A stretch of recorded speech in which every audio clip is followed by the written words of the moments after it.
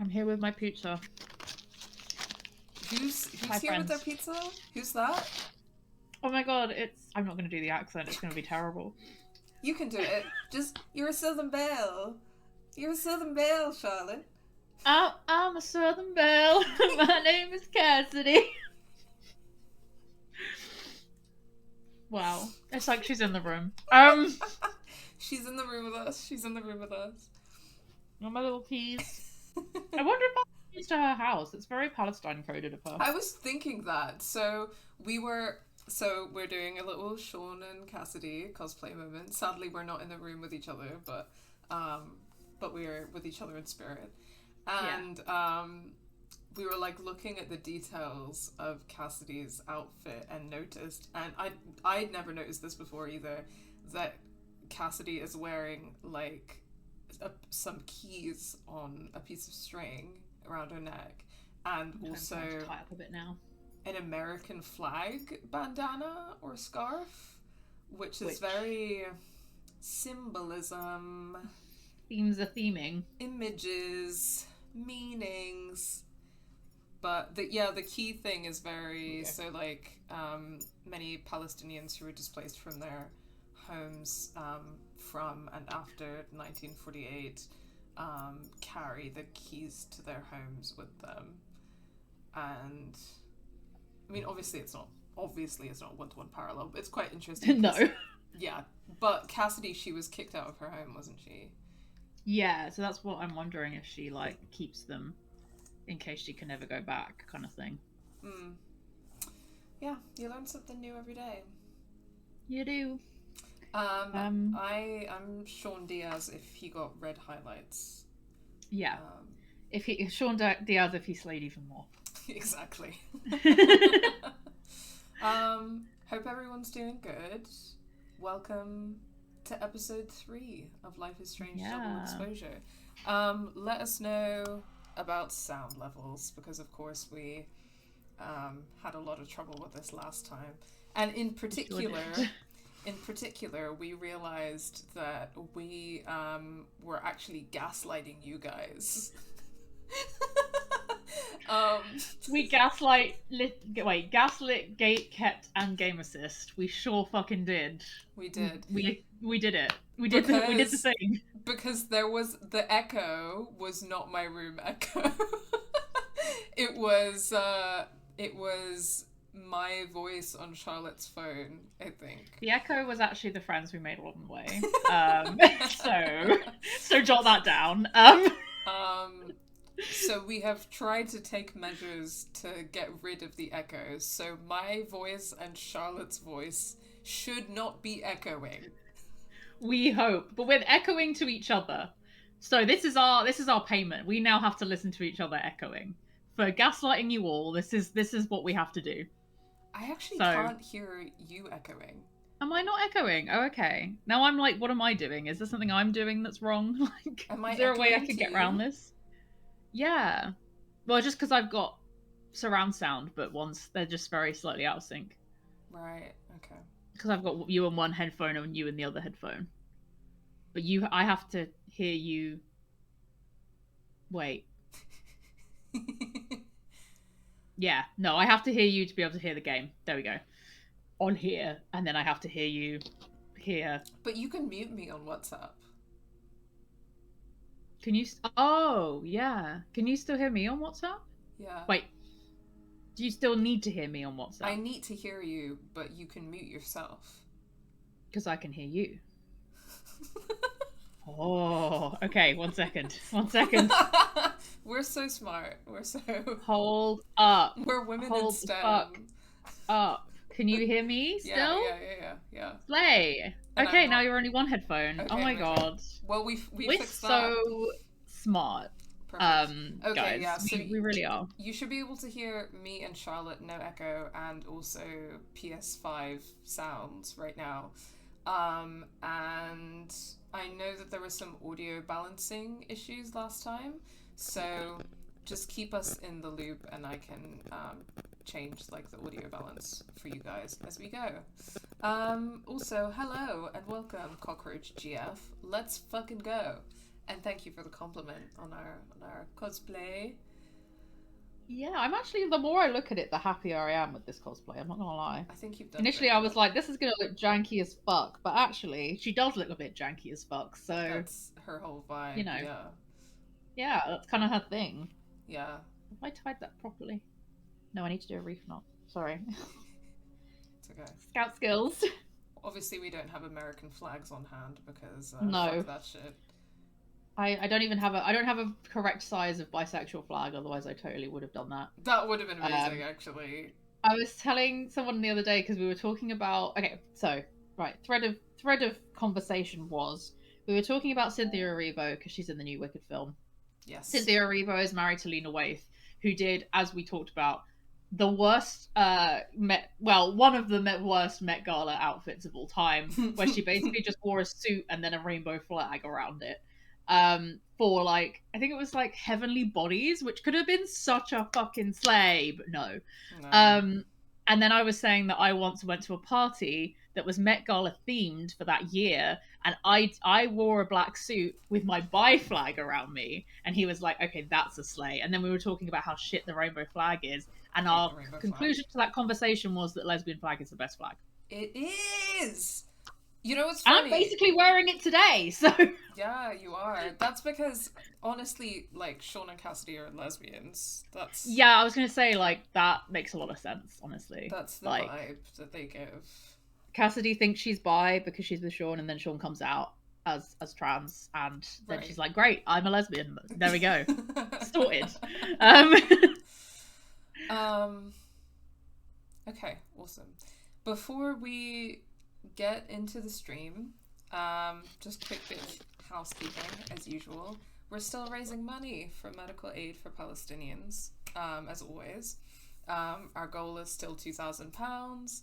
We're still currently at around £1,765, and every little helps if you can afford to donate. So if you would like to donate and you can afford to, then type in the command !Palestine in the chat to bring up the link to our fundraiser and to donate there. Also, I'm not sure if you'll be able to hear it, Charlotte, but I don't usually hear the like little donation ping.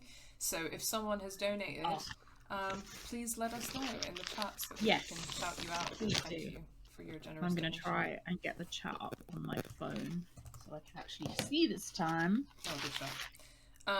And if you would like to learn more about Palestine and the Palestinian struggle, then you can type in the command !BDS, and this will bring up a couple of links and websites that we really recommend.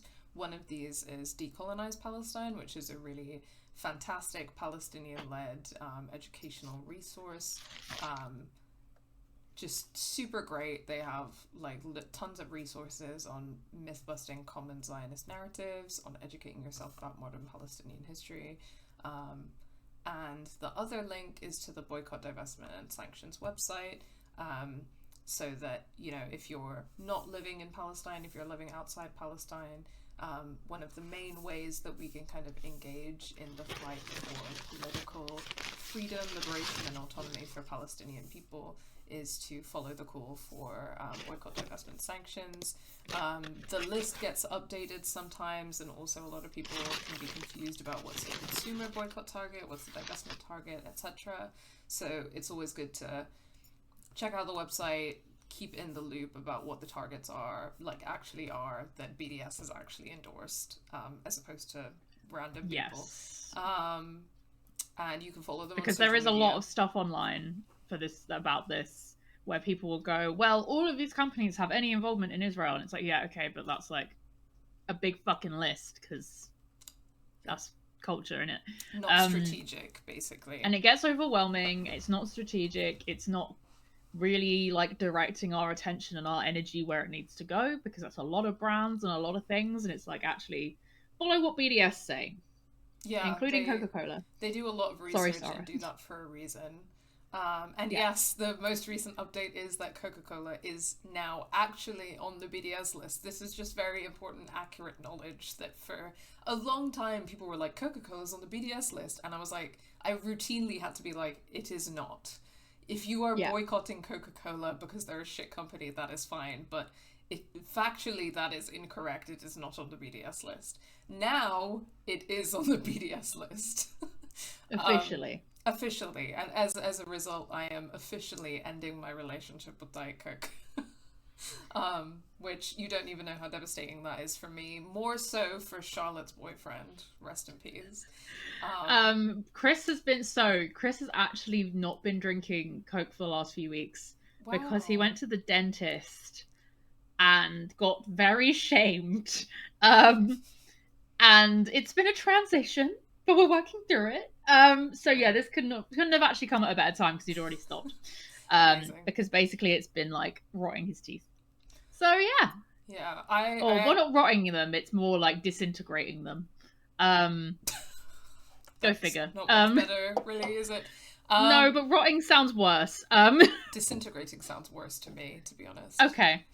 But yeah, one of the things that I was asking my friends about, including you, Charlotte, was I enjoy Diet Coke, but I can live without it. But the thing that I used to use it for a lot was for travel sickness and nausea. But a bunch of people, including you, have recommended ginger ale, and I actually love ginger ale. So I love a little ginger ale. Gonna make the it's switch great when you're in the times I have been hungover and throwing up from being hungover, which is luckily few and far between. But I have like my first non-water drink of choice has either been fruit juice or ginger ale. So that's good to know. One is vitamin, one is stomach settling. Smart. Okay, before we get into the game, I think we need to pose.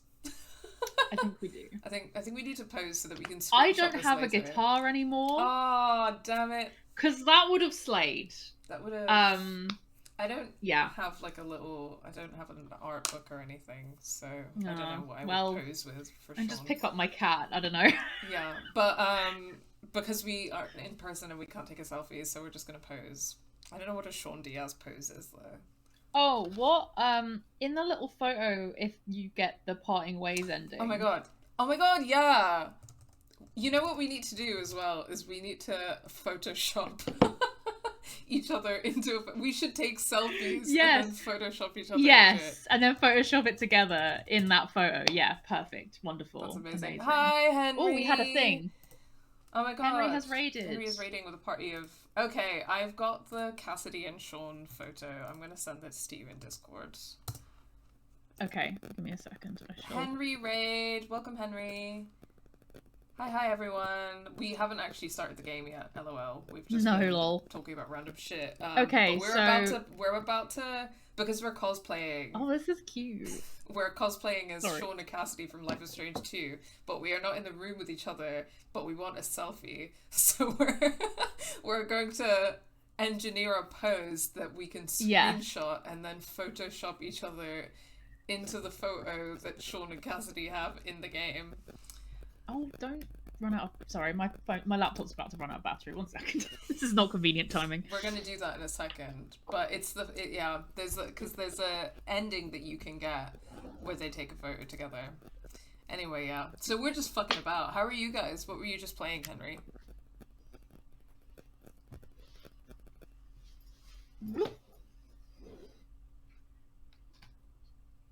Playing Shadows of Doubt. Okay, I don't think I've ever heard of that before.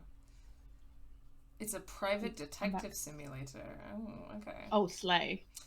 Not Slay. Incredibly dumb. Okay, that sounds like a fun time, actually. Charlotte, you're a huge fan of a mystery game, aren't you? You know, I just love a little mystery. I just love like this game. I wasn't in it until they gave me a little mystery. Now I'm like, wow, I'm here. I'm in. Yeah. I'm locked in. Well, funnily enough, you were talking earlier about how, like, it's not even a good enough mystery that you've been obsessing over it. Yeah, which does say a lot, I think, about how this game is. Because normally, I would have, Googled the entire plot, which I have not done yet. Because I love to spoil myself.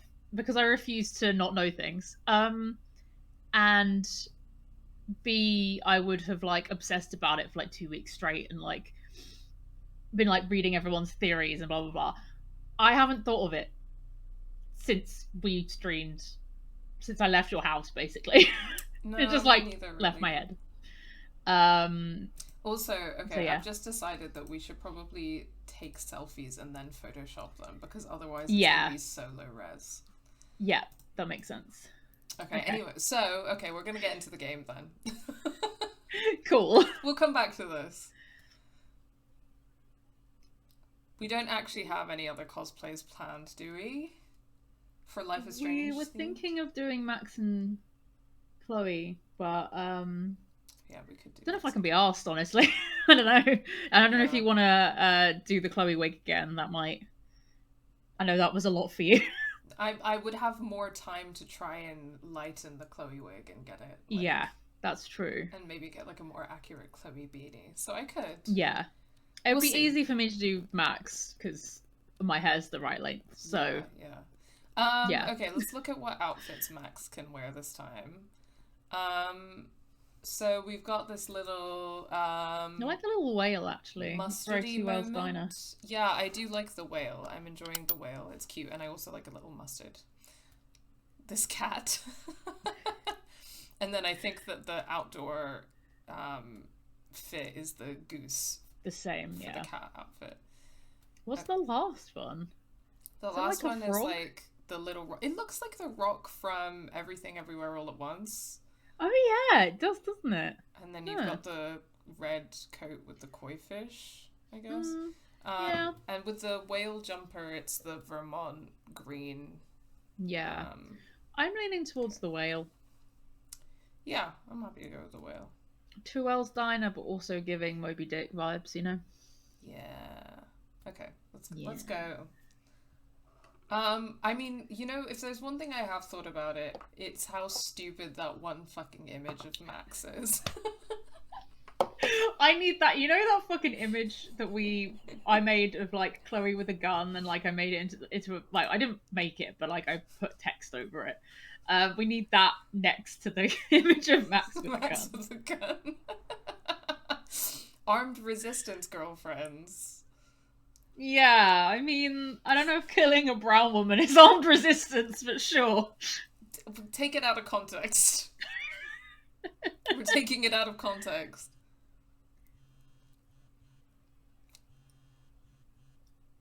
I'm trying to work out if I can hear the game.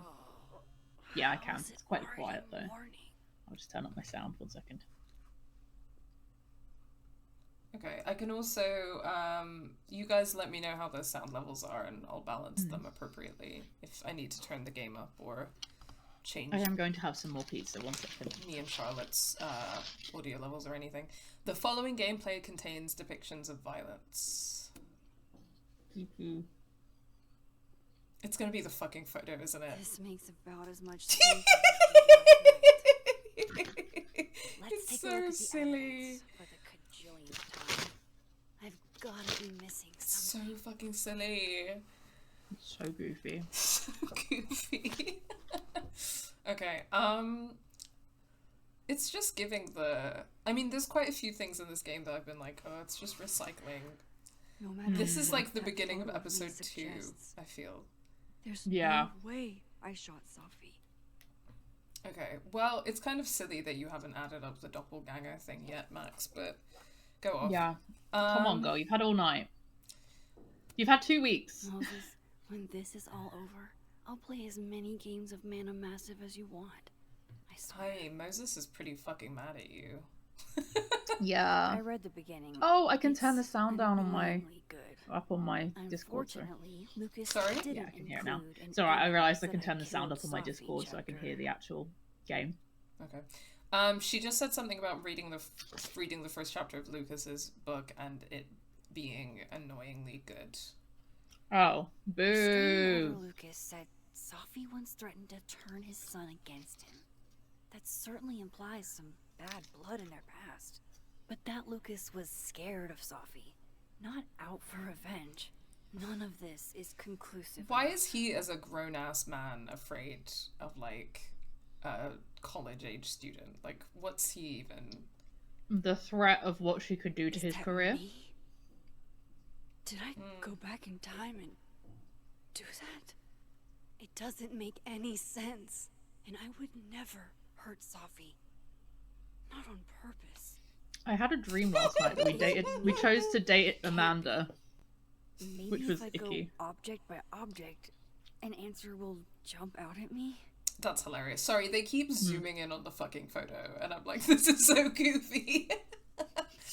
It's so, like, meme content. It's so goofy. So you had a dream that we chose to date Amanda in this game.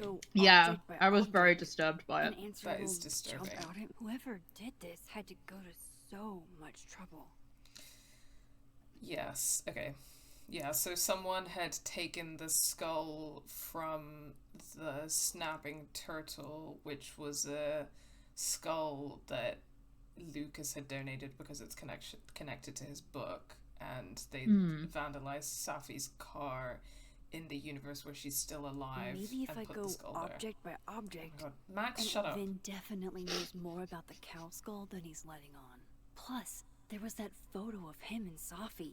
Oh, I forgot about that. What does that even Canoodling! Canoodling! Maxine! Canoodling. Hi, caramel popcorn enthusiast. Yeah, we're not Amanda's biggest fans. We're also not, I wouldn't say that we're like anti-Amanda's.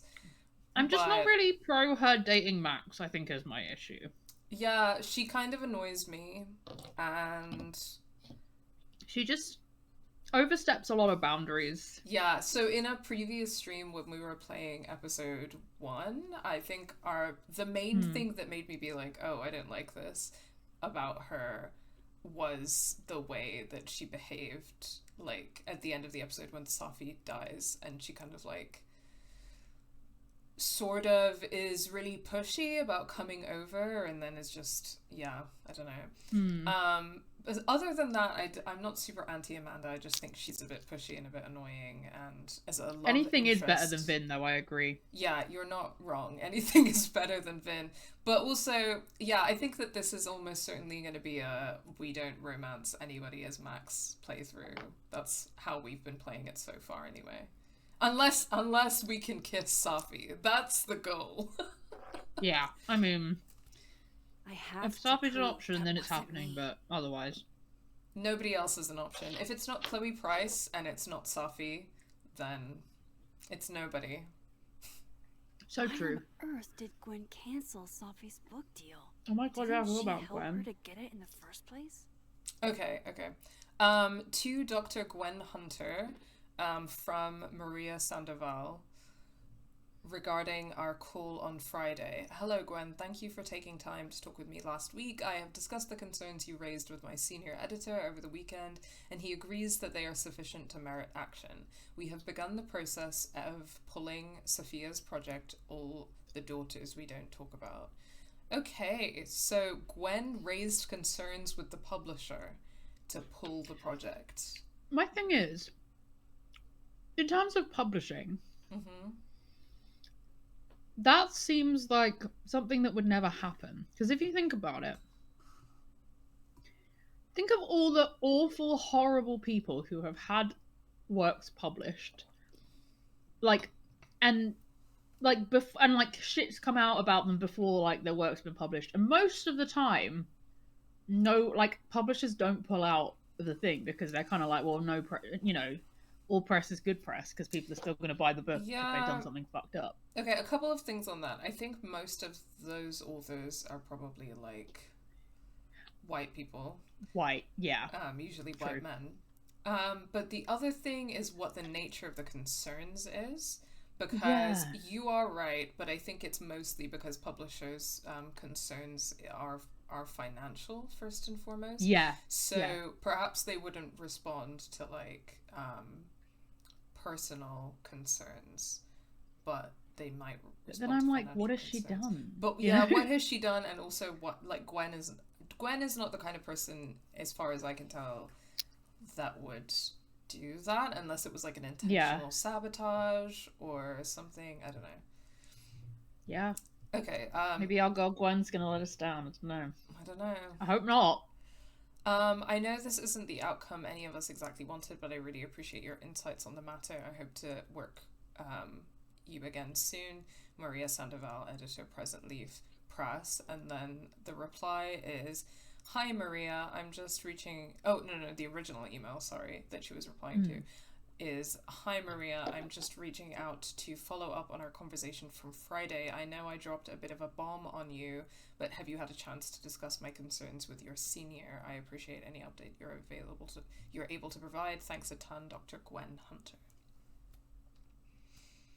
Before Safi died, Gwen got her book canceled, and I still don't know why. But that doesn't mean she killed Safi. Plus, Dead World Gwen seems genuinely torn up over her death.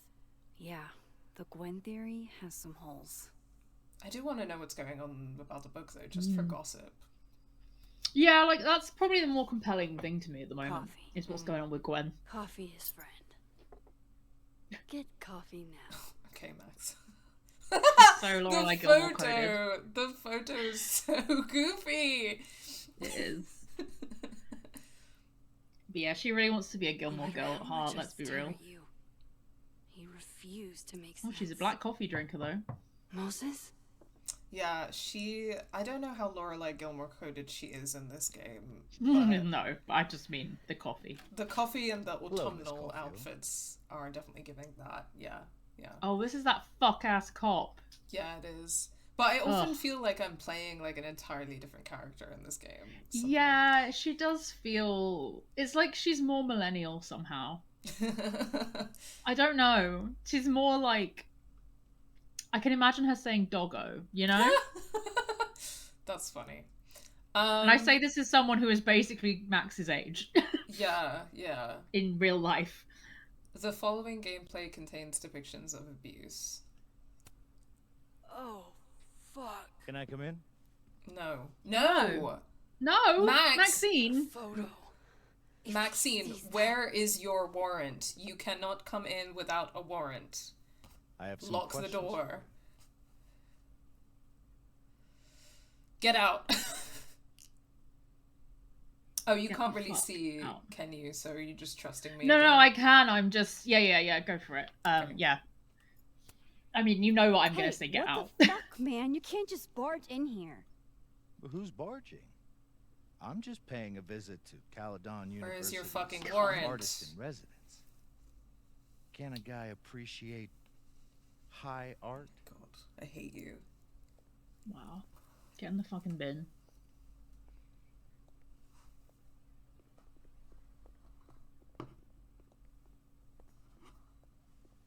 There are just a few details I'm struggling to make sense of. Okay, not my fault you're an idiot. Yeah.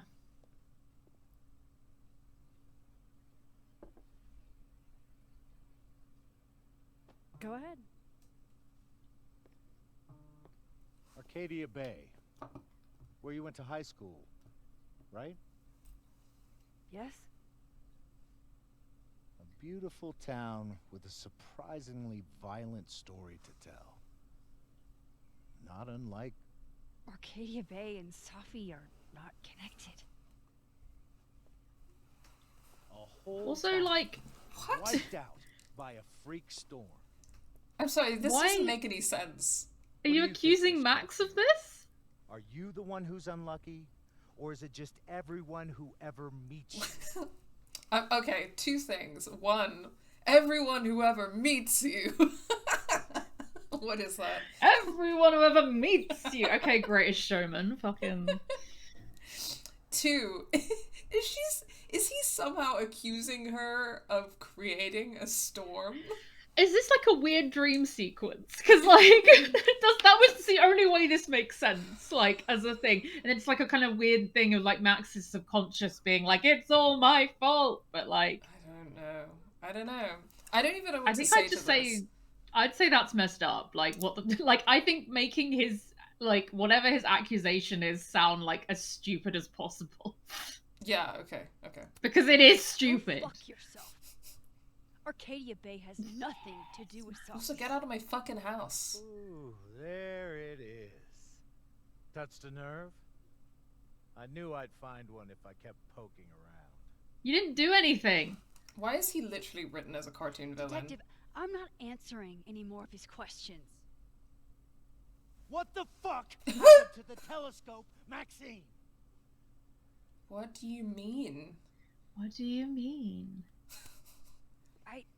I don't even know what you're talking about. Someone was in the office with me. I could hear them.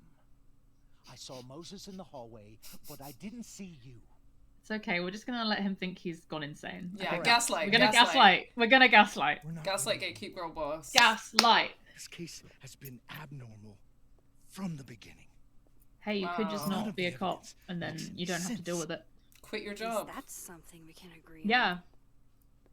But I know why now. Somehow, all this death leads to you. What is with his... You! Sorry, imagine doing the mocap for this guy. You're in the recording studio.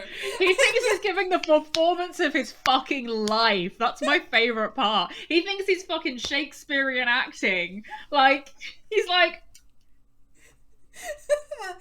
La la la la la. It's like, you're not on stage, buddy. You're in a fucking video game. To be or not to be? That is the question. You know To what he's live, actually to doing? die? You know on TikTok where people do the like weird anime character like kind of movement. Oh my god, the NPC. That's thing. what he's doing. Yeah. They're like, or whatever the fuck it is, you know? Oh my god. That's what he's doing. Howdy meowdy, Dan.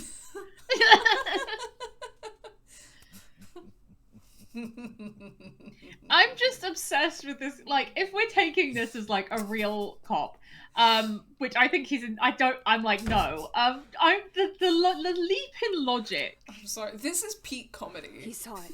He saw the photo. Stupid, Max. Stupid. What the hell do I do now? This game is actually peak comedy, is what this is. I am fascinated. Also, I'm really loving having a None of little this slay makes little side any braid. sense. Actually, I love it. What maybe happened that maybe night? it's time to grow my hair out. However, it Why will the never be as fuck thick am as I in this. this picture? I'm sorry for your loss. Okay. The old I'll live. me would have just jumped back in time to the moment this photo was taken. Stop zooming in on that Maxine! photo. Maxine, don't do it.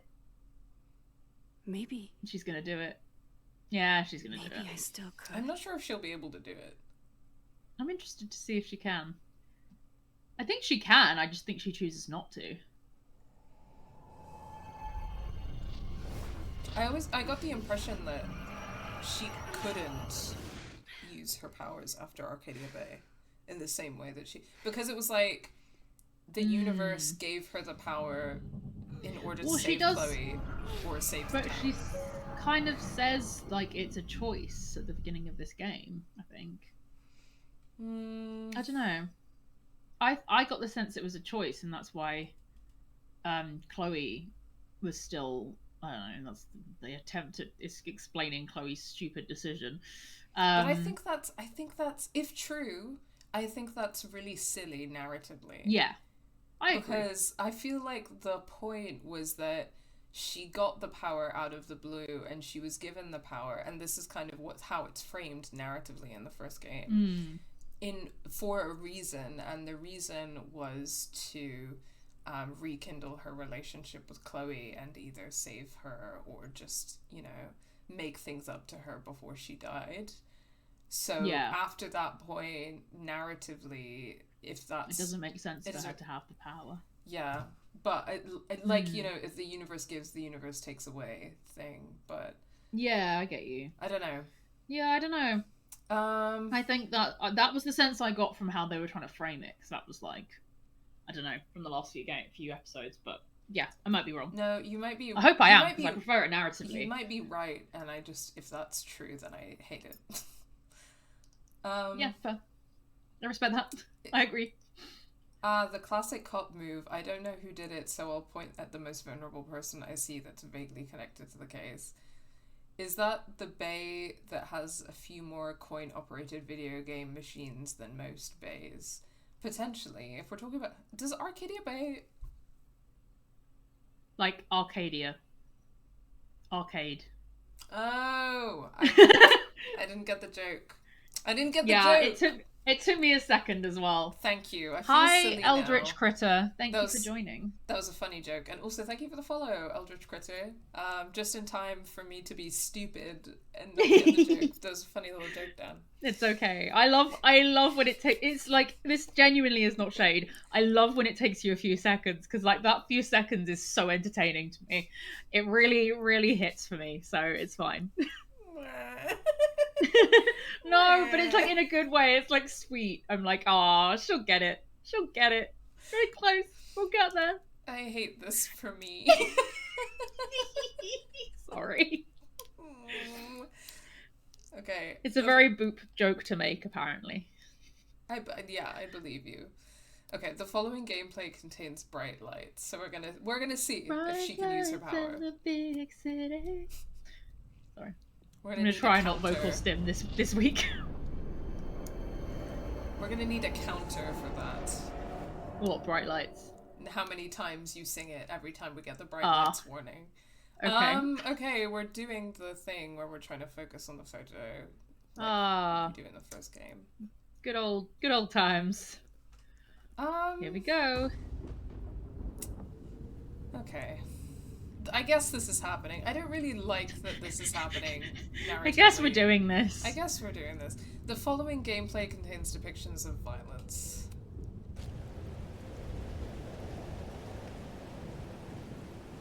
Oh.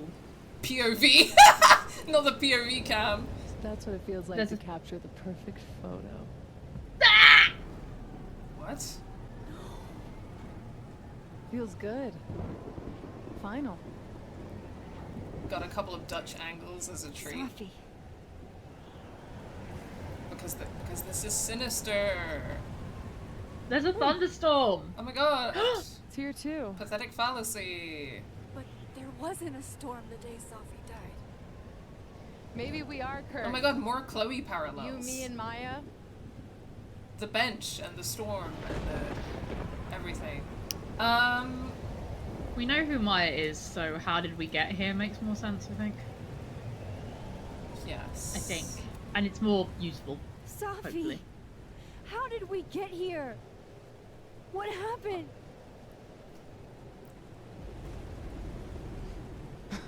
Oh no, evil Safi's hot. Oh no, Stop evil Safi. stalling, Max. Is she free on Thursday? No, she's dead. Not in every universe. True. How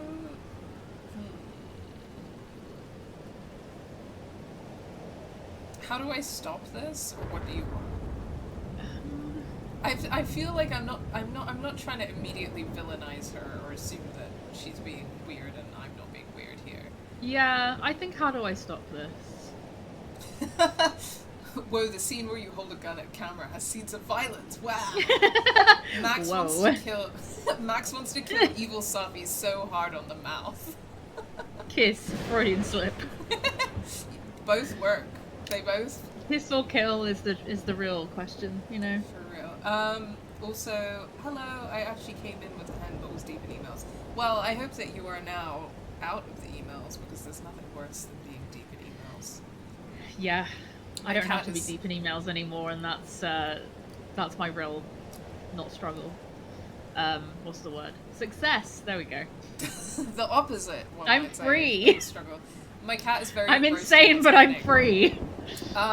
Your cat should be because we're getting a little engrossed. I mean, I'm also kind of like, this is so goofy, but I am a bit engrossed. Speaking of, where's my cat? Where are you at? Tell me how to stop this. The following gameplay contains bright lights. What do I have to do? Pull the trigger. The following gameplay contains blood. Oh my god, okay, this is getting clunky, guys. Yes, agreed. I'd rather just have all of them at the beginning of the scene, you know? Yes, agreed.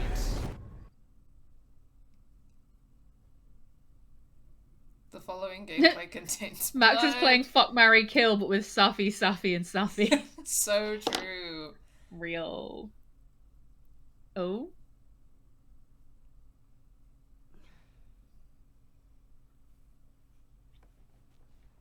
Oh no. What? No, that wasn't enough time. Girl.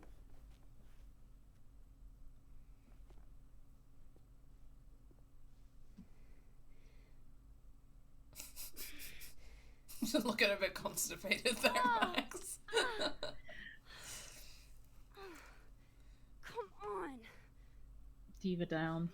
If I can just... We need a medic boot. Silly Max, stop snorting ketchup.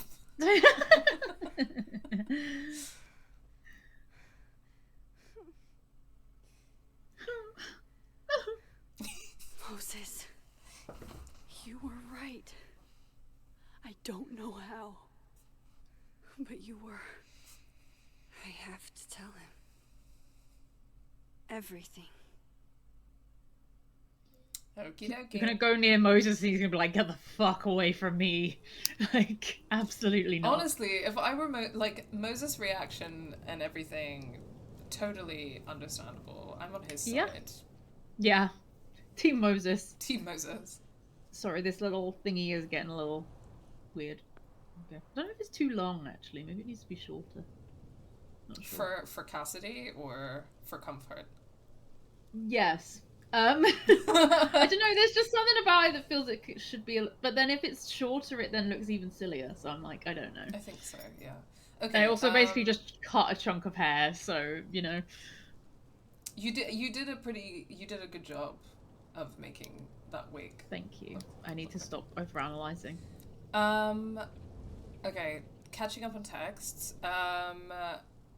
I owe you an explanation or as much of one as I have. Meet me at the Overlook. Really, Max? There?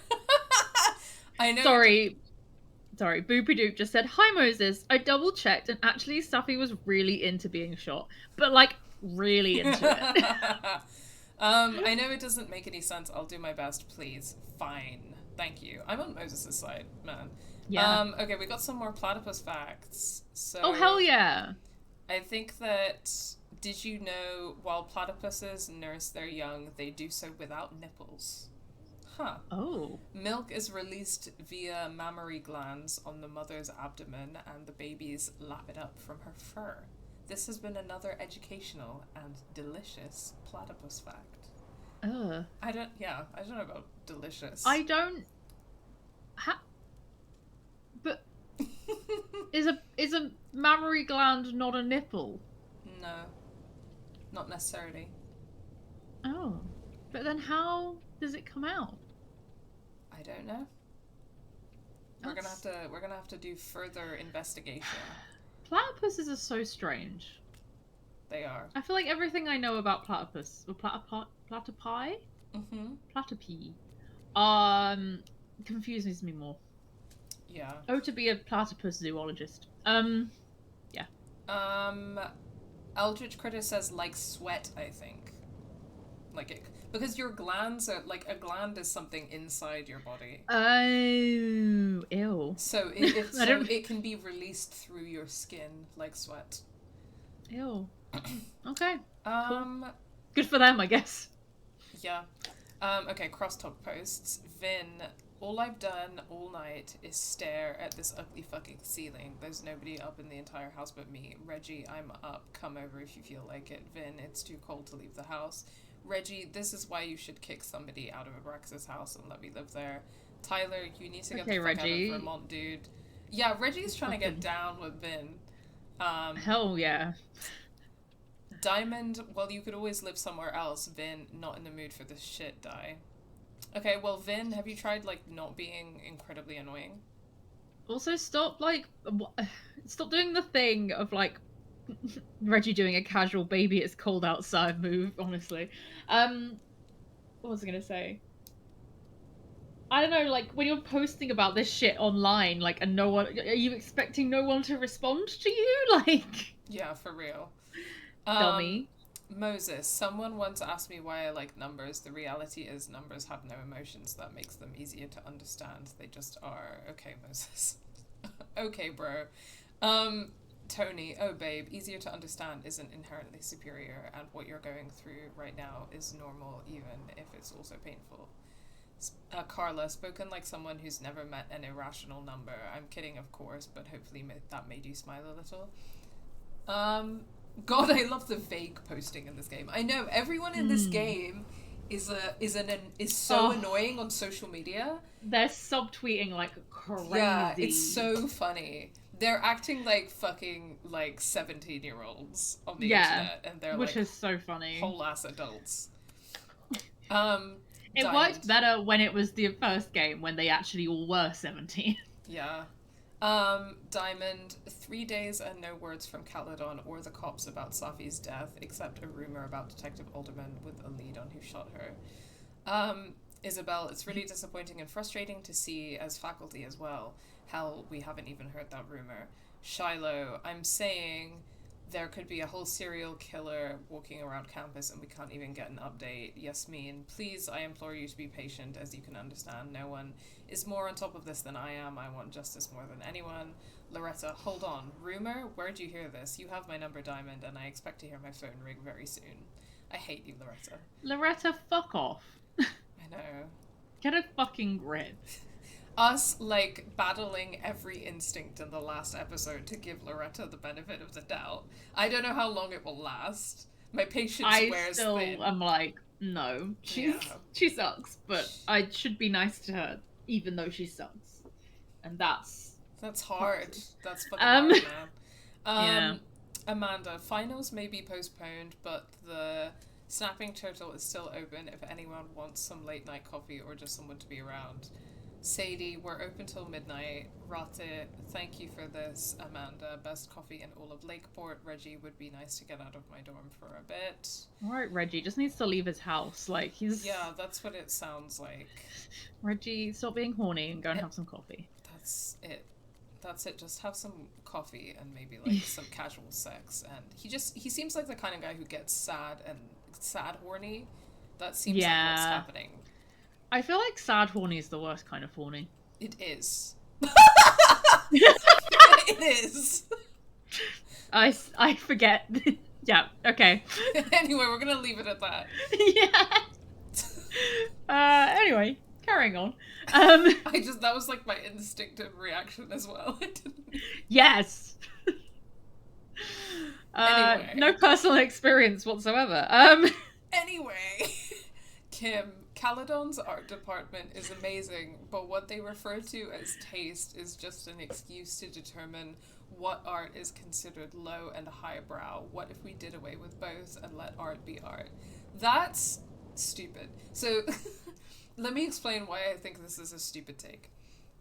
Yeah. So the reason why I think that this is a stupid take is because it's a completely depoliticized take, which is to say that, like, when we're talking about what art is considered low and highbrow, she's right to say that that's something that should be questioned or challenged. But what art is considered low or highbrow is less a question of taste and more a question of, like, power and hegemony, which is like, which art do institutions or galleries or etc. like give funding and give praise and give awards and blah blah blah. So it's very much like an institutional issue, like what art is considered highbrow or lowbrow. The solution to that is not, what if we did away with both and just let art be art? Because also it's like, isn't the whole point of like a university art department to, teach people something and like actually get them to, because the thing is, if you just say, oh well, art should be art, then that means that some art is bad and some art kind of needs to be critiqued. Like that means like all art should be free of critique, which is not true. Exactly. Yeah. I think critique is the most important part of art, actually. Yeah, and it's like the question of good and bad art is like Sorry, I'm just trying to sort out my little combs because I think they're sliding back a bit. No, that's okay. It's like I don't think that there are any absolute statements that you can make about good or bad art, and the reasons why are a few. It's because personal taste is somewhat subjective, but it's not. It's also not apolitical, because your personal taste is always going to be shaped by the world that you live in and your lived experiences. So personal taste is like, yes, it's subjective, but it's also not detached from like politics. And then also, what was it? Art is like, I guess that like there's also like art itself I think is morally neutral, but the material processes of production behind art can be a question of ethics, you know, because like who's the subject of the art and how was the subject treated, and in things like film and painting and stuff, have people been exploited to create art? You know, you know, you can look at something like Spider-Verse and be like, workers were crunching and exploited to make this, even though it's a beautiful piece of art, and like blah blah blah. Yeah. Anyway, all of this is to say that there are like, you can't just be like, what if we just let art be? You can't. Critique is important. Yeah. And like, obviously not everyone's gonna like the same things, and I think that's also a good thing.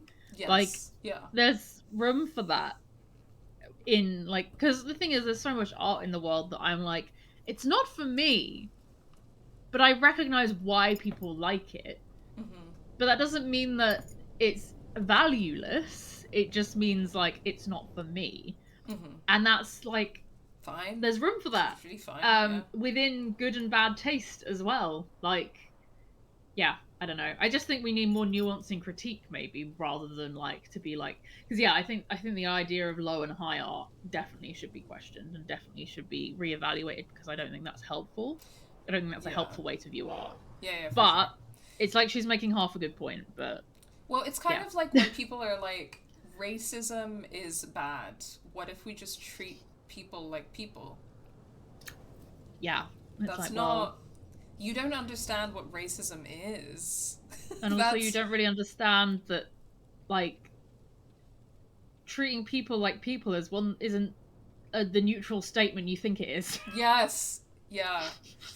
Okay, Dan says, every character would absolutely post, not naming names, but some of my oomfies should shut the freak up. Real. Kim, I don't want a painting of Colonizer Jim in the Louvre. Please, thank you. Thank you. Vin responds, won't happen. Hierarchy and money go hand in hand. Somebody has to get shafted. Kim, not true. People should be allowed to like what they like, free of judgment. Vin, they should, but they won't. And weirdly enough, Vin has got some points here, which is kind of what we just talked about. I hate when fucking Tory Ken actually has opinions that I agree with. I know, because it's like the analysis kind of has a point, but then his solution is that he like loves the hierarchy, probably. Yeah, this is it. It's like, oh, but then the hierarchy's great because I want to be on top. He's like America's Next Top Model. He's like, want to be on top, you know? Yeah. And he does. He wants to be on top. He does want to be on top. Take from that what you will. Audrey, I'm with you, Kim, but I believe there should be some distinctions. Maybe we should talk about it over a cup of coffee and the fab. No, thank you. Okay, girl, that's one way to fill it, I guess. No, thanks. Okay. I don't know if we really need... Max has a gun. Yeah. Moses saw that photo of me. He thinks I killed Safi. I rewound into the past and I was holding the gun. I need to come clean to Moses. This is more than I can handle on my own. Blah, blah, blah. Journal entries. Do we have anything to catch up on? Or... Do we have an artist depiction of the photo? Because if so, that would be incredible. No! Oh! Yeah. I need that. We hopefully will get that because it will be funny as fuck. I really hope so. I really hope so. Okay. Yeah, we're caught up. Like at the end of the day, all art is inherently political. Waiting for me up there. Hopefully. Because it's feelings expressed through a medium. Like, it doesn't matter what the art is, it will always say something about how you feel about the world. The question we should be asking is, what does highbrow mean, and why is it oddly similar to right-wing ideals of what art should be about? Yeah, totally. So true. Also, ironically, so much right-wing art is dog shit, so... They can go on about high art all they like, but it sucks. So. I have to do this. What's funny is that sometimes supposed so-called Marxists have really stupid ideas about high and low art as well. Like, I don't know if you've ever heard of fucking Theodore Adorno. Yeah, I may have done. Yeah.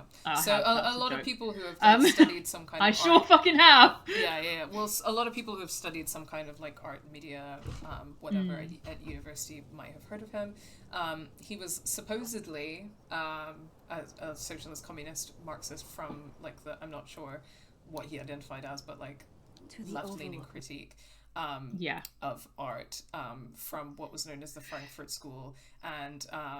anybody who knows what's what thinks that Adorno was a prick, because basically, in short, he was like, he comes up with this idea about mass culture, which there are some points in the idea about mass culture, which the argument is essentially that mass culture is the way that culture is mass produced, like a lot of things under kind of late stage capitalist society, and the products of mass culture perpetuate capitalist propaganda within our society, which is totally true, but Adorno essentially configures the audience consuming mass culture to be stupid, brainwashed masses who have no ability to critically engage with culture. So he basically says, you're an idiot. And then he says that that mass culture has no value, and essentially argues that critiquing or engaging with mass culture in any way has no value,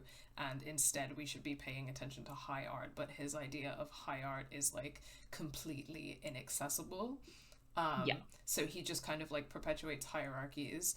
And then also the guy is racist, because in his arguments about mass culture, which he regards as low art, and as opposed to like completely inaccessible like high art, which I want to clarify as well that I am a huge fan of like surrealism, but I don't necessarily think that surrealism has to be inaccessible.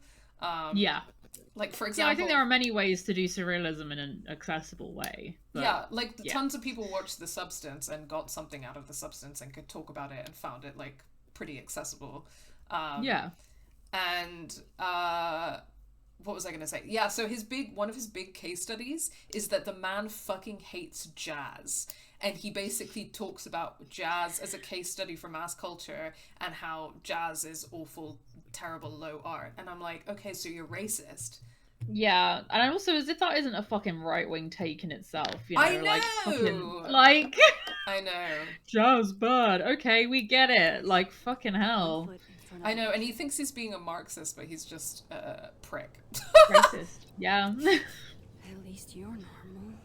Okay, whatever, Max. She just loves to look at an inanimate object and be like, wow. Wow. She's so whimsical. She's so manic pixie dream girl. This is where honestly, she's like, wow. Yesterday. This is so wow. Did the cops take it down on Alderman's orders? He's not here. Yet. Let's give him a few minutes. Maybe wait on the bench. Okay, let's look at this. Oh, let's take a fucking... Oh, I forgot about the fucking photo. We got a message from Yasmin as well. To say about this. Sorry, I was about to say Yasmin like a fucking white person. Yeah. This isn't a bad photo.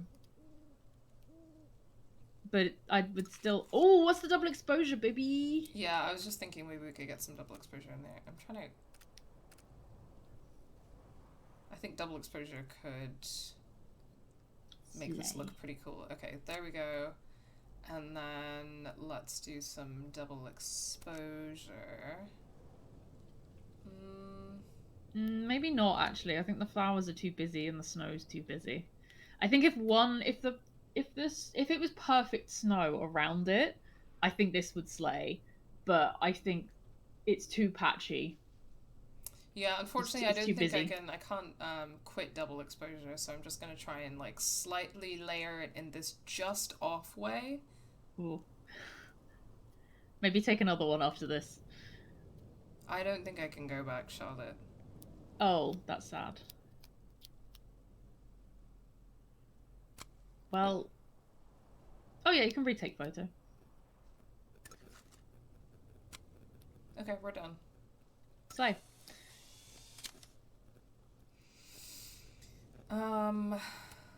If I didn't know what used to be here, I'd find this really beautiful.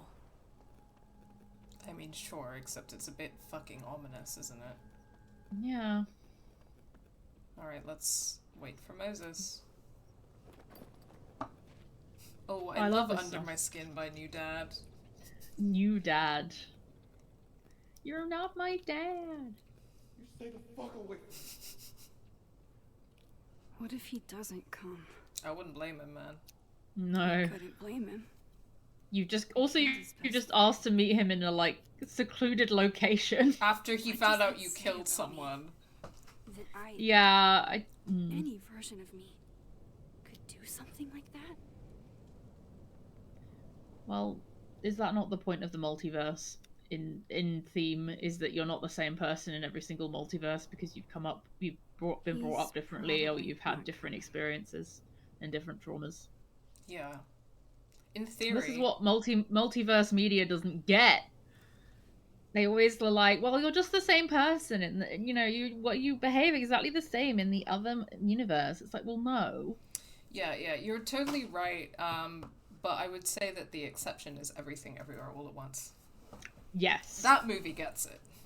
That movie gets it. The owl. Booby-Doop says... Unrelated to art, but there's a video of a guy dressed as Arthur from Red Dead inspecting a tin of beans, and he's like, man, I love beans, and puts it down. Then he expects it again, like, what are beans anyway? I don't know. Truly, beans are food of the soul. These beans are trying to kill me. Ah! I wonder if Dutch would like some beans. I think that version of Arthur needs to hang out with Frank Bowers from Life is Strange. Contemplate I think they'd beans. get along, actually, regrettably. Regrettably, yes. Men.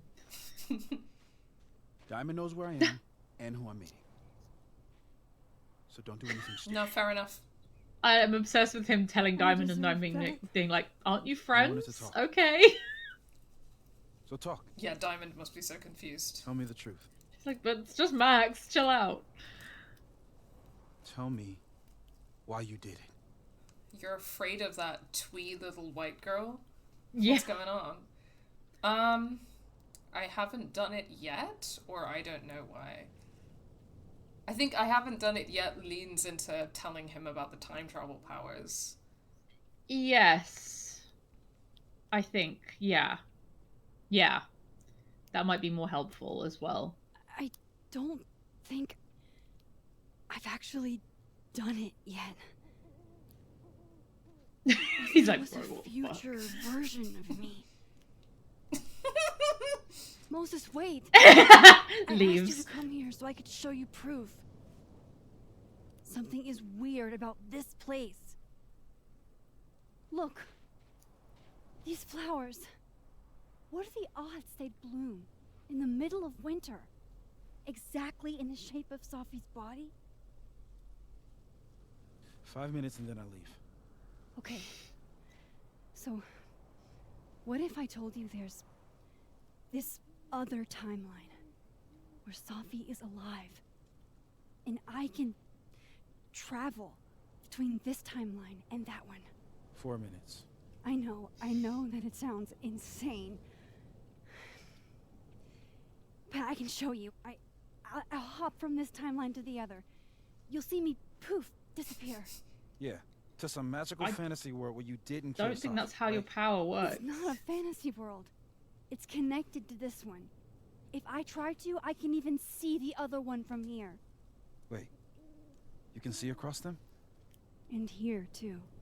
So if you disappear or whatever, and I do something while you're gone... I can tell you what it was when I run come away. Back. And then... you'll believe me? Yeah, for real, Moses. Just run the other way.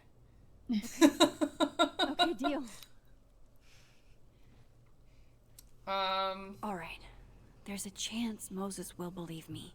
First, I gotta hop over to the other timeline. Sorry, catching up chat. A lot of older Marvel comics, they used to do multiverse shit really good before Marvel became the US military propaganda company. Like Spider-Man is my son. Yeah, rest in peace, honestly. What if I told you there's this other timeline ad? No. No. That is unfortunate. I'm sorry, guys. Okay. I was gonna say, once again, on the topic of them, like, recycling story beats from the original game, proving we have powers. It's giving Chloe with the stuff in her pocket. Yep. Which is probably one of my favorite silly little mini games in that. Yeah, but my thing is that I think there's one on the other bench. There's one on the other bench, I think. Oh yeah, I gotta find a pulse point. I forgot about that. Okay. The thing is, surely the whole point of the multi-universe... Oh. The whole multiple universe thing is that Max still exists in this other universe. Like, she doesn't stop existing in the other one. Staying here isn't exactly making me look less guilty. Oh, so you have to do something or say something. I'm trying to remember how I pulse. There we go. Now to see what Moses is up to on the other side. Okay, let's see. Yeah, I mean, it's like the thing in the first game with Max and the different timelines is that she didn't disappear in the other timelines. There was a different version of her that continued existing. So even the first game did the multiverse thing better than this game. Yeah, 100%. Okay, crosstalk catch up in the living universe. Safi, running late with grades, but I promise I'll have them ready in the next few days. Imagine if you had, like, lecturers who just posted these updates on. I know, crazy. Martin, good to know. I've been on the lookout all week. You good, I promise. Go party or something. Moses, me and Diamond are still finishing up some admin work. Swing by and we'll make it a party. Diamond, I'm down. Chloe, oh my god. My go-to flirt game is simple. 1, compare hand sizes. Hands are hot. 2, hold hands. 3, hand-holding and dancing equals grinding. This is cringy. That's so cringy. Chloe Price. That's incredibly fucking cringy. If she had a longer name than Chloe, I would full name her right now. Chloe! Calm down. Echo, bitch ain't nobody's It's them tattoos because you really don't know what you're doing out there. Connie, I think it's cute. Chloe, not everyone agrees with you. This is so cringy. I don't know why the writers for this game were like, we're gonna take Max and Chloe and we're gonna make them extremely horny and bisexual. And also just like, it's like they've, the only thing they know about lesbians is that they've gone online and seen people posting jokes about being lesbians. And then they've gone, well, that's what being a lesbian is, right? And that's it. Well, except in this case, they've bisexualified. Oh yeah, of course. But have they bisexualified Chloe? I can't remember. I think they did, based on that horrible, horrible journal entry we read where Chloe was trying to get her and Max to hook up with some guy. Oh god. Oh, I forgot about that. I know. Oh, I have nightmares about that. That really. Oh. I will never forgive them for that.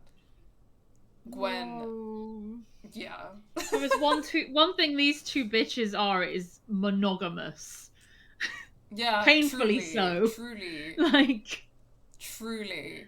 Which is, again, that's not like a moral or value judgment. That's just That's just who they are. That's who they are. I know those bitches, and I know that's what their relationship monogamous. Style is. I can see Chloe being like kind of casual in other relationships if she were not with Max, but with Max, with Maxine, locked in, soulmates, locked the fuck in. That's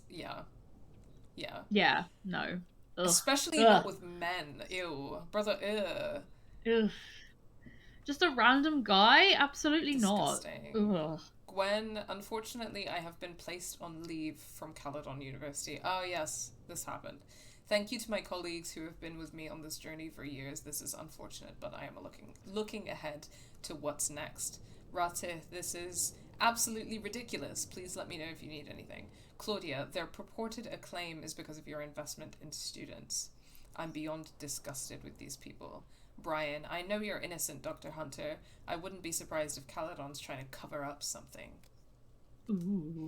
Amanda, this month's Native Artist Spotlight Tegan Thomas Solomon. Tegan is an Abenaki artist from Lakeport specializing in watercolors of the local landscape. Nice. And to the people asking, Tegan is lovely, but no, we are not related just because her middle name is Thomas. Tegan, not all Indigenous people are cousins. Jeez Louise. You know what's funny about this? You know what's really funny about this? This is such a cringy way of writing, like, okay.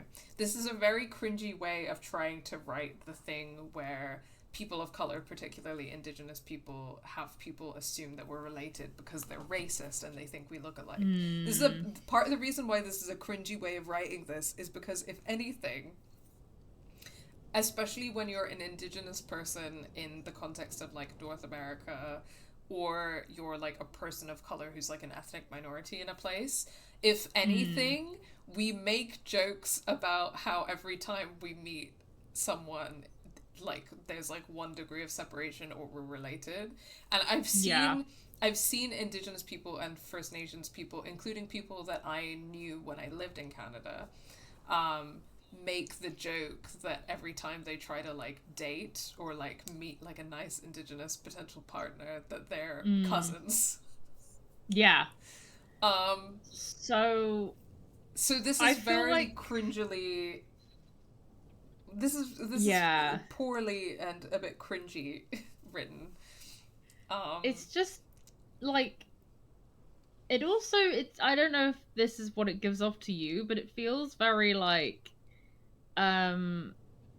the fact that she's, like, basically preempting it because no one's actually said anything on, like, if it was like she posted this and someone was like, oh my god, are you related, and she responded to it, that'd be one thing, but no one said anything, so it kind of is, it's just clunky. No, you're but right. It also feels like she's trying to, like, appeal to the white gaze in a way of being like, oh well, you know, I know you're gonna think this, but it's not true, rather than being like, no, this is legit not true, like, fuck off, you know? Yeah, I don't know. I think you know what I mean? I think you're right. I think you're totally right. Yeah, if we were thinking about, like, writing this in a way where you wanted to raise how that's, like, a legitimate issue, then what you've described would be a better way of handling that. Yeah. But instead she's being like, and don't assume that we're all cousins. When when it, I don't know, there's just something off about it, which, again, like, had they had someone go, oh my god, that's so cool, is that someone you're related to, and then them go, whoa, hold the fuck up, that might be a bit more, like, it just might work. I mean, it would still be clunky because the writing style's clunky, but, like, it wouldn't be as stupid. I guess. Okay, Amanda, like, I'm not even Abenaki, I'm Cherokee and Algonquin. My parents moved here from the Midwest. Yeah, they're really just being like, exposition. Yeah. In the clumsiest way possible. Tegan, wait until they learn we can drive U-Hauls.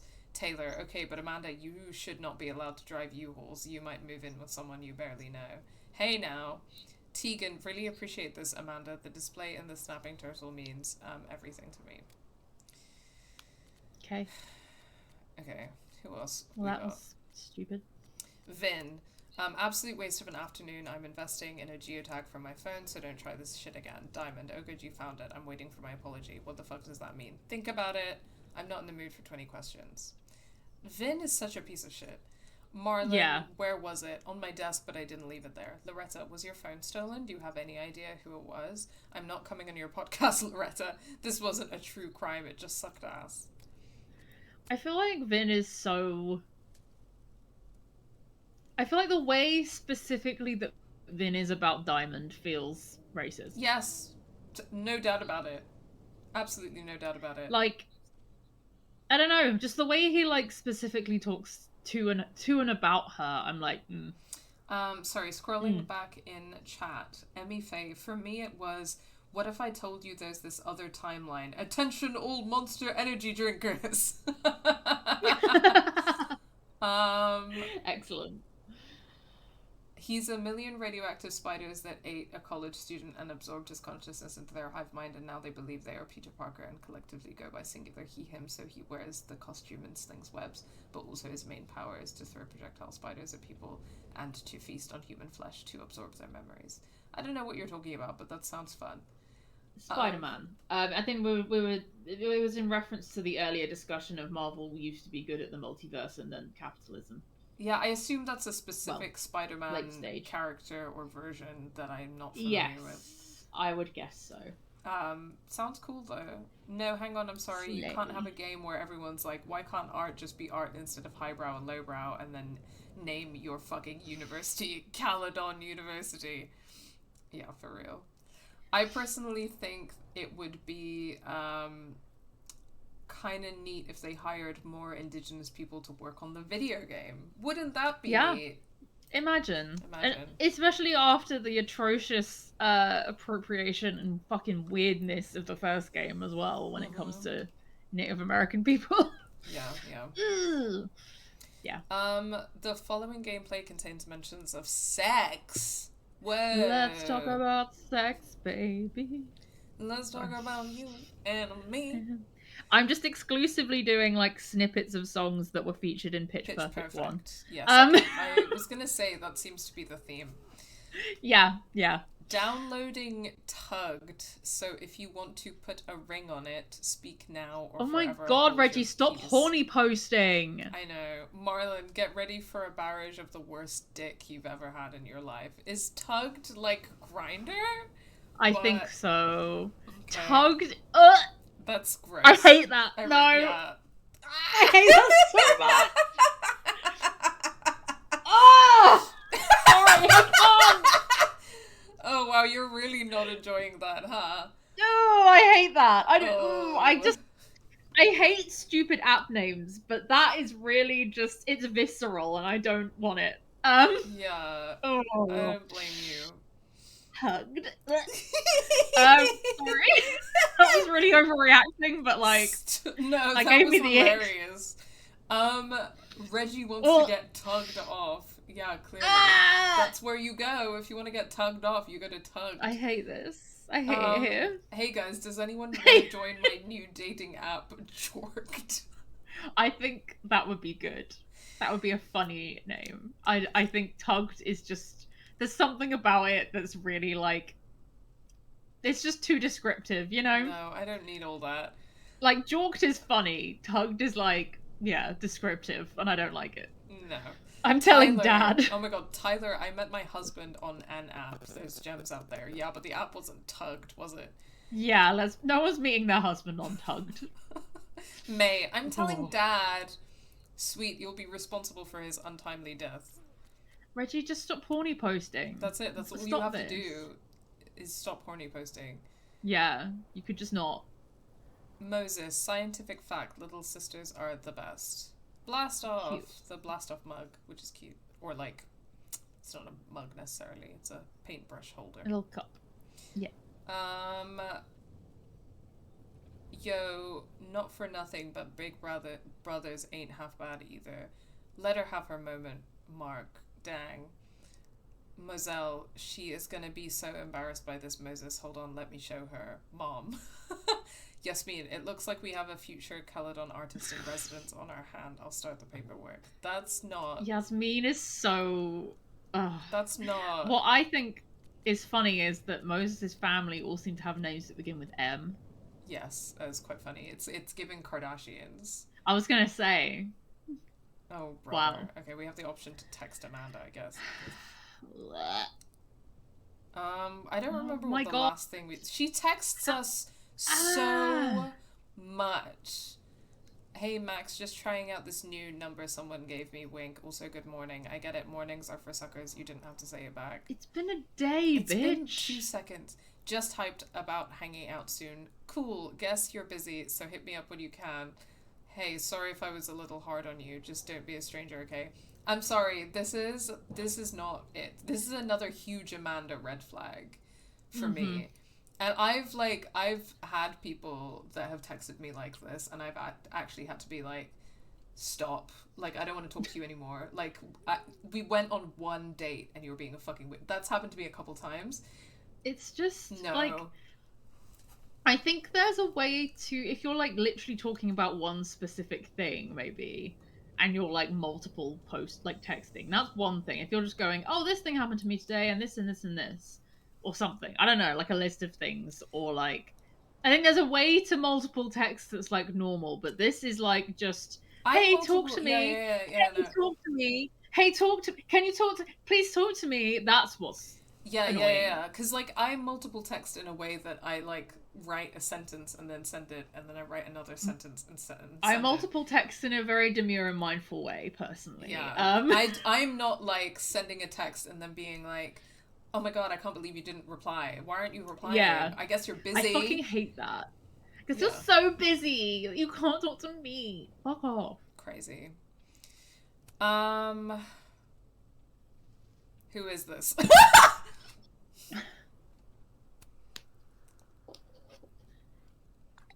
Isla Man. LOL, you brat. Sorry, couldn't resist. You're right though. I'm like a brat when I'm bumping No, this is not your fault, Max. So are we okay? Yeah, we're good. No. And you know what? If we're also considering like the stuff between this game and the first game, then you know who else used to text Max like that? Oh. Sorry, 1 second. I had a bit of a moment with the internet there. Can you hear me okay? Yes. Okay, cool. Oh, I'm on the extension. That's probably why. Great, well done me. Well, it's full bar, so I'm going to leave that. What was I going to say? Yes, Warren. Yes. Warren used to also text Max like that. And as we all know... Okay, you are on a slight delay now. Hang on. Sorry. It's okay. I'm gonna potentially... I'm just going to change my signal just to make sure it's more up to date, but I may disappear for a second. Okay, no problem. Just as a heads up. Sorry, it's being crazy. I'll be back imminently. No problem. I guess I'll just chill out with you guys for a second then. Let's catch up with chat.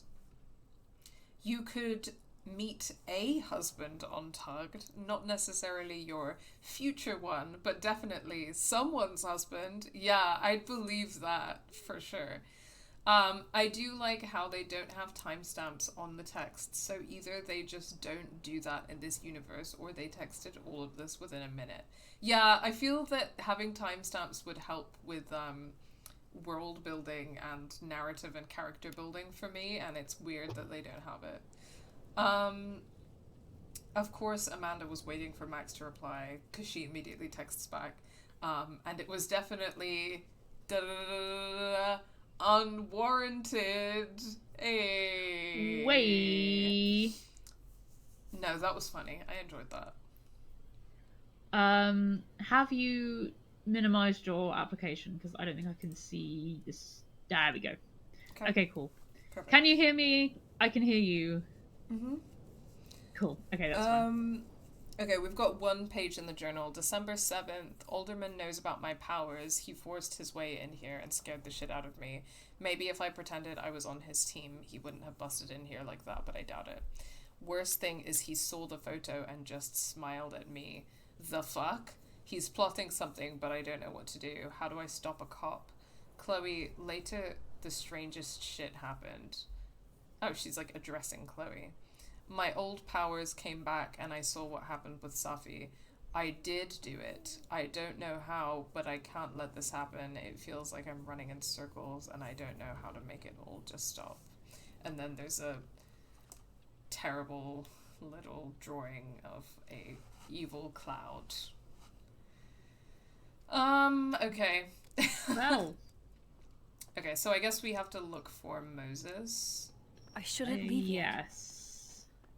Which, I have no clue where he could be, but let's find him. Okay. Sorry, I'm just making sure all my settings are... I shouldn't leave yet. Well, where is he? Do I just go back? I don't know. Because then he'll see me disappearing and then coming back. I guess? Yeah, oh yeah, okay, he saw you. Holy shit. Holy shit. Holy shit. I'm sorry if I upset you. Upset me? Are you kidding? You did something physics says He's like, should be science! impossible. He's Is so Warren. impossible. but better. But not all of the creepy, terrible believe things me? about Warren. Yes. Yeah. And no, you disappeared, Max. Literally. I completely forgot to do anything.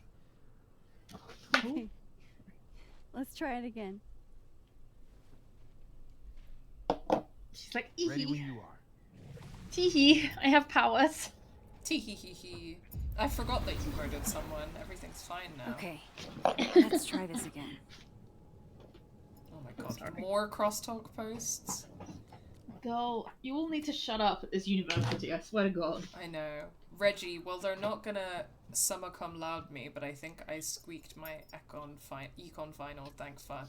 Loretta, congrats. Reggie, thank you for helping me. I owe you a tasty drink. Diamond, now that's what I'm talking about. Reggie, love to be average.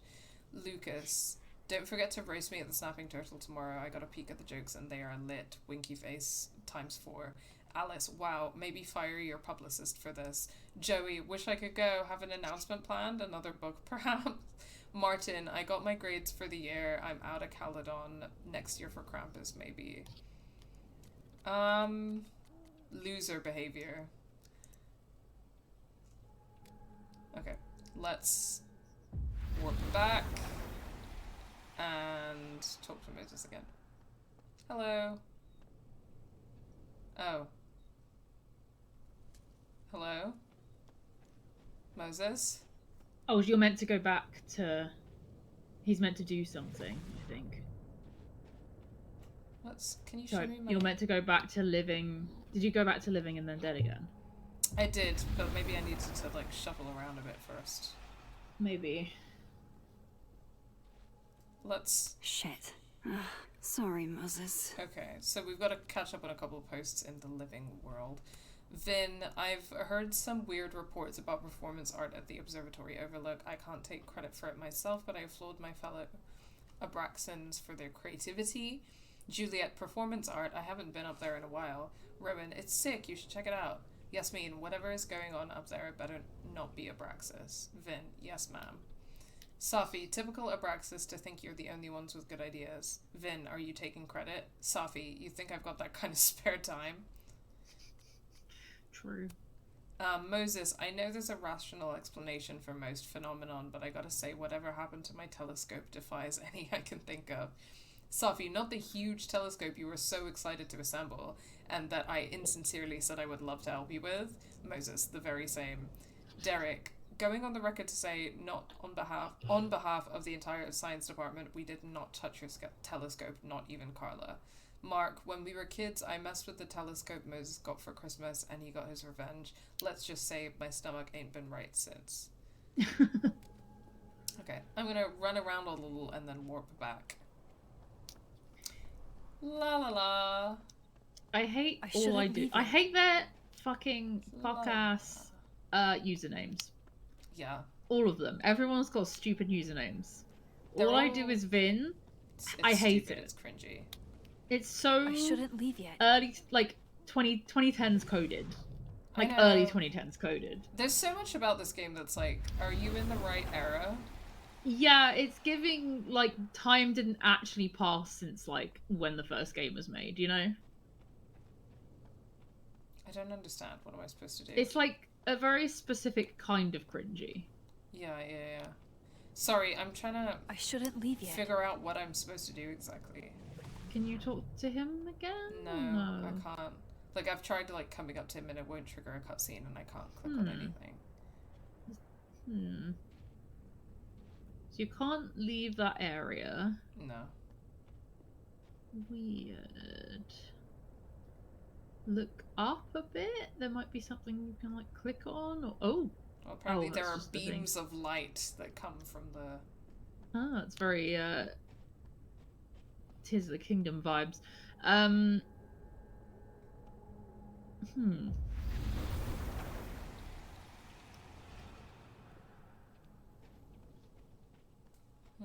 What if you prove you have powers? What if you... I don't know.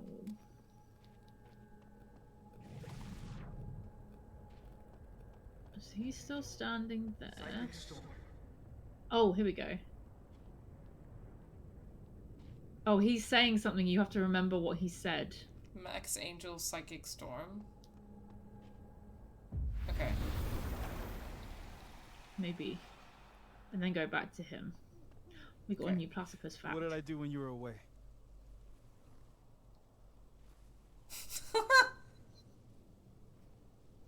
And then you said...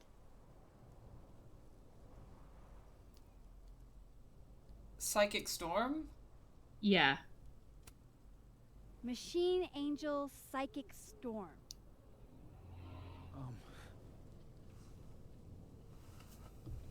Yep. That's what I did. Wow. I mean...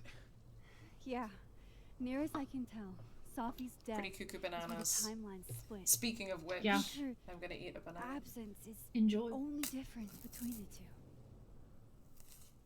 I don't have any snacks I guess today. that could be a I had my big enough pizza and event that's to it. lead to... Oh no. What have I done? Maybe You I'll have to okay? pop out and get snacks in one of our breaks. So Sophie's alive over Potentially. Can't stream She without is. snacks. I know. And I was thinking about the cheese Don't strings the other there. day. Stay happy. We both know that would be a lie. You're right. I love you, cheese strings. When you see her again, can you give her I don't think something my for local me? corner shop has them, sadly.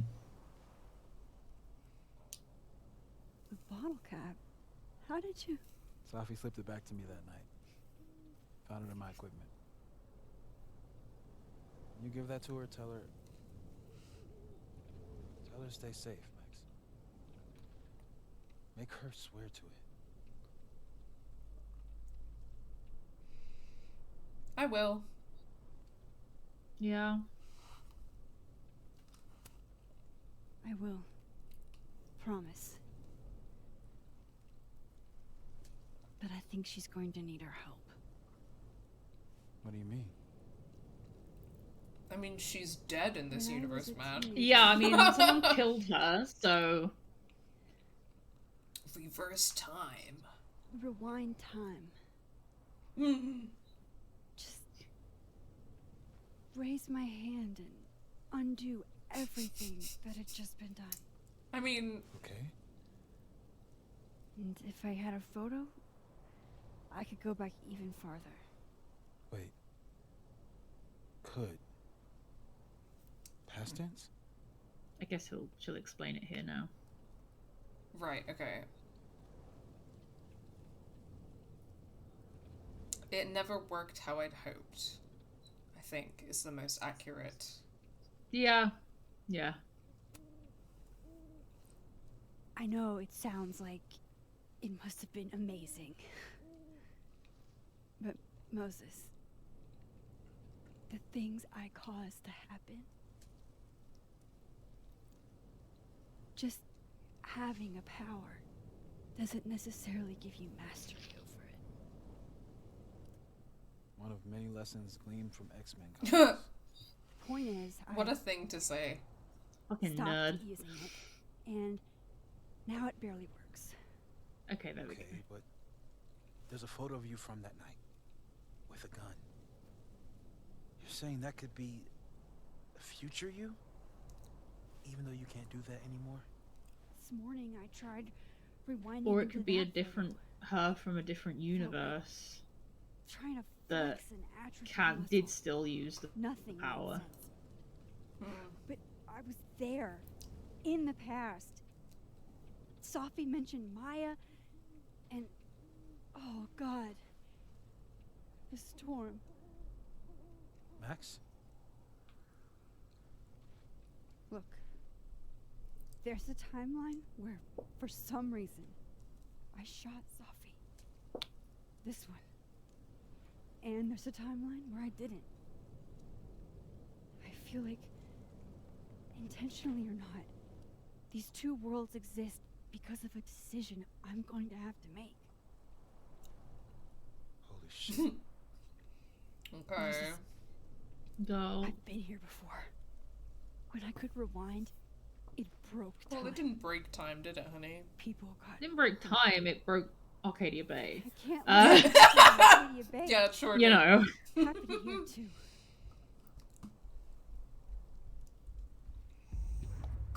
It's okay. It won't happen here because I destroyed Arcadia Bay for my girlfriend. Shit. And, you know, I don't have a girlfriend to save over the town anymore, so... Yeah. Can he see that too? Potentially, which is odd. I think Marcus can see it too. Moses? Moses, sorry. Sorry, I do this all the time. The following gameplay contains references to suicide. I'll need some further insight into Miss Llewellyn Fayette's mental state. Not to call a shot prematurely, but if this isn't suicide, I'd put money on Mr. Moses Murphy, friend of the deceased, being the perp. Racist. Yeah, he can see it. And hear it. I need to introduce myself to Mr. Murphy. He's talking like he hasn't already met you. Like he's... Alderman from yesterday. An alderman that already happened? Max, this is really bad. Yeah, totally agree, Emmy Faye. They should just put the content warnings at the start of the game, or like the start of the episode, or even the start of the scene, but not just like... just before it happens. I feel like, yeah, it's not the best.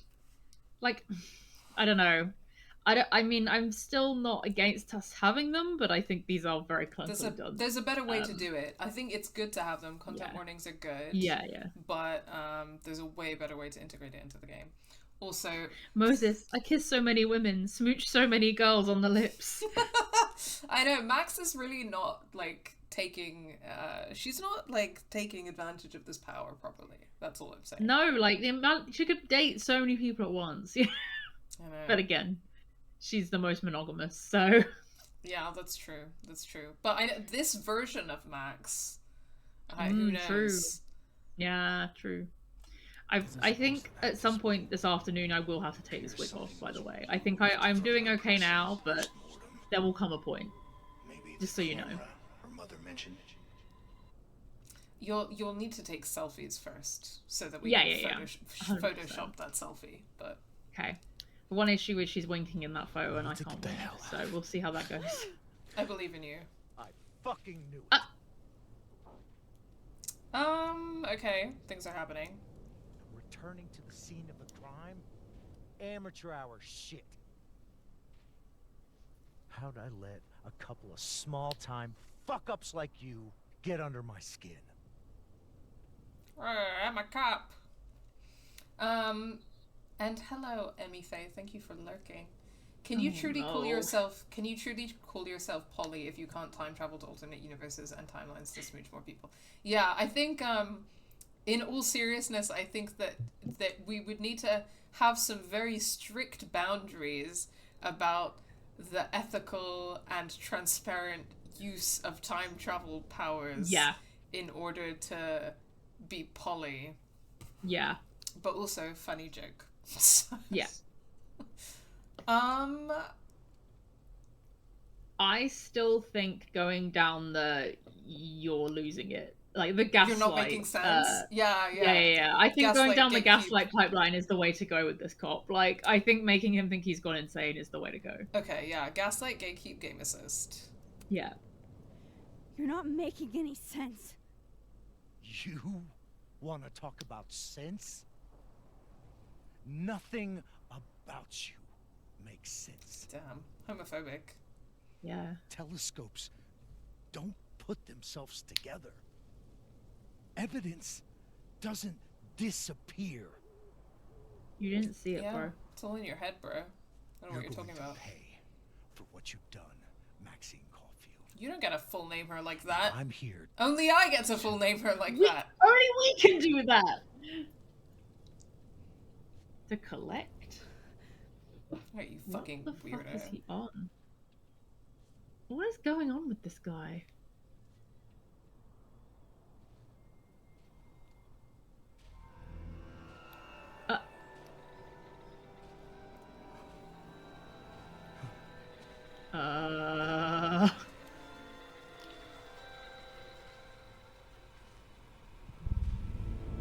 Uh-oh.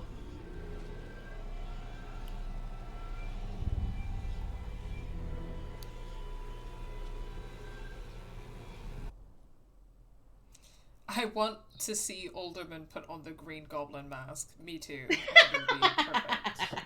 Yeah, I see that. You know, I rewatched that movie recently, and with a friend who is just absolutely full of like film trivia facts, and she was telling me that apparently they did design a version of the Green Goblin mask that would like move. When Willem Dafoe was like speaking and stuff. I know he would have loved that. Yeah, I just know he would have loved that. Because apparently, like, I don't really know tons about Spider-Man, but apparently, like, it's supposed to. But it was too weird and creepy, so they decided to go for the like static Green Goblin. That's the kind of thing that would work really well in animation, but not in live action. Potentially not, but I kind of wish that I could see it. If there's footage that exists of that mask, I want to see it. Again, I know he would have had a good time with that. That's all I know. Oh my god, is he gonna kiss himself? Oh.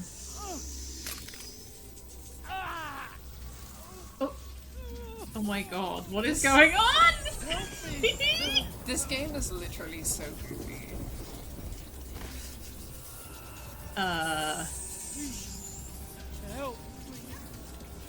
What if I don't want to?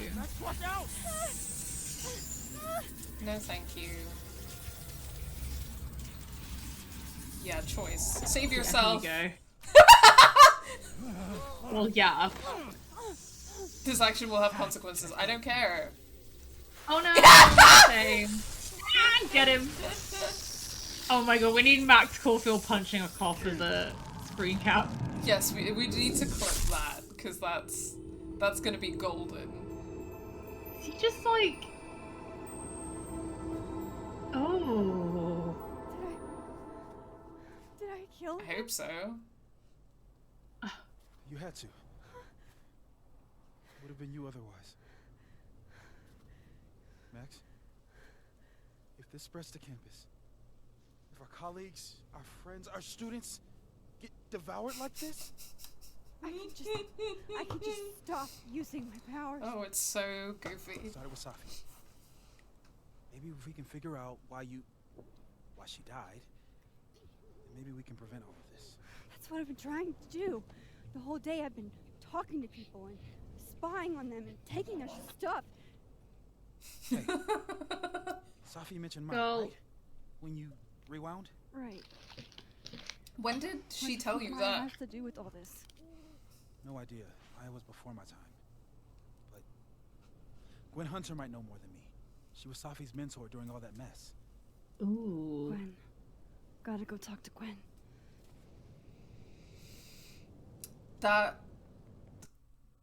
Yeah. That happened. That happened. I don't even know how to react to half the stuff that happens in this game. It was. And then he just... Rip Alderman, I guess? Oh, Loretta's gonna have a fucking field day, isn't she? I What happened to Alderman? So oh no, the cop went missing. Oh no, what a shame. But I'm here now. I'm here. And now, like, what happens if you don't save yourself? If Deck 9 were good writers, Alderman would look at alternate Alderman, okay. Talk to Gwen and say, see what she knows about Maya. what the Sigma? And while I'm at it, I'd like to know why she killed Sophie's book deal. What the heck? Hold on, I think we disconnected Charlotte. Oh, sorry. It's okay, it happened.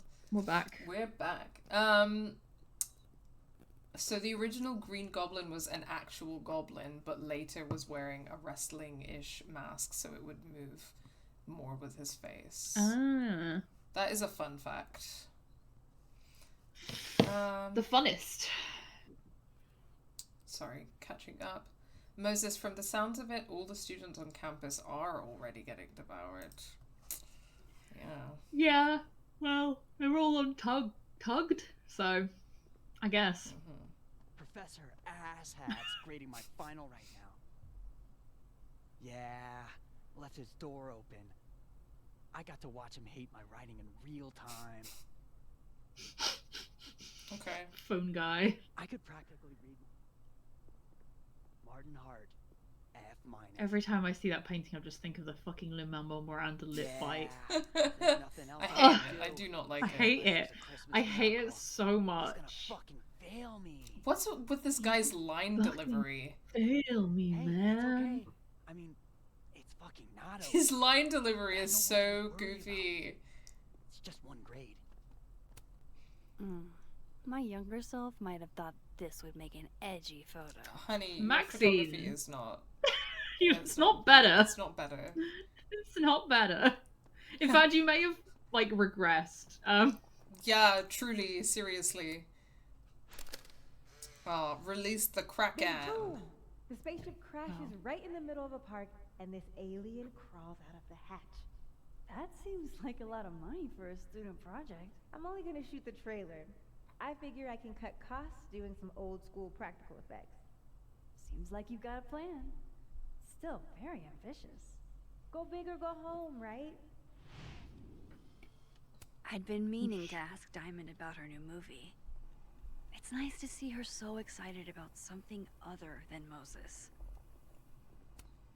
Lo-fi ambient bellows to chill slash study to. Yeah, I was just wondering that. Have we been given any information? That's a weird thing to say. To the effect that Diamond has a crush on Moses? Yeah. Well, so Moses literally has a boyfriend, right? I think so, yeah. I, for one, kind of like the paper straws. Yes, nobody likes the paper straws. We've heard you. We continue to hear you, unfortunately, until we run out of them, and we have a lot. We can't replace them with your preferred delivery method of plastic. Just get reusable ones, guys. I really hate paper straws. Yeah, they're really fucking shit. They just disintegrate. It's terrible. Also, I think that those are like sandwich halves, but the way that they're packaged, I was like, do they just have blocks of cheese? I'd buy that. You go to a coffee shop and just like buy a block of cheese.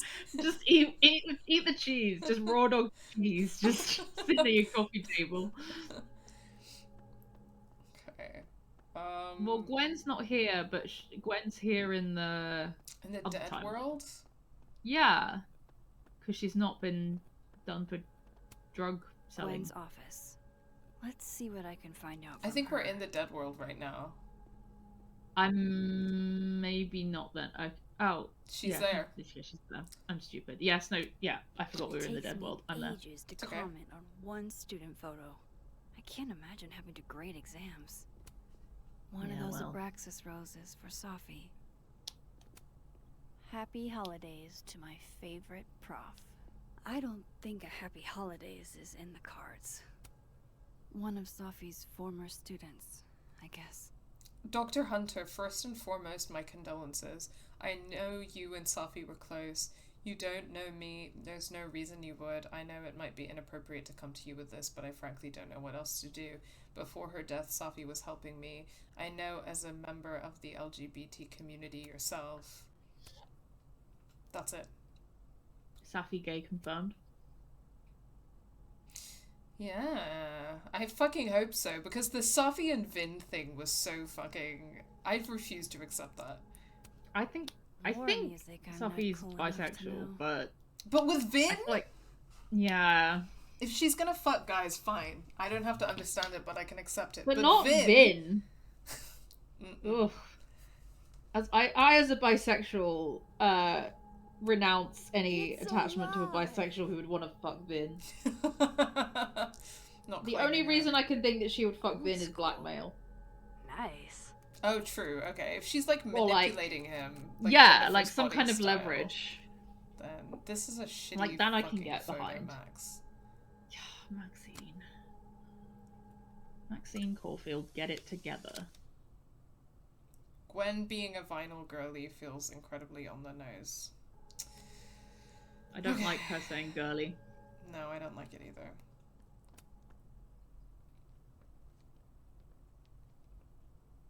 Is that Safi's book?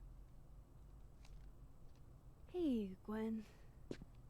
Max.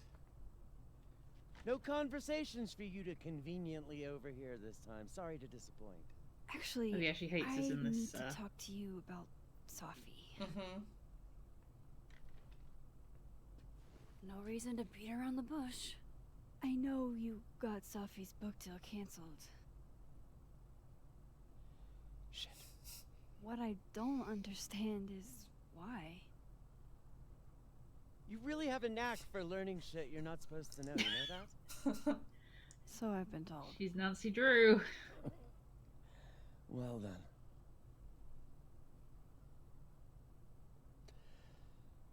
No use fighting the inevitable. What do you want to know? She just said it. Why do this to Safi, or how did you convince the publisher? What do you think? I am more interested in why she did it to Safi, because I feel like she knows the publishers well enough that she could have lied. But I think it's more interesting to know the actual reason why she would do that, I guess. Yeah.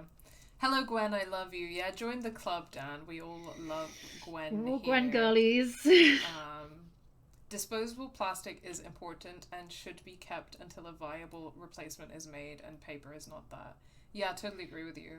It's so interesting to me how widespread the paper straw thing became so fast. And it's so, like, liberal. Yes, yeah. As an answer to the environment, because it's so like what was it, a David Attenborough, where like there was a turtle stuck in it, like a turtle who got like a straw stuck in its windpipe or something, and suddenly the world is like, wow, we need to do paper straws now, that's it. And then they're just everywhere, and laws get passed, and suddenly they're everywhere. But fuck, it's like, disabled wow, that was people, quick. right? But fuck disabled people, and then yeah. fuck like literally any other measure. It pisses. This is why controversial take. David Attenborough pisses me off. Yeah. I think he obviously has a huge amount of influence, could do a lot of shit to improve the situation with the environment, and yet is like, doesn't make political stances on literally fucking anything. Yeah, no, you're right. Like, if he did what, oh my god, what's her fucking name? Kid who's goes to protests. Greta Thunberg. Greta Thunberg. If he was doing what Greta Thunberg has been doing since she was like, what, 14? Even younger, I think, actually. Like, imagine. Yeah.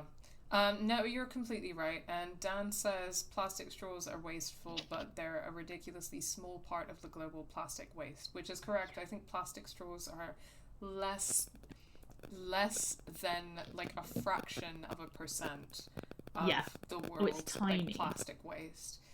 It makes so it's little difference. It's just performative to replace plastic straws with paper, and it's because like the powers that be don't want to make genuine changes that would resolve climate change, because that would sacrifice their profits.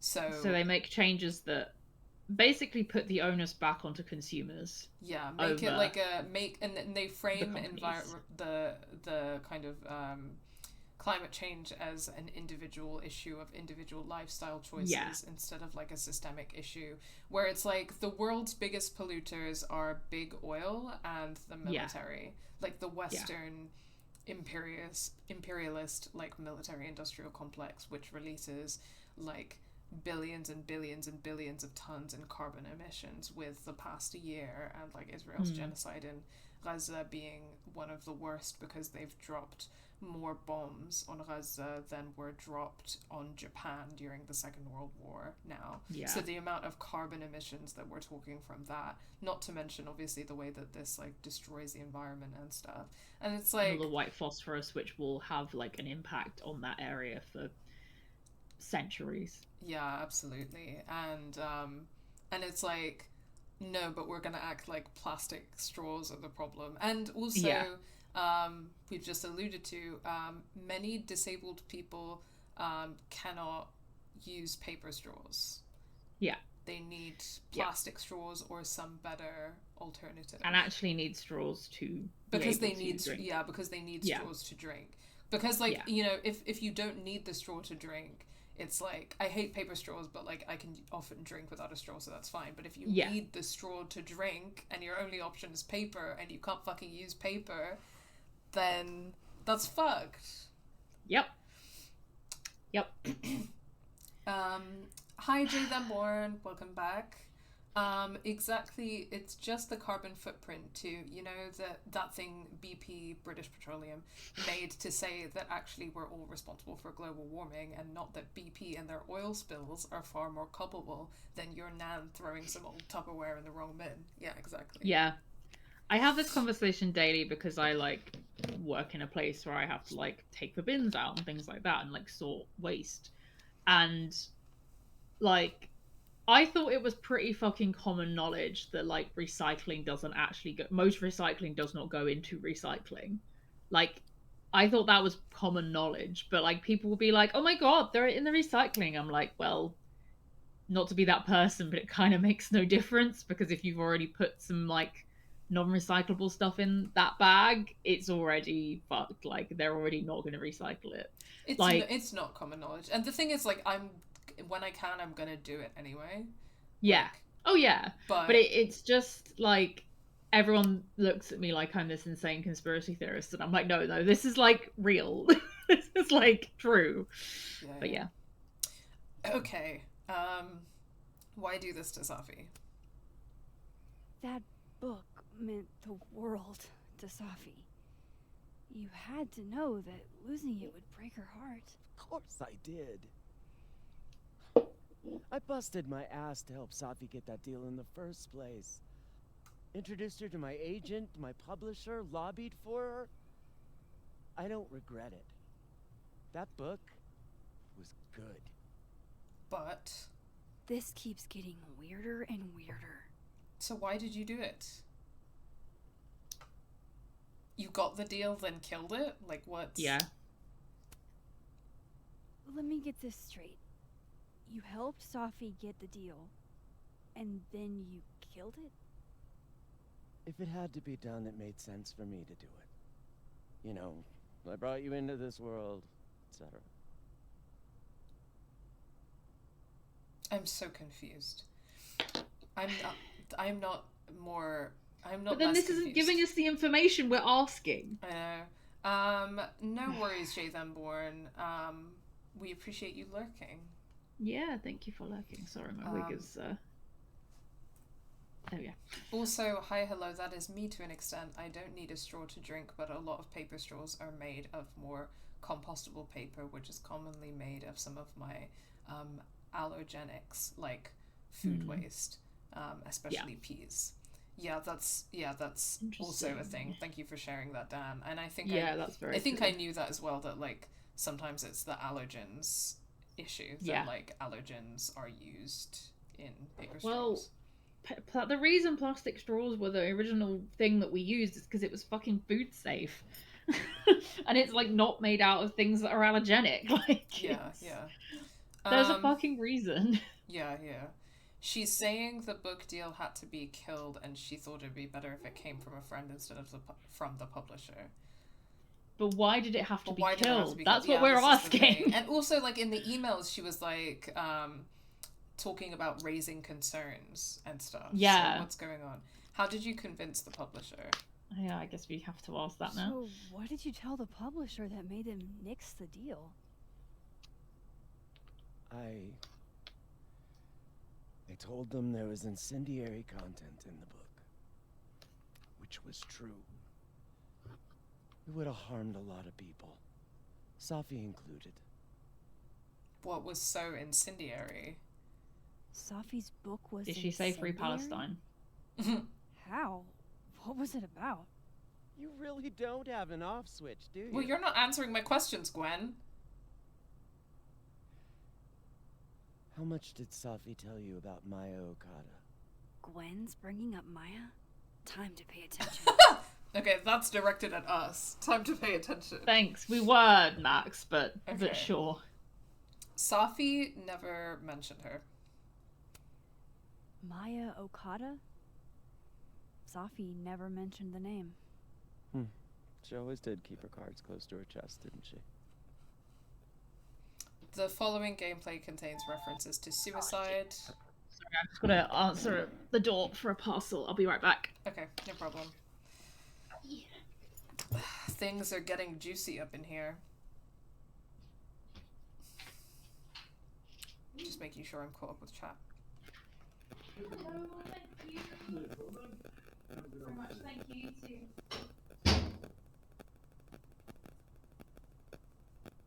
I wonder what the parcel is.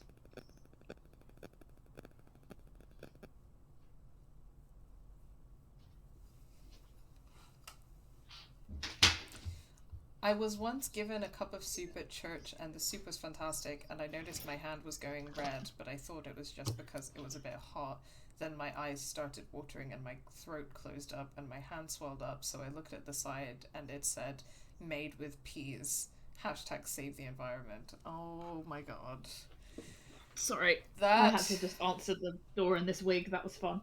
Hi. That is extremely rough, Dan. I am someone who has like severe food allergies as well, and that makes life very hard sometimes.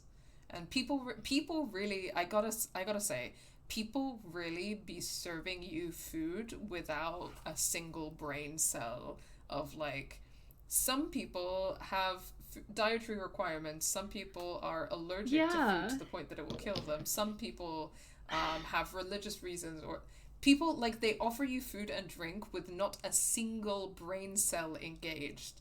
I just can't understand why you would do that and not say it's got these are the ingredients. Yeah, like, exactly. It's not that hard, guys. We need to do better. If you made it, you know what's in it. And if you haven't made it, then you can read the ingredients. It's we gotta get better at this, guys. This is crazy. Okay, yeah. Hi. Hello. Sorry, I ran away at a real cliffhanger there. I know. Okay. My Arcada. The following gameplay contains references to suicide. The two of them were like the creepy twins in The Shining. You never saw one without the other. And that Ben Lang kid used to follow the two of them around like a lost puppy. Oh no, she trauma bonded with Vin. Maya took her own life. Right. And that's what Safi wrote about in her book? Maya's death and everything around it. Her anger at her mom for even thinking of Caledon when she'd just lost a soulmate. Gay. Ultimately, I realized it wasn't worth putting Yasmin and Safi through all that again. I don't think that's your place. No. I don't know if it was the right one. Yeah, that's not. I'm sorry, that's not your place. Sounds like Yasmin can tell me more about Maya. I'll have to be tactful. I just think that, like... So this kind of thing came up a lot when I was, like, not fully in, like, creative writing stuff at my uni, but, like, kind of on the outskirts. There was a lot of, like, drama within kind of the people who studied it, of people writing about other people on the course and then, like, reading stuff out to them, you know, that kind of thing. Mm-hmm. And I think there's always some, like, shaky territory there, and I think it's always, like, a bit difficult. And I having been someone who's, like, this is so dumb, but, like, someone I kind of knew wrote a poem about me because I was dating their ex, and they performed it right in front of me. And I was like, wow, okay. God, okay. But, like, you know, I did that by accident once. I mean, I was always very cautious not to. Like, I was very conscious. Like, there were poems I would not read because I was like, there are people in the room. Yeah, I mean, so the thing is that, like, I'm not much of a poetry girly, but there was a period... I've learned that about myself now. I don't really like reading or writing poetry that much. It's just not for me. Like, yeah, it's a personal preference. Not like anything. But, like, there was a period where there were a couple of times where I, like, wrote poetry for a thing and tried to, like, perform it. I guess I guess that, like, it was cringy, but I'm glad that I had the experience because it taught me things. And I feel the same about my poetry era. Yeah. And there was one time that I had written something that had, like, there was, like, a small part of it that was, like, kind of about my ex, but it was not really just about her. Like, it was about something else, but then I guess that I kind of, like, was thinking about her and other people and other things when I like wrote this. Yeah. But there were like specific things. You know how sometimes you're writing and it's like not necessarily about the person, but it's about a theme, but then you use the specifics. Yeah, I get you. Yeah. Of the thing to write about the theme. And then I hadn't seen her in years and didn't even know where she lived anymore, and then I go out to perform this poem and she's in the crowd and I'm performing it and I see her and I'm like, end me. Yeah. I mean, that's like, because you can't necessarily turn on a dime in that situation. Like, you can't just be like, oh, I'll just perform a completely different poem, unless you've just got like a list, you know, like you just got them knocking about. I get like, and that was obviously like, yeah, it's like obviously you weren't intending it for them to like hear it. This happened a lot at my uni where it was like, oh no, people will be there, like, you know, they will be there. Like, I think that's very different. I would say that's like obviously not an intentional thing, but yeah, like but yeah, anyway, in that vein, like, I think I'm still not sure what my actual like feelings on this are, like whether you should talk to someone about it first. But I think with this specific instance, rather than just nix the whole book, wouldn't it make sense to like get Safi and Yasmin in a room and be like, hey, by the way, or even just like let them figure it out themselves?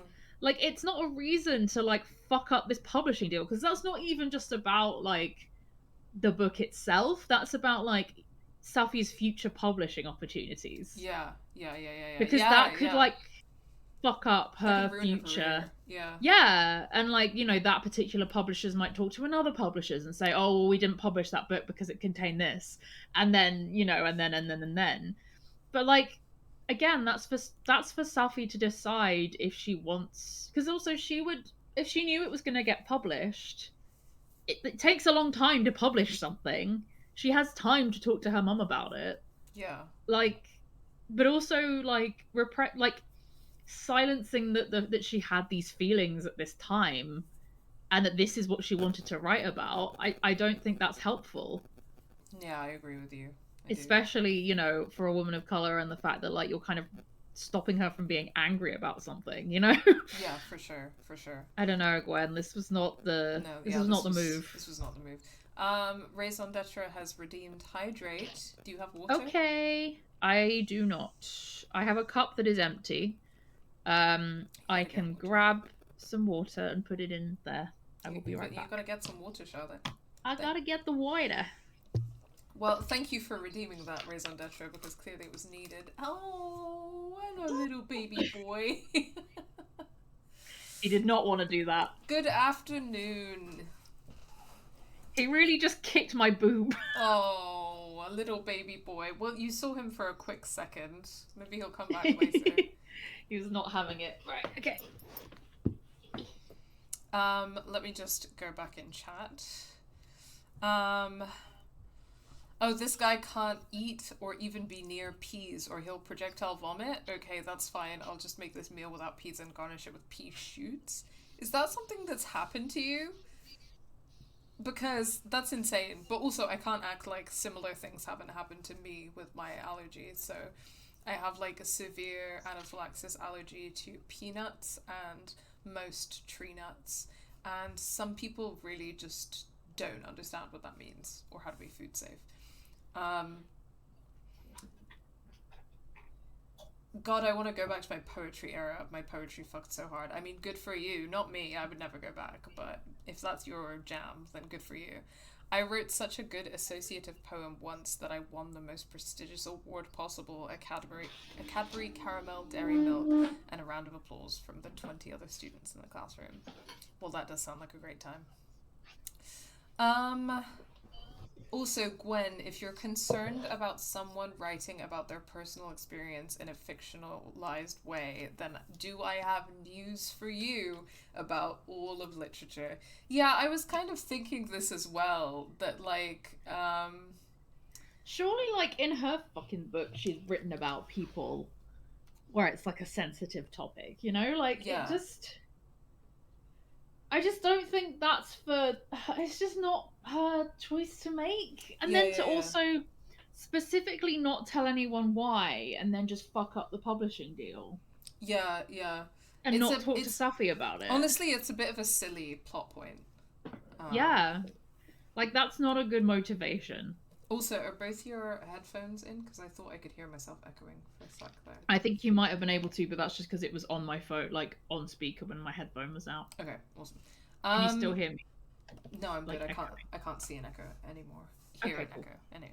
I can't see an echo either. Can't see an echo. Yes, but also Dan is right that like the nature of art and literature tends to be that explicitly or not, when people make art, they tend to draw on their own experiences or the experiences of people around them in a fictionalized way. That's literally like how that works. You know what's quite funny as well is that last week I saw Mulholland Drive for the first time, which is sort of crazy because I've always been a Lynch fan, and somehow, hello Arthur, had never seen the David Lynch lesbian movie. But what's funny about that as well is that for a while people had been like, oh, David Lynch has a lesbian movie, and for some reason I assumed that what they meant was that there is a David Lynch movie and it is queer coded, but they aren't actually lesbians. But then I watched the movie and I was like, no, that's I'm seeing it's all happening. Chaperone said.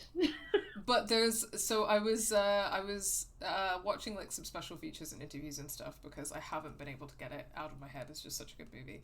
And in one of the interviews with Angelo Badalamenti, Angelo Badalamenti is the absolutely fantastic, talented, amazing composer that worked with David Lynch on a bunch of his projects. So if you've seen Twin Peaks, then like the Twin Peaks themes, that is such a good theme. Such beautiful, amazing music. So good. It's so fucking good. He wrote all of that and like the themes for Mulholland Drive and Blue Velvet and some of his other stuff. But he cameos in Mulholland Drive, in this silly little scene where he plays like a movie producer, and he's not an actor, right? But he was being like, oh, David came up to me and he was like, I wrote this character based on a story that you told me, so I want you to play him. That's so funny. I was like, that's actually really cute. I love that. That's adorable. I love that. Here he is. Sorry, Arthur's just come to hang out for a little bit. He's sort of wanting to sit on my lap, but doesn't want to actually sit on my lap. Well, he's giving us very good cat content right now. But I think that's okay. I think that's a really solid example of being like, hey, I put you or a story that you told me in the movie. Yeah, like in this movie, and then I just think that there's no rules when it comes to that, and maybe like there are times when there could be, but like it's just not for Gwen to decide. Like, if that's what Safi wants to write about and you think that her book is good, that her poems are good, then like, it's not your business. Because like it's not like Safi is a fucking idiot who doesn't know that like if she publishes that work then people might be upset about it.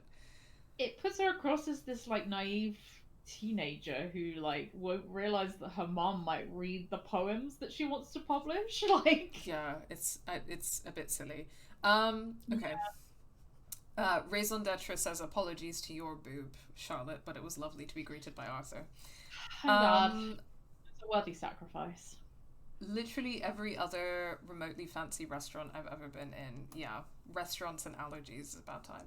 One that annoys me is I live with Dan and I brought a tin of vegetable soup on a shopping delivery once that had no peas or lentils on the can, just potatoes, carrots, etc. It said out of nowhere on the website.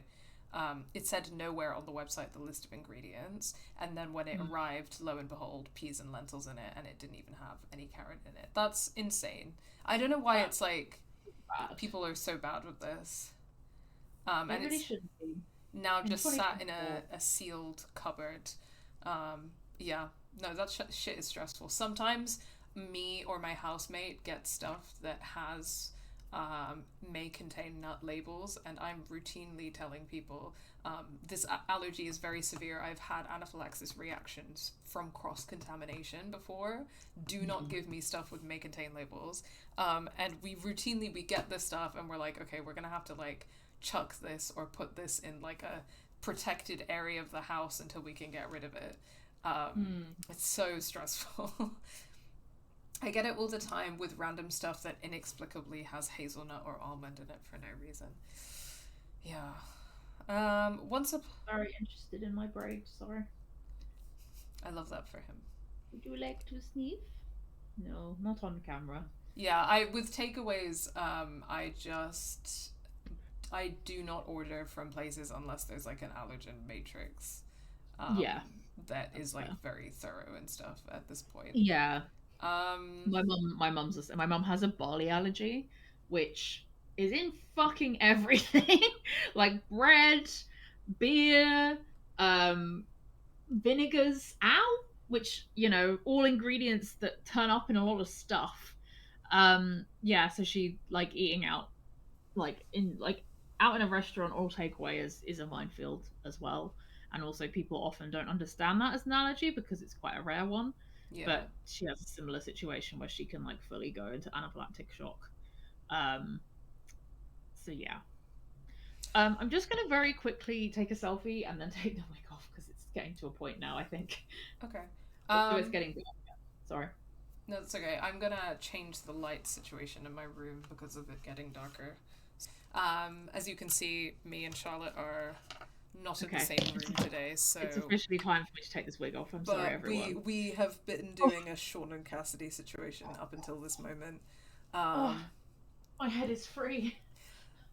And we're gonna take selfies and then Photoshop each other into them. Yeah, I think my selfie was good enough that I'm happy with that. I'm gonna keep the little neckerchief and the keys on though. Yeah, the wig, my handiwork. It's got two like braids pinned at the back because I wanted to kind of emulate the fact she has like undercuts either side, but I also, with a wig you can't really cut it like that because that's not how it works. So you did a good job. Here I am. Thank you. She's here. Her little braid. I can't believe that Gwen and Max have been staring at each other in silence for all this time. I know. I think that's on brand for them. We should. 2 yearning lesbians. We know what they're like. We should do something about that though. So I've bundled it up like a little cup, and now it looks like a tribble. Cute. Well, you got it now. So if we ever needed to do another Cassidy cosplay. For a future Cassidy cosplaying. Last thing, Sean, Safi's manuscript. Oh my god, I said Sean because I was thinking about Life is Strange. Because you're Sean. One last thing. Is that Safi's manuscript? Part of it. Why? Can I read it? No. That's where I draw the line. I don't trust you not to dig up old graves. Jesus. I've spilled too much already. Let's call this conversation over. Huh? I think you have a lot less reason to be judging now, Gwen. Yeah, I mean... I'm even more convinced there's something important in that manuscript. Search Gwen's desk for the manuscript. I assume that we're gonna... How do I get my hands on a copy? Warp.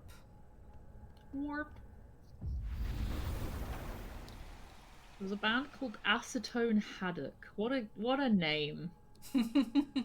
What a name. Okay, let's get that manuscript. Hell yeah. Gotcha. Let's fucking go. All the daughters we don't talk about. Safi Fayed. Reading Safi's manuscript after all this feels like, I don't know, being hit by a tidal wave. Beneath my feet she lies in her Sunday clothes. We killed her with our own hands. I mean, our lack of hands. I killed her with my voice. I mean, my lack of voice. Maya's book was like a child or a tumor or a rising beast within her. On the first page, she wrote that she was drowning, and by the time she finished, she was drowned. That's a million miles. Laws of physics. The drowned always surface. What isn't spoken still exists. You can chop her up and sell her for parts, but her ghost remains whole. Floating there in the corner of my kitchen, giving me that familiar look, the one that says, unstitch the binding, let the pages fall out, fluttering like birds shot down. The one that says, take him for everything he's got, and then some. Her poetry is not bad, you know. No, well, you'd hope. Whatever Something, it's unlike the writing of this game. Well, that's what I was gonna say. See what Yasmin has to say about her. Because I'm like, this game is so badly written, and then Safi's poetry is like genuinely quite good. Yeah. So I'm cooking up a little thought. Okay. We talk about the, like, you know, obviously we're kind of assuming that the reason for the split in timelines is Safi's death specifically. As like an inciting point, I guess. But I'm starting to wonder if it's Safi's book being published or not. Because I'm pretty sure it's still being published in the other universe, is it not? I don't think I think in both universes the manuscript has been cancelled. Dropped. Oh, okay. Faye, what did you miss? You missed quite a bit. Which is fine, by the way. You don't need to wake up stupid early to join these streams. Don't worry about that. No. Moses believes Max now.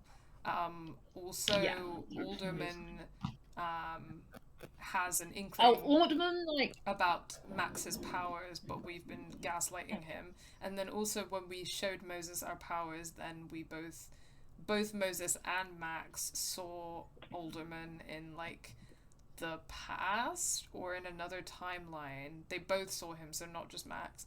And then Alderman showed up and started like warping with his other self, and then we let him punched die, him basically. in the face and let him die. And now we're talking to Gwen, and Gwen has told us that she killed Safi's manuscript. And we all think that this is ridiculous. She killed Safi's manuscript because she told the publisher it had incendiary material because she wrote about Maya's death and also how mad she was at Yasmin. Yeah. And we all think that that's not her place. Stupid. And not something she should have done. It's just sucks. Yeah.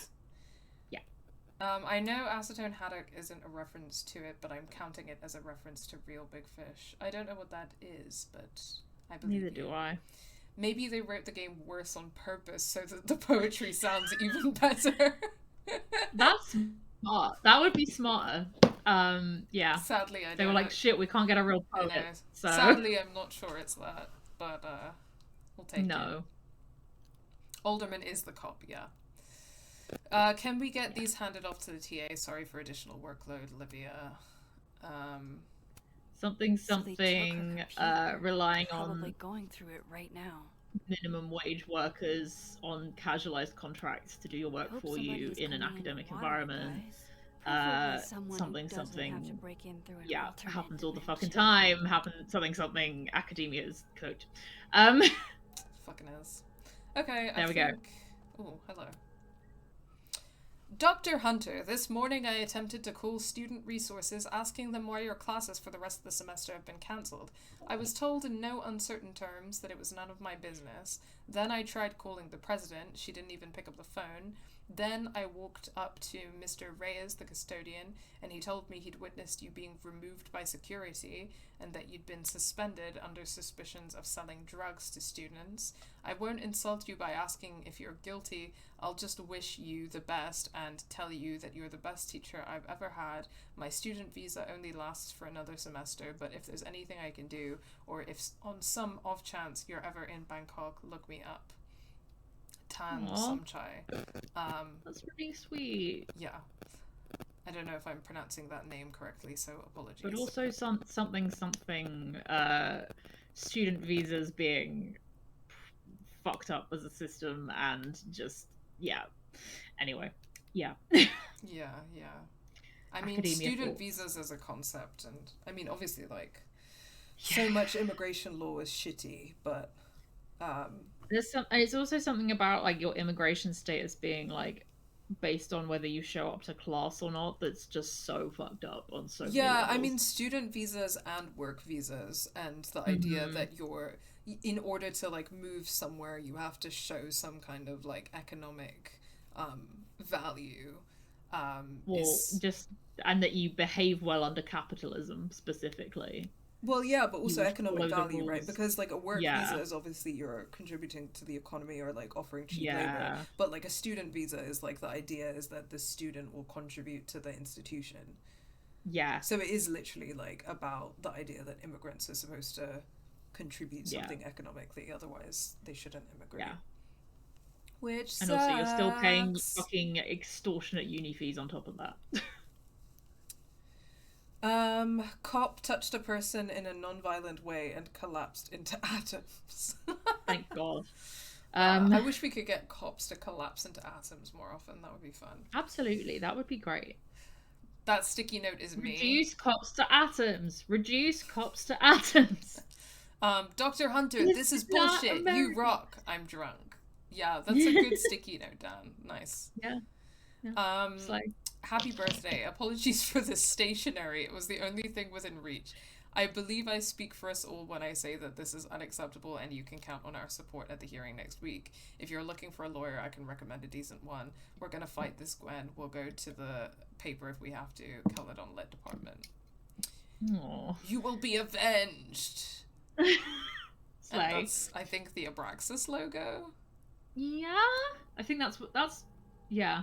Also, this chair, I think, potentially it is intentional. It is giving the Black Lodge from Twin Peaks. Interesting.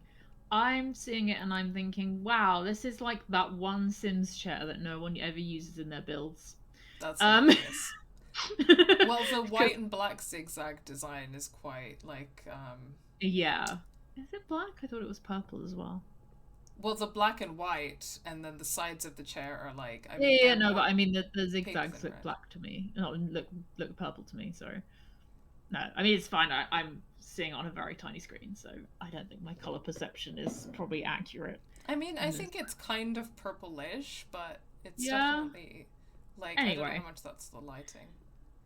I mean, I think either way, it's still... These games do love a Twin Peaks reference, so... That... Will Gwen be allowed to come back for these? We'll go to the paper, go to the union, idiot. You're right. Yeah, literally. Okay, let's... Yasmin's gotta be around here somewhere. Can you water her plants again? No, I don't think so. Oh, sad. No. Let's find... Would you mind closing it behind you, Max? Yasmin. Oh. That was just Gwen, sorry. Charlotte. For a second, I know, but for a second I thought we were in the other world that she wasn't in there for. Yeah. I'm worried about I thought there was some, like... So am I. Timeline fuckery. Sorry. You? Nope. She's still not answering any of my calls. I think she's blocking them. I saw her in the North Quad, but she turned and ran the other way. This just isn't like her. Okay. Last time we spoke, Kim said she didn't want to go out. I think she's depressed. Who's Kim? Well, she told me she was busy. She's probably too focused on school. What she needs is a friend she can empathize with. Someone a bit more in alignment with her intellect. Someone who isn't droll with a stick up their ass. Funny. I've got it. Let's send Kim a gift so she knows we're thinking about her. What's the humming about? Is receiving gifts. Wow. I don't know. No wonder Kim's depressed. We don't even know her love language. Pull yourself together. We can't break down now. This is so stupid. Kim needs us. You're right. Stupid. Oh, Roses! What if we sent her roses? Everyone likes that. A classic object of beauty. I think that would please her. But are roses too basic? I don't want Kim to think we chose low-hanging fruit. What is You're this? Right. It has to be perfect. We should research the perfect flower to give her. You guys are stupid. Kim Possible, call me if you wanna reach me, if you wanna page me, it's okay. I've realized I constantly at work say what's the sitch, and yeah, I just wanted to let you know that in reference to Kim Possible. But because that's the only really acceptable response to any situation. It's basically what's all this then, but for Kim Possible fans, you know, for non-British. In the fab. Is she in the fab? Oh. I forget what the fab is. I feel that this is this the fab. The fab? But then Okay. every time I get a notice to go to the fab, it's like there was one time that Moses was here. And then after that. Yeah. Sorry, Arthur was just trying to sharpen his claws on the sofa. Literally, call me, beep me if you want to reach me. Literally. What is, Whenever you need me, baby. I'm thinking, like, if you care to find me. If you care. Yes, Call me, I'd beep like me to if you get want to reach coffee me, here if you in the even care. afternoon. Before Sophie died. Oh, you might have to go to living. Yeah, potentially. Hi, boy. Yes, come on. He's here. Let me put my legs together and then you can sit better. I do regularly meet people who also like Kim Possible, but who I get into arguments with about Ron Stoppable. What?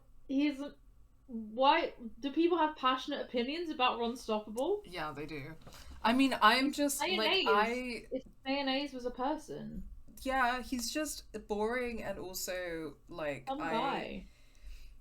I hated it when Kim and Ron hooked up. I thought that sucked. That's fair. I think my comparison point is when Sam and Danny on Danny Phantom hooked up. That was slay, and that's because they're both queer coded. Because they're because it's giving like a queer couple. Yeah, exactly. Whereas Ron Stoppable is not queer, so you know, and also Kim Possible is a lesbian, so yeah, exactly. I mean, everyone knows that she Kim wants and to make Shigo, out with Shigo. Exactly. Yeah, Kim and right? Shigo was the thing. So you know, like there's times where it can be good if the woman and the man get together, but only if they're gay.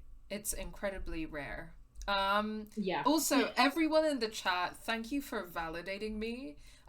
So Jay Then Born says, I assumed that everyone hated Ron and Kim together. Dan says, am I allowed to say that the show would be better if he didn't exist? Yeah. I think that's like speak your truth. We don't need him. No, he's literally is unnecessary. Why was he there? He's unnecessary. He doesn't Why add did she anything. hang out with him? And then he's supposed to be like a comic relief character, but he's just not funny. You know what he is? He's the fucking Xander. Oh my god, yeah, he's the Xander of the Kim Possible universe. It's so true. He's in love with the main character for some fucking because he's a little bitch. He hangs around. He's supposed to be comedic value. He has no talents and skills. He's just there. Yeah, for real. For real. And he sucks and well, doesn't thank need to you be guys. You're all correct. Yeah. This is not the commonly held opinion about Ron Stoppable, Well, though. people are wrong. They are wrong. It's true. And they often are. Dan says it's because Danny Phantom is a trans woman, but bitch Fartman would never admit it. Yeah. Yeah, exactly. Yeah, exactly. A trans woman and her goth GF. Yeah, like Slay. Going ghost. Sorry, Yasmin, but I'll need to interrupt your downtime with some questions. Do you want to, after this scene, do you want to take a quick break? Yeah, I need to take my meds. Yeah, you should probably, if you are able to find a snack in the house, then I would recommend it. I might have something. I'll have a little something to munch and crunch on. Okay, time for a delicate conversation. Okay. Hi, Yasmin. This can only go well with Maxine around. How are you? I was worried Queen after of a nosebleed tact. yesterday. Yeah. Like I said, I get those all the time. Still, be careful. Small symptoms can be signs of larger problems. She's such a mom. A toothache can mean a heart attack. Go. I'm gonna try not to think about that too hard. That's so my mom quoted. I was hoping we could talk. Come, sit.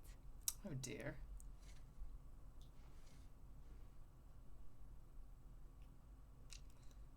Have I told you the story of how, and Chris always looks at me like shook when I tell him this. When I was growing up, my mum's reason for why I should wear my seatbelt was that Princess Diana didn't, and she died in a car crash. Stop! That's the most white British woman thing I've ever heard. I'm sorry. I'm sorry to your mother, but that's that's But crazy. that's what I was fucking traumatized with growing up. So like every time now I put on a seatbelt, I think of Princess Diana. That's I hate Like, that for you. Yeah. I really truly do. It's so yeah. I mean, there's so many things I could say, including the homeopathy phase, but we're not even gonna get into that. Oh god. Love her, but my god. Dan says that Ron's entire purpose is to be Rufus's interpreter, which is why the show would be better if they simply gave Rufus the ability to speak. Yeah. Or the thing is, right? So Phineas and Ferb, Perry the Platypus doesn't say a single word the whole time, but we know exactly what's going on. We know what that platypus is thinking. Mm-hmm. You don't grommet. You don't need them to speak. To know what they're thinking. Yeah, you're right. I don't see why you need an interpreter for a cartoon animal. No, you're right. Animation exists. You're so right for that. I've never seen Kim Possible, but I 100% trust your judgment. You should raison d'etre. Trust our judgment on this, and also watch Kim Possible. Oh my god, Arthur's because it's great. tummy is so warm. Oh. He's sitting on my lap right now, and his tummy is so warm, and I really don't want to like. Oh, baby boy. Okay. Okay, but smaller symptoms can only be signs of a larger problem if you have multiple smaller symptoms that are in line with a specific larger problem. Yeah. Girl, she has anxiety. You cannot be telling her that. Yeah, if someone told me this, then I would spiral. Literally, we all know I spiral. Max is like... No, I spiral all the time over like the Yeah. tiniest health problems as well. So Yeah. Like, also, I think there is a case to be made that Max has some form of OCD. So I don't know, man. Like, yeah, Rufus should have just like been that. Kim's pet. You're so right, Jay Thunborn. Okay, Yeah. we do know what Perry is saying, but it's automatically a good joke when an animal can't speak but is really expressive, and yet only one character in universe can understand it. Yeah. That is a good They could have just done that with Rufus. It's a good joke, but you don't have to do it with Ron Stoppable. He doesn't have to exist for that to be a good joke. I also do think that Kim being the weird one talking to a naked mole rat would have been slay. Yeah, especially if she's like the popular girl. Yeah. I think that's funny. Okay, so we want to be tactful, apparently, so I think maybe we should ask about her mood. Yeah. You're in a good mood. You look like you've won the day. Coffee's that good? Our ratings are. Caledon is once again one of the top universities in the country. Yes. The coffee is just so-so. Wow. The people who made it are right behind you. Have you seen Safi today? The minimum wage workers are right behind it. I know. Right behind you. Seen Safi today? Have you seen Safi today? No. We're meeting later this afternoon. I can tell her you were looking for her. Will Gwen be fired? Or do you want to ask about the book deal first? I think will Gwen be fired? It's not about what you're actually trying to ask, but it is getting into a more serious topic, so I think that's gentler than going straight into the book. I heard about what happened to Dr. Hunter. Yes. Would you really fire her? That depends on the findings of the committee. It's out of my hands now. Max is just doing these tiny little nods. Sorry, Did Sophie tell you her book deal was cancelled? What? No. How was she when she found out? Not sure, but I bet she was devastated. Oh, Sophia. I'll be sure to talk to her about this. Let's talk about Maya. The following gameplay contains references to suicide. I wanted to ask you about something. Have you heard of a student named Maya Okada? Of course. She took her own life. 4 years ago. A horrible tragedy. I think Sophie's book was cancelled because it was about Maya. Impossible. Sophia didn't even know Maya. Did Yasmin just lie to me? Do I call her out? Is Yasmin homophobic? Is Yasmin homophobic? I really hope not. Should I go along with it and see what narrative she's trying to spin? Okay, before we do major decision time, Ron could never be Doofenshmirtz. So true. Doofenshmirtz Incorporated. Yeah. Banger. Yasmin, I've had a really good day apart from this dog shit coffee. Anyway, how are you, Max? They're fully She's justified. like, a bisexual did not make my coffee and it is not good enough. They are fully justified in making her terrible coffee every day after today. Yeah, In fact, they should do that. They should spit in it. Just like specially order the worst instant coffee in the world. And be like, yeah, we make this with our machine. Over sweeten it to a ludicrous degree and spit in it and put dirt in it. Oh, little boy, little baby boy. Hello. What do you think, Arthur? What should we do? What should we do, Arthur? I don't know that we should ask Arthur because he has no thoughts. True. But because I'm in a little sneaky mood, so I feel like going along with it is probably more revealing, right? I think you're right. Dan also votes with go along with it than if she is homophobic. I think that could tell us a lot more about what's happening. Yeah, I think you're right. It's more strategic because... And she'd probably just shut down if we called her out. Yeah, she would shut it down, and then also we would be on her radar. Yeah. Of course. I don't know why I thought they knew each other. It's just... What? Okay. Either there's a rumor about Maya or I've heard conflicting opinions. I'm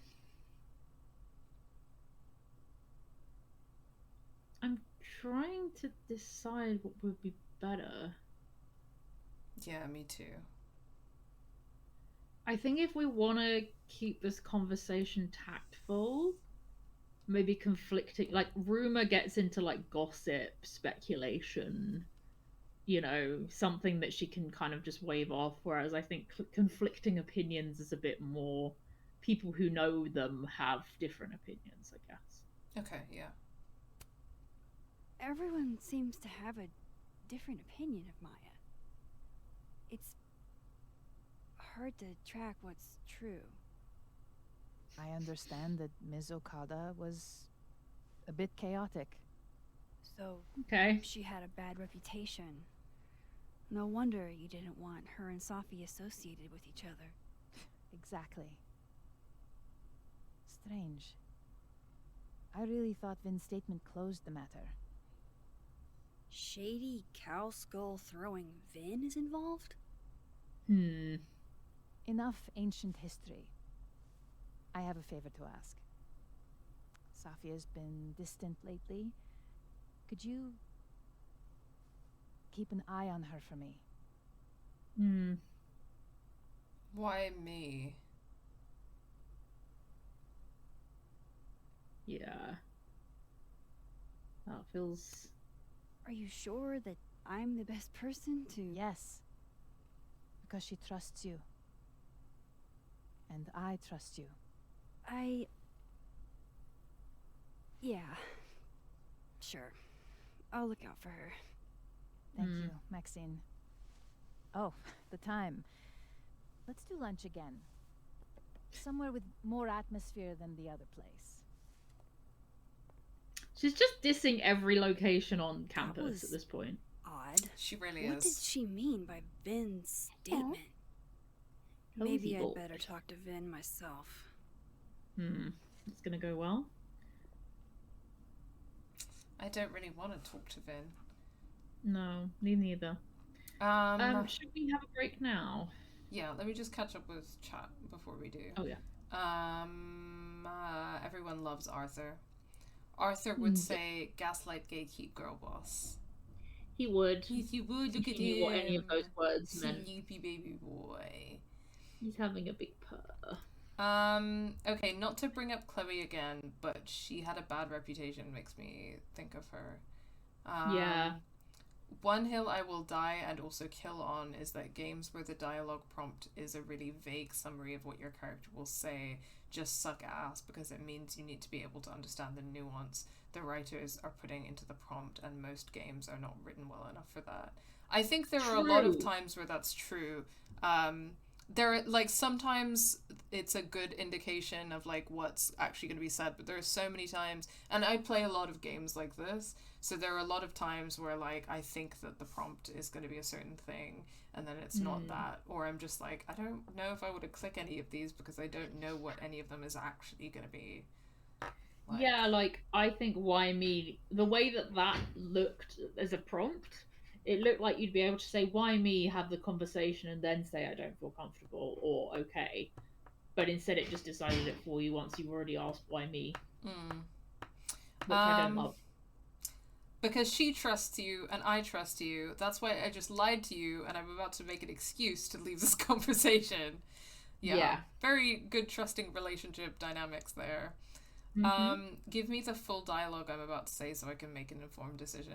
I understand why they can't fit the full dialogue, but even something like a tone indicator or something just a bit clearer sometimes would be good. Yeah, I think having tone indicators, like having like the phrase and then like friendly or like questioning, or which actually, you know, like... okay, there are a couple of games that you do get that in, which is sometimes done like well, sometimes not, so I think it has to be kind of a combination of things to be really successful.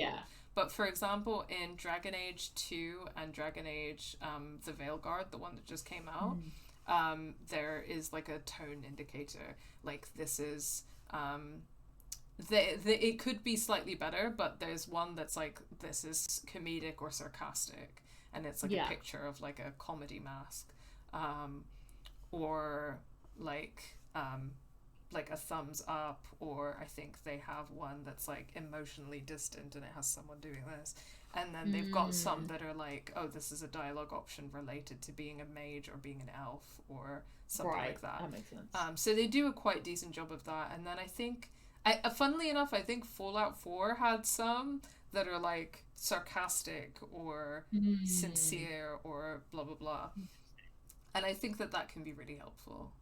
Yeah. I've just thought, you know, how we were talking a while ago about getting little emotes for Arthur and Saf? I think Arthur's should be when one of us eats on stream, and it's a little chomp chomp, just because he's a greedy little boy. That's a good idea. We should definitely do that. Does Arthur like belly rubs? Dan asks. Sort of. He will tolerate belly rubs. Hang on, let's see if we can... Oh, no, it's okay, boy. It's okay, boy. I can do a little tummy, tummy, tummy, and he'll accept it. He's so But it's baby. Not always his favorite thing. Yeah, he's so sleepy. He just loves warmth at the moment. He's so cuddly. So yeah, sort of. He's ambivalent. I feel like Arthur's so weird because we're so used to Saf, who is like very opinionated about everything you possibly do, whereas Arthur's like ultimately, as long as he's getting attention, he's kind of like, yeah, I can live with it. So even if you're doing something that annoys him, he's still like, they're paying attention to me, I'm good, you know. Cute.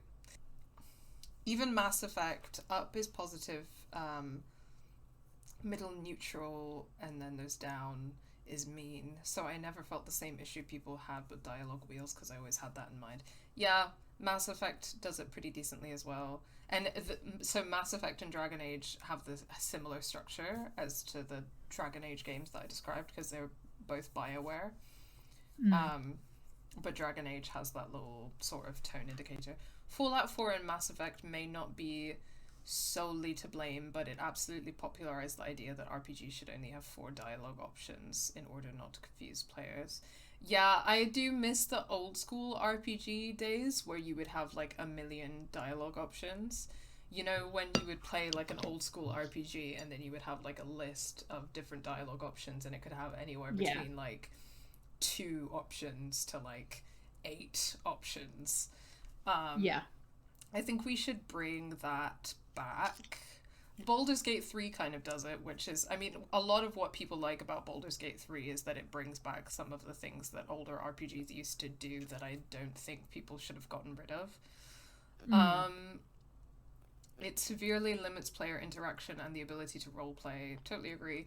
If they used the prompt system instead of the full dialogue line, but had more than 4 options and really good tone indicators, I would be totally down for that.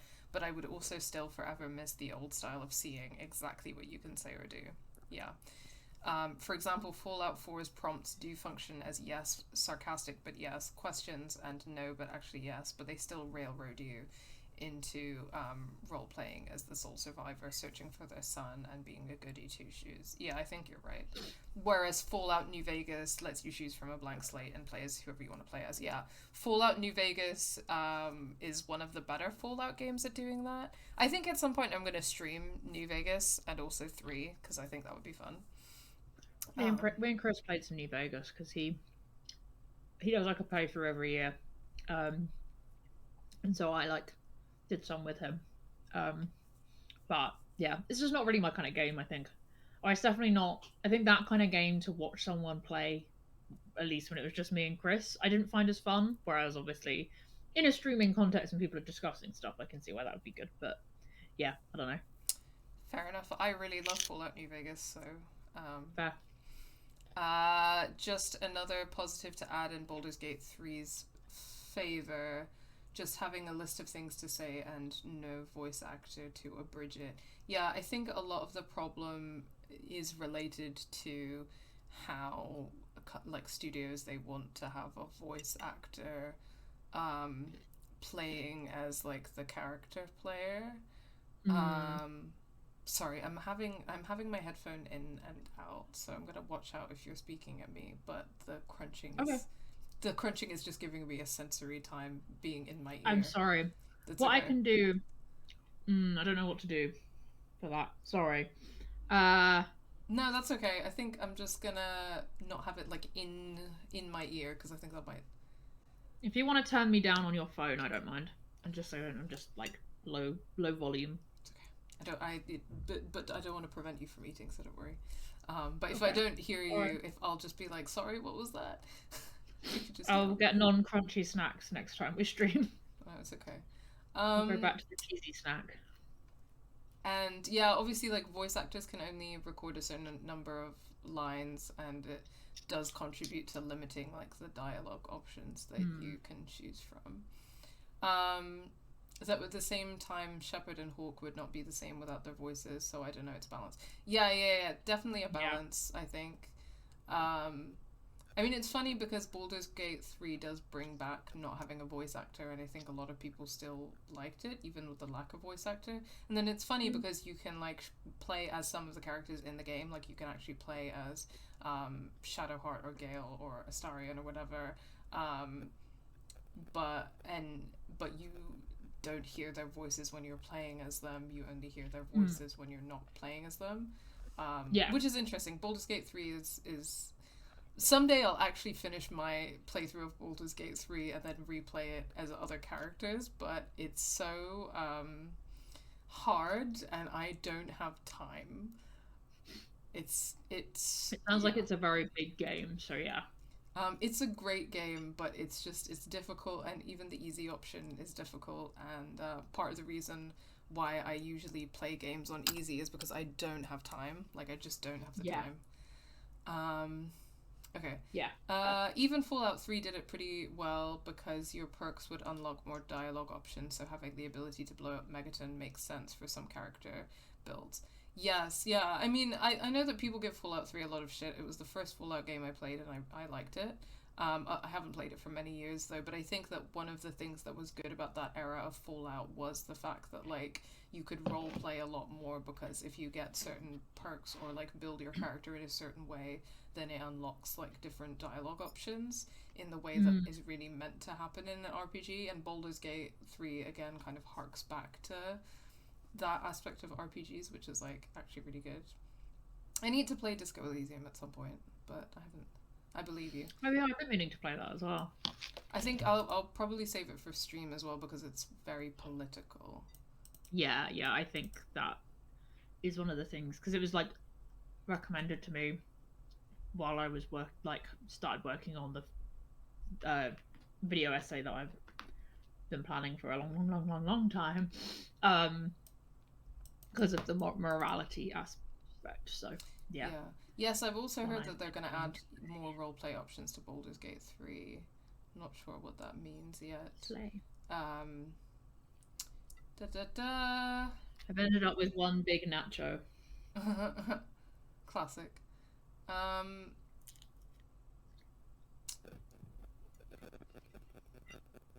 Ton of dialogue options in Save the Princess. Oh, Fallout 76, one of the few good things is they brought back full dialogue option menus with perk options.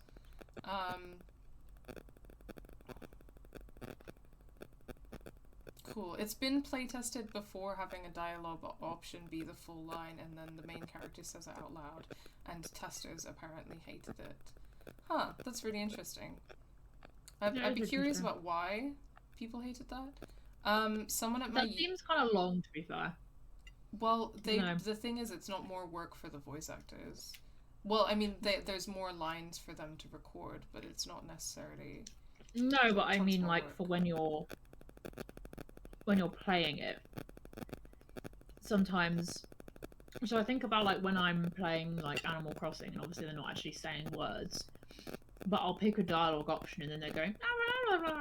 And, like, waiting for them to go annoys me. So yeah, but also I don't know, I think that, to be honest, like, even though I really like having the full line there, I also like being able to hear it, even just from an accessibility point of view, because like I process things better if I can both read and hear it. That's fair. Like, it helps me with auditory processing. So sometimes my only thing with playing RPGs like that is that I'm struggle to process what I'm even saying as the character. So I'd just be curious as to why testers didn't like it. Someone at my uni did that as their masters to see if players prefer... Blah, blah. Oh, yeah, that's weird. Okay, I think I'm mostly caught up with you guys. Okay, awesome.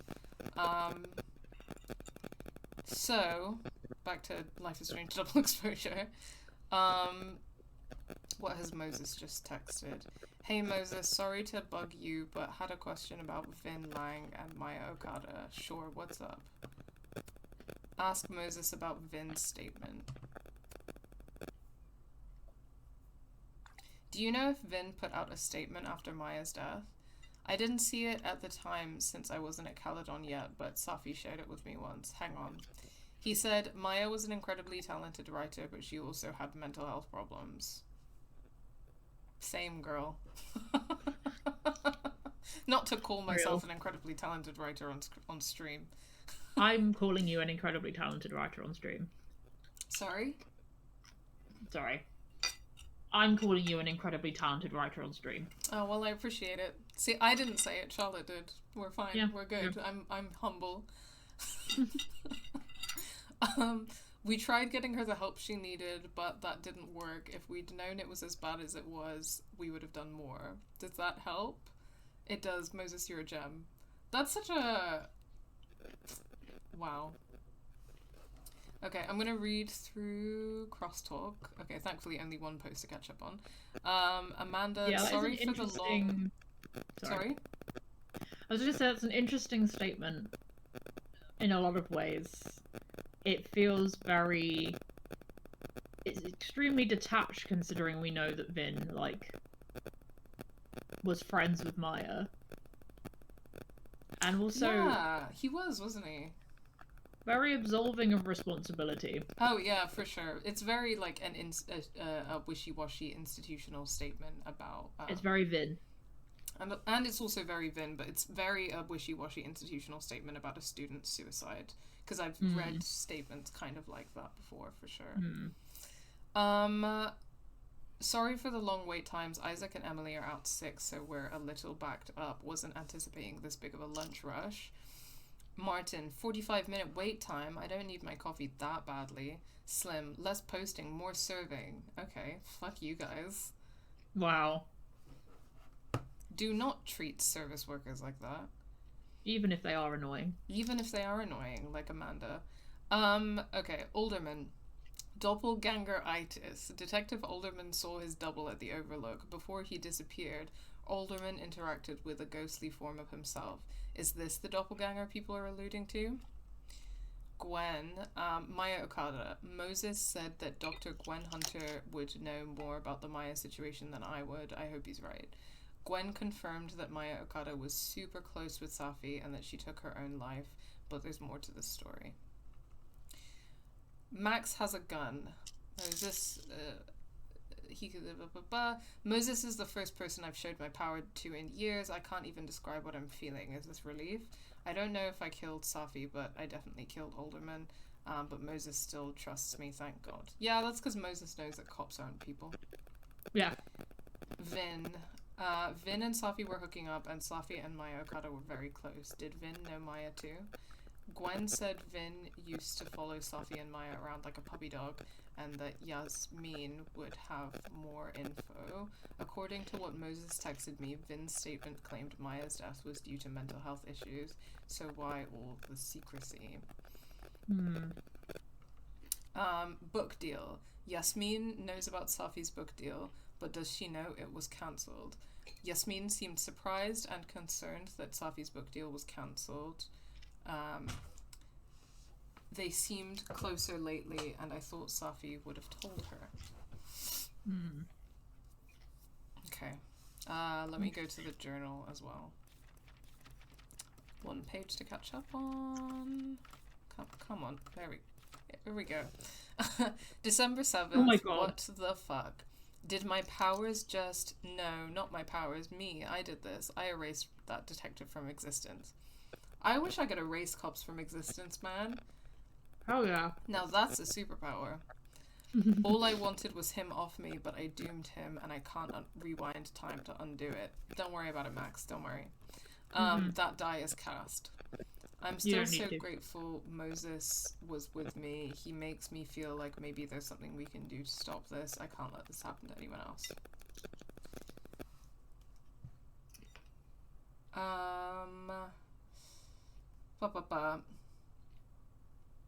There was something I read a while back, says Dan, about how one of the most alienating parts of Fallout 4 for a lot of non-white players was designing their character to look like them, but then having the whitest Americanist voice ever instead of one similar to theirs. Yeah, I mean, I think about that a lot in a lot of games. So Fallout 4, definitely. That has a lot to do with, like, not only the voice acting, but, like, the entire, like, narrative setup in the beginning of that game. But I've played a lot of RPGs where, like, I can make a character look like me, especially more recent ones, because when I was playing RPGs as a child, I simply could not get a character to look like me. But now, as an adult, there are more games I can play where I do that, and I often do, because I'm just you know, I never really had that before, so my instinct is often to make like a character like dark-skinned, or if not look like me specifically, then to definitely look like a person of color. Like maybe my background or some other background, just because that's what I want to, yeah. And then I actually play the game, and then because of, it might be the voice acting, but it might also, because that's kind of dependent on a lot of stuff, but it's often also like the world building and the narrative and the way that it's written in a way that kind of is colorblind or invisibilizes race.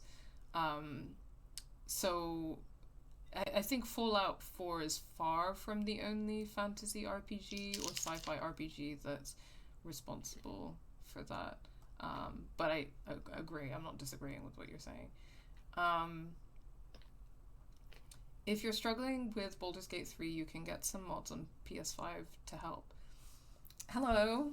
This is for me, someone who wants to play Baldur's Gate 3 and finish it because I actually really like it, but it's too hard for me. The Cheater's Ring has been helpful in dealing with it, just wanting to see new paths or not wanting to relive any long battle. I would love to hear more about that.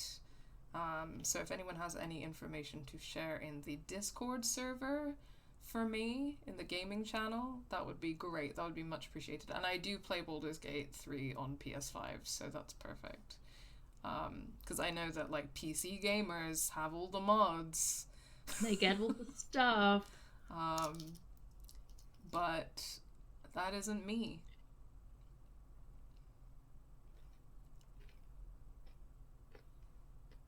Ever just drool the moment your enemy is erased from existence? Yeah, I mean, if I was allowed to... Oh, shit. Delete. I fantasize about it. If I could just erase my enemy from existence, especially if that enemy was a cop, which it usually is, then yeah, that would be great. Yeah. Oh my god, it's the Adoring Fan. Are you comparing the artwork to the Adoring Fan? This is a Oblivion joke, by the way.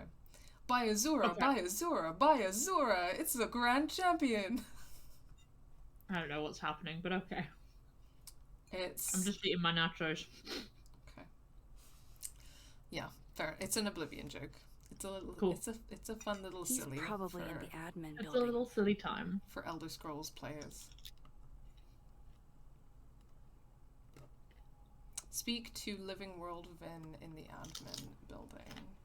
Okay, I'm gonna put you down and not be able to hear you for a second, just because... That's absolutely fine. Sorry, I'm crunching away. Thank you. I am most of the way through. It's okay. Oh, Amanda scene. Yay. I was just briefly gonna say I definitely do have a weird sensory thing about eating. It's just one of those inexplicable sensory things that I have. And with the headphones, it's like... Yeah, if it wasn't in my headphone, I think it would be fine. But sometimes when I notice the sounds of people eating, I suddenly, like, cannot bear it. And I can't explain Don't that. worry. It's fine. So it's not your fault. And I don't want you to feel bad. But I just need the headphone not in my ear for a minute. Hey, sport? We're just gonna walk past me without saying hello? Sport. I think I'm gonna say really sport. Sport? Yeah. I'm trying out middle-aged white dad slang nowadays. Is it working? Sure. What are you doing on campus? Yeah. Just going on a coffee run? But your coffee's better at the Turtle. This one tastes like ass. They are all fucking dissing the coffee, about like me. meters What are you away doing from here? the people who are making I it. work here. No. I mean, I just saw you talking to President Fayyad. What were you talking about? Okay. I don't really know if I want to tell Amanda. What are you thinking? I don't necessarily want to tell her, but I feel like she might have information. Okay. So I'm kind of compelled to mention it, because that could be interesting. Okay, yeah, let's ask about Maya Okada. I was asking her about Safi and her relationship with a student named Maya Okada. Oh. Why? It's kind of a long story, but it's for something important. This guy's always falling for you, isn't it? You have no idea. Well, I'll leave you to your something important. See you around, Tiger. Okay, so she knows nothing, and also she's being weird about it.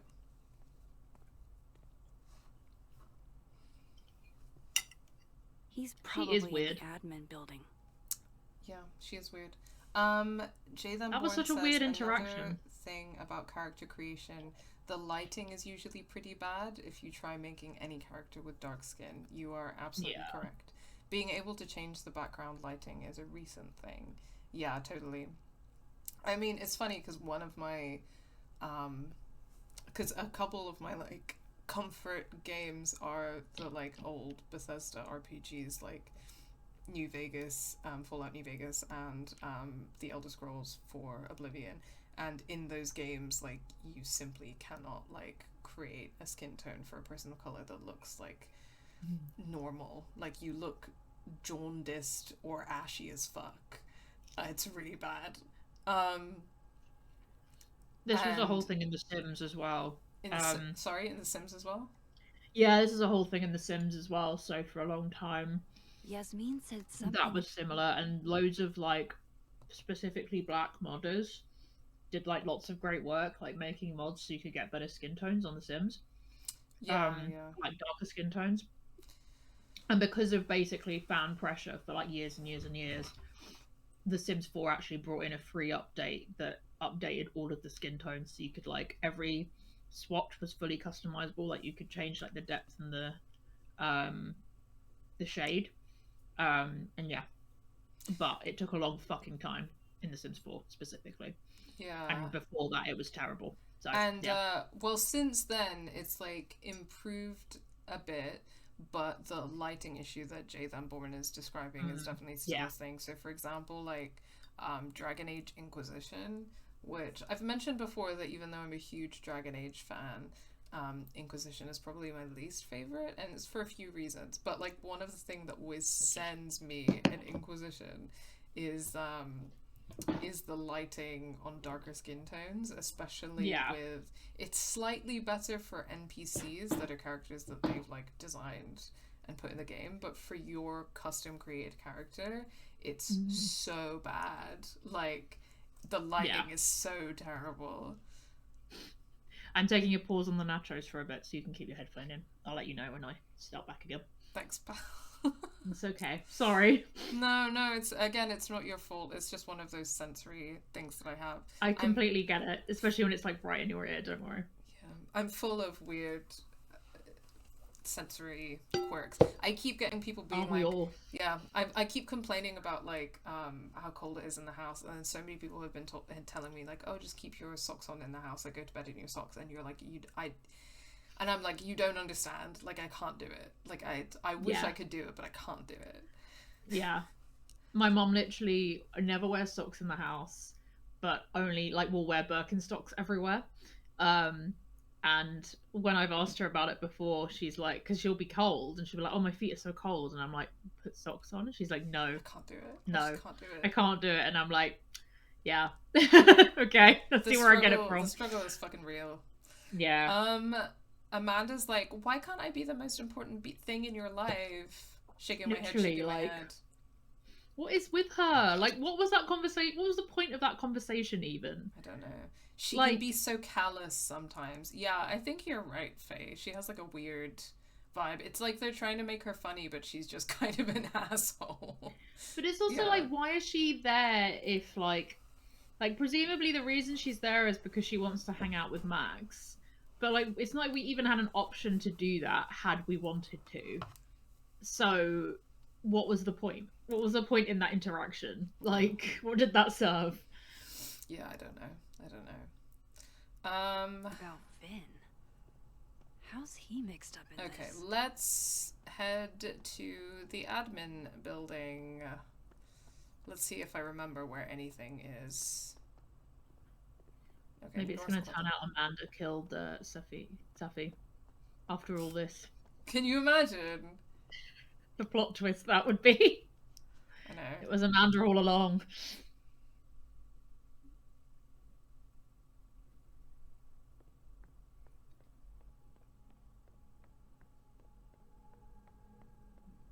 Hello. Is that living world, Yasmin, or dead world? We're talking to Vin, I think. Oh. Living world Vin. Yeah. Okay, cool. Hey, Vin. Yasmin's out right now. Sorry to disappoint. Unless you're here for me. In which case... I hate this twink. I'll do my best to be of service. Well, the vibes are so off. Do you talk like this to everyone who comes near Yasmin's office? I've never met a pissed-off board member I can't defang with a little eyebrow action. Brother,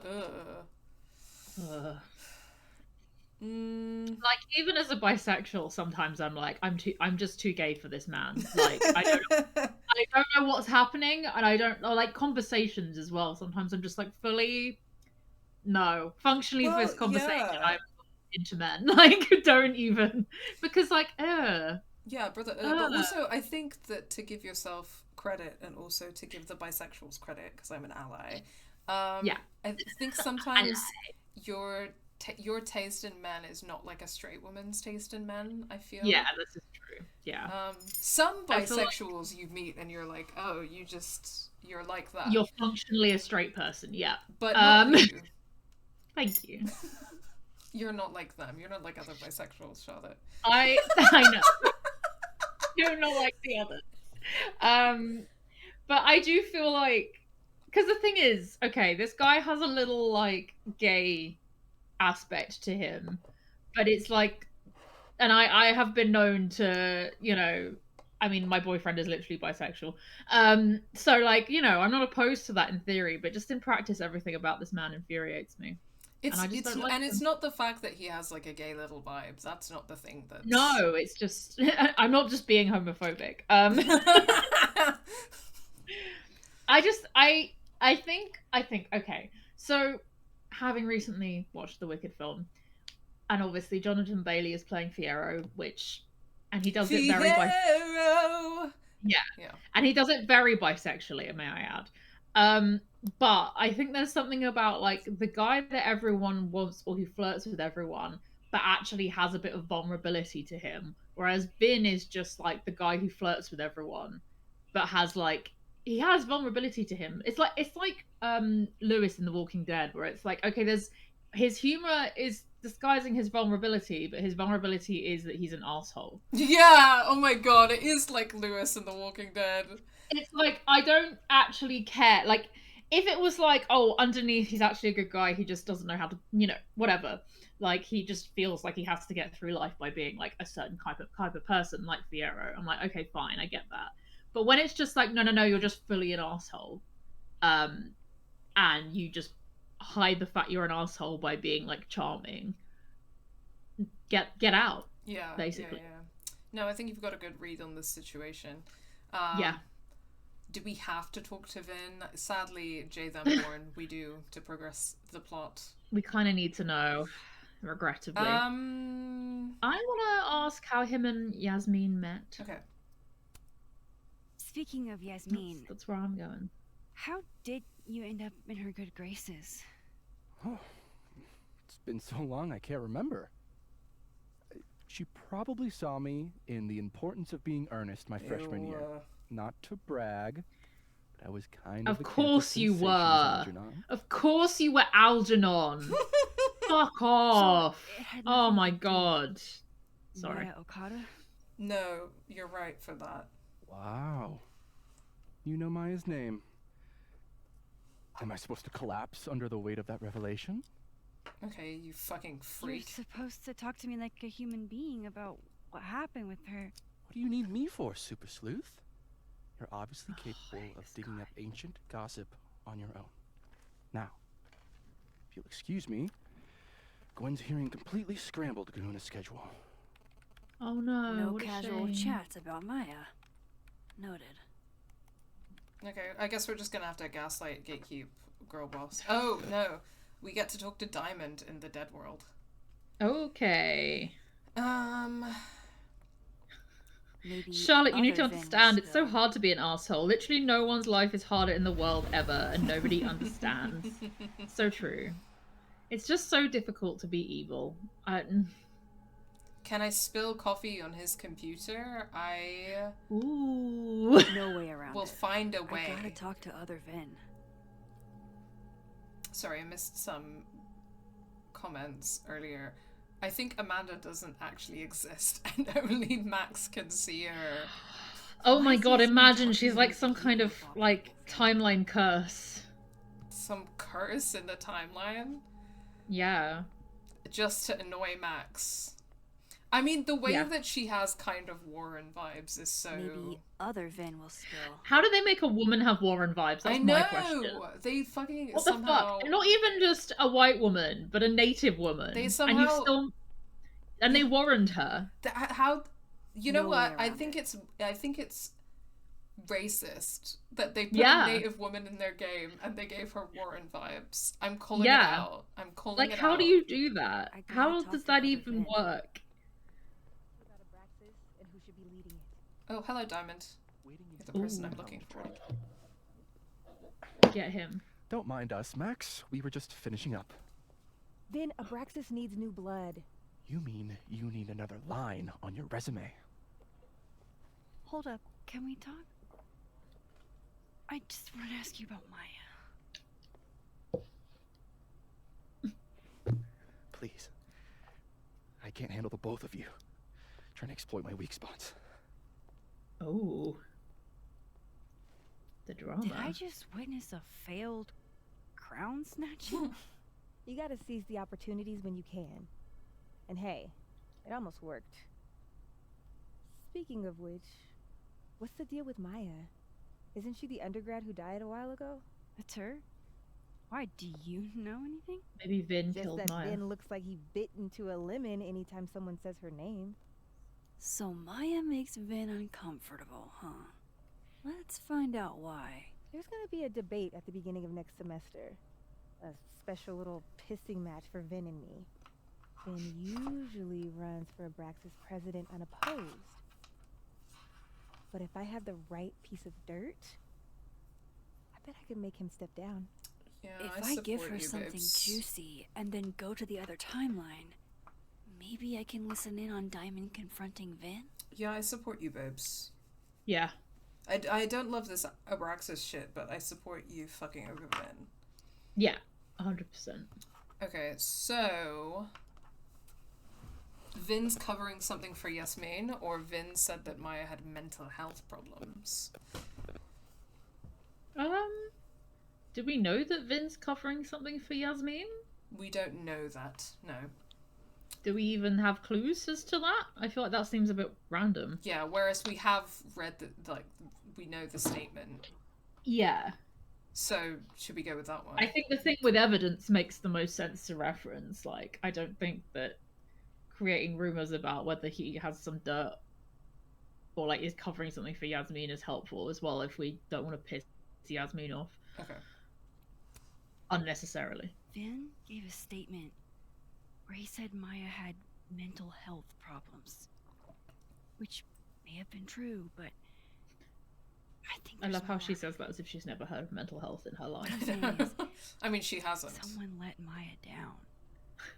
Really badly. I don't get it. Were Maya and Vin friends or something? I'm not sure, but they definitely knew each other.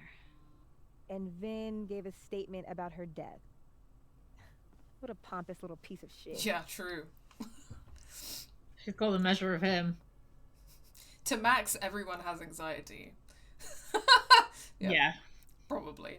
New route unlocked. You go back to the shitty, awful coffee shop, buy a large mocha, and pour it directly into Vin's USB ports. Perfect. Love it. Go forth and conquer, is what I want to say. Yeah. Yeah. I don't care if you go too hard on him. Whatever he did, now's your chance to squeeze it out of him. Damn. Okay, Machiavelli. Can you do me a favor? Wait until I get out of here to bring bring this up with him. You got it. I won't jeopardize your getaway. Pulse in living world to investigate. This Vin's dead not world going Vin. to tell me anything. Maybe the other one has looser lips. If I'm going to listen in on this conversation, I need to cross to the other side. I didn't realize I needed cryptid erotica until just now. Come get your cryptid erotica. Okay. So you... Oh, are you just trying to look around? Keep up my shenanigans and they'll have to add Max Caulfield to the list. Legends of the Lake. Where are you? Goth girl? Hello? Did you bring your weapon with you? Oh, she's not goth. She just has some heavy eyeliner. Yeah. Are you serious? What if we see one of our assassins? Then I'll hide behind you, I guess. Fat chance. If you're not going to pull your weight, you can take the consequences. What is going That's not on a with goth you? girl. Don't you care about the $500? I do. It's just... Is this still about that dead girl? Oh my god. Have a little decorum. Feel bad. I liked Sophie.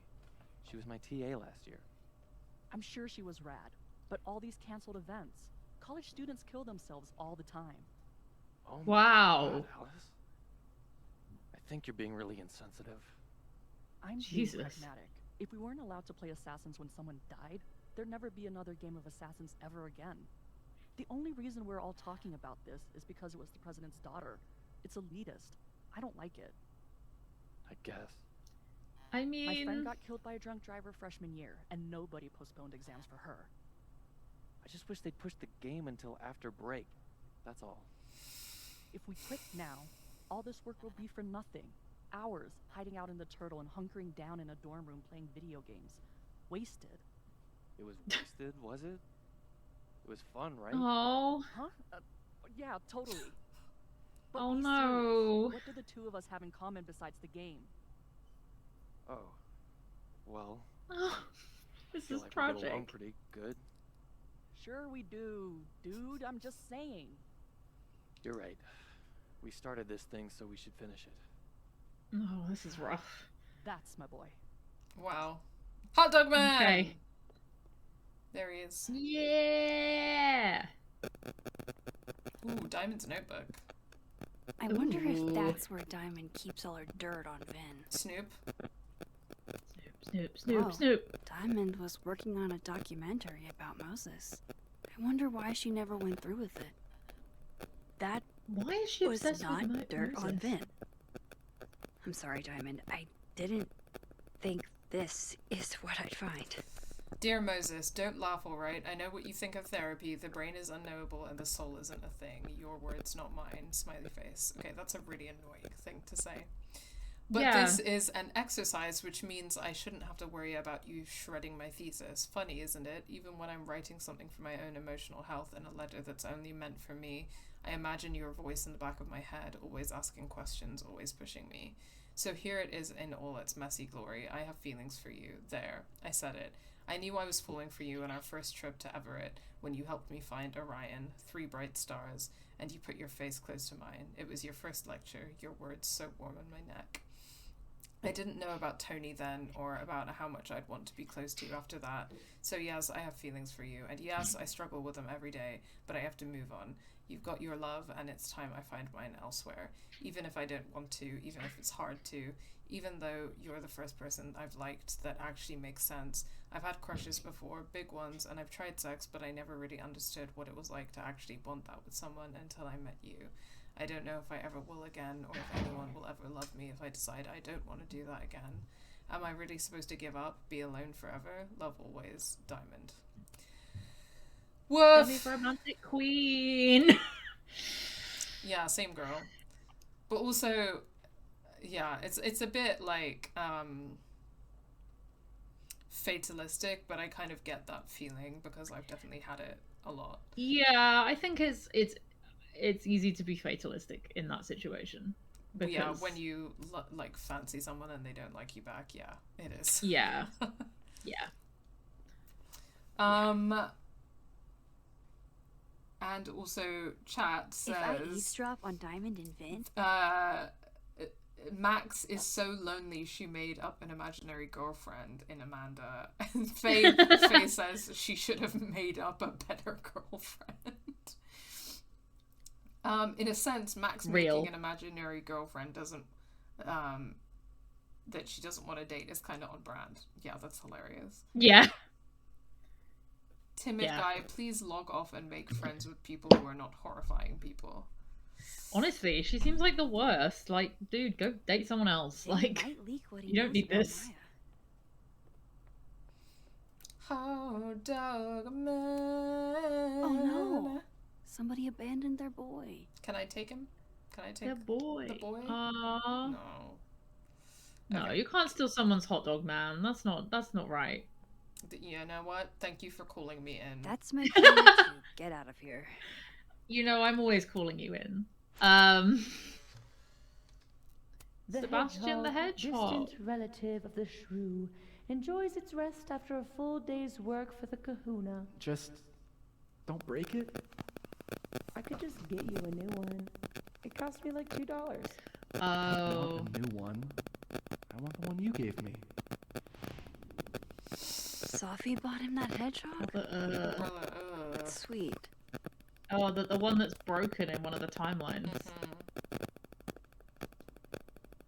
I think there he is. I'm assuming. My phone calls, Desmond.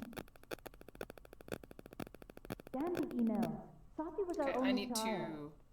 to switch and then eavesdrop.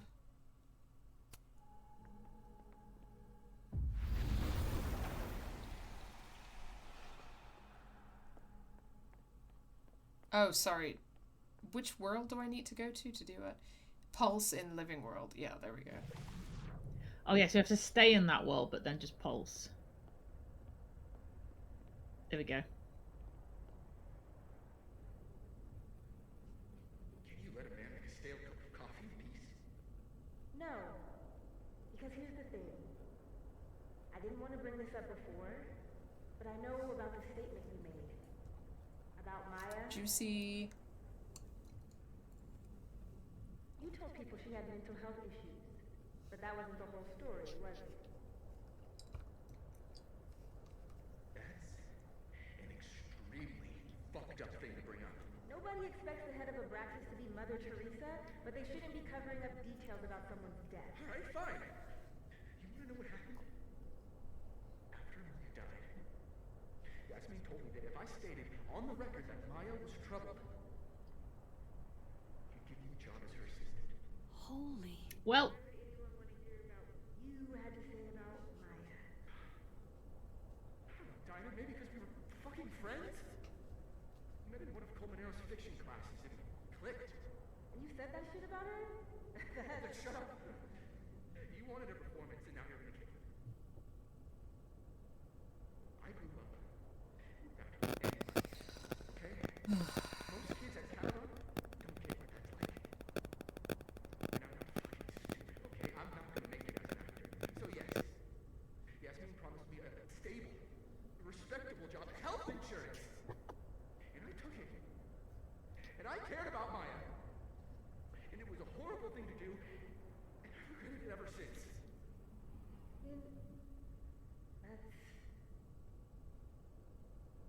I don't have to bring that up in debate.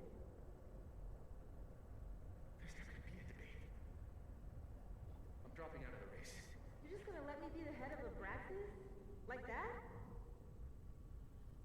It doesn't feel very good. In the end, does it? Vin met Maya in Lucas's class.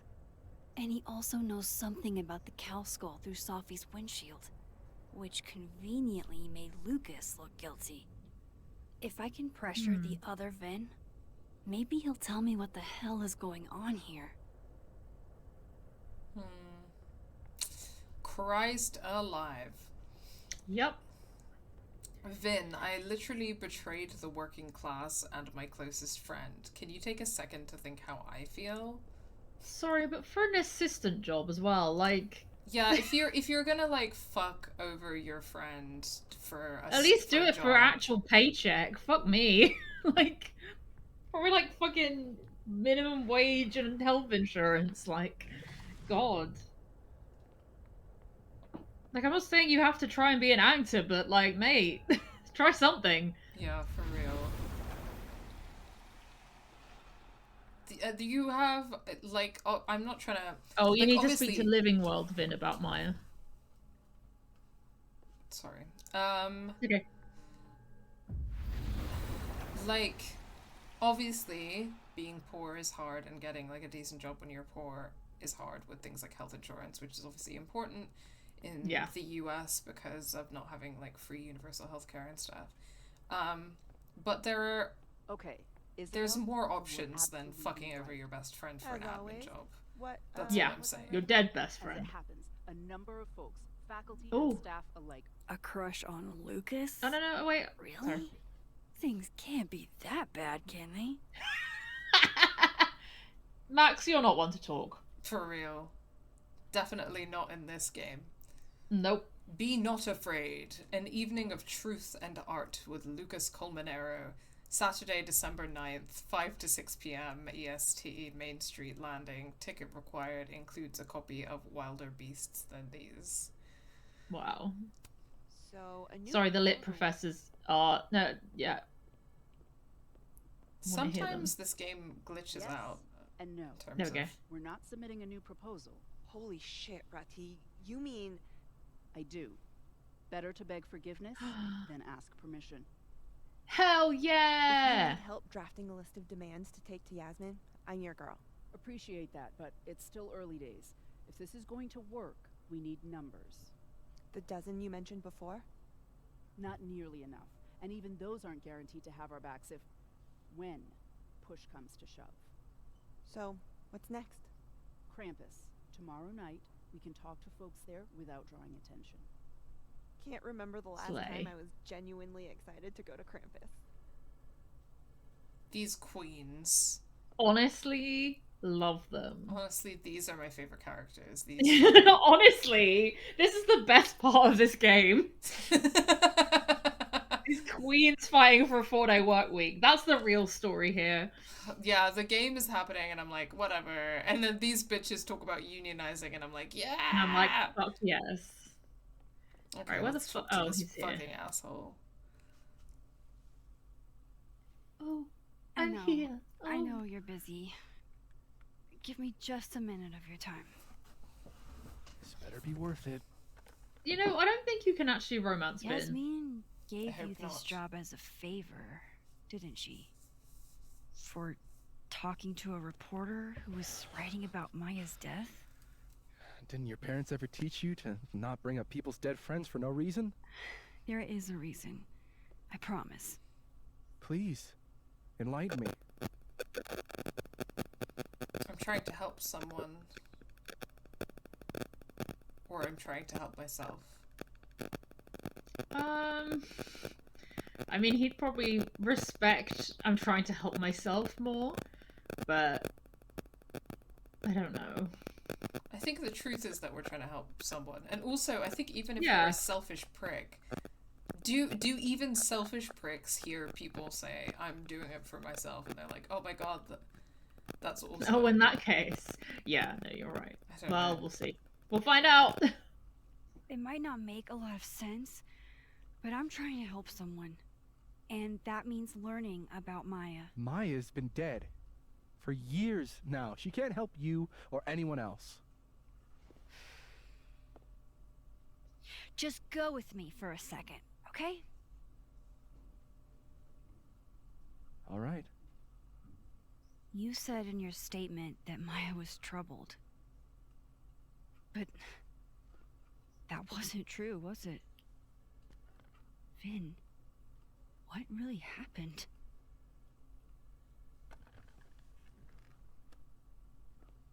Ask Lucas Colmenero. It all started in his class. He has Maya's blood on his hands.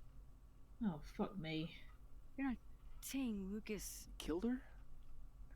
Not literally, It's but... a real merry-go-round of people, isn't it?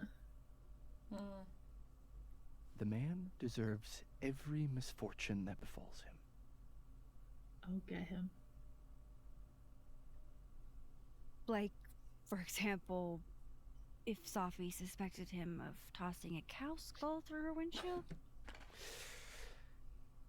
No more free secrets. I have a reputation to protect. I guess I could reveal one of the other secrets I know.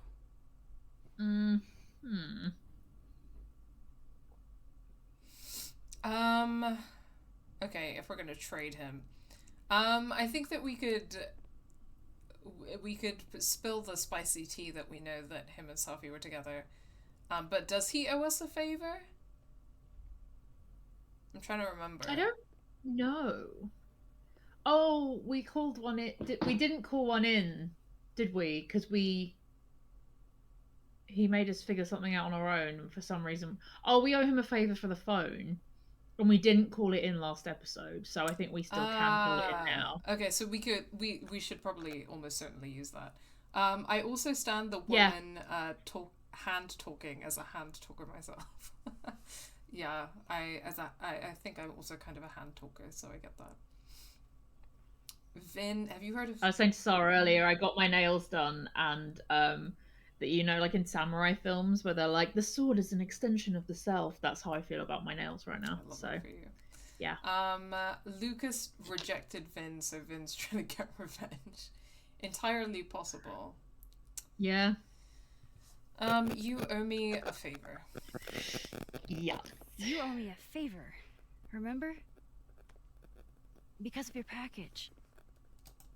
My package? Oh shit! That was in another timeline. That's in the other timeline. Get it together, Max. Never mind. Okay.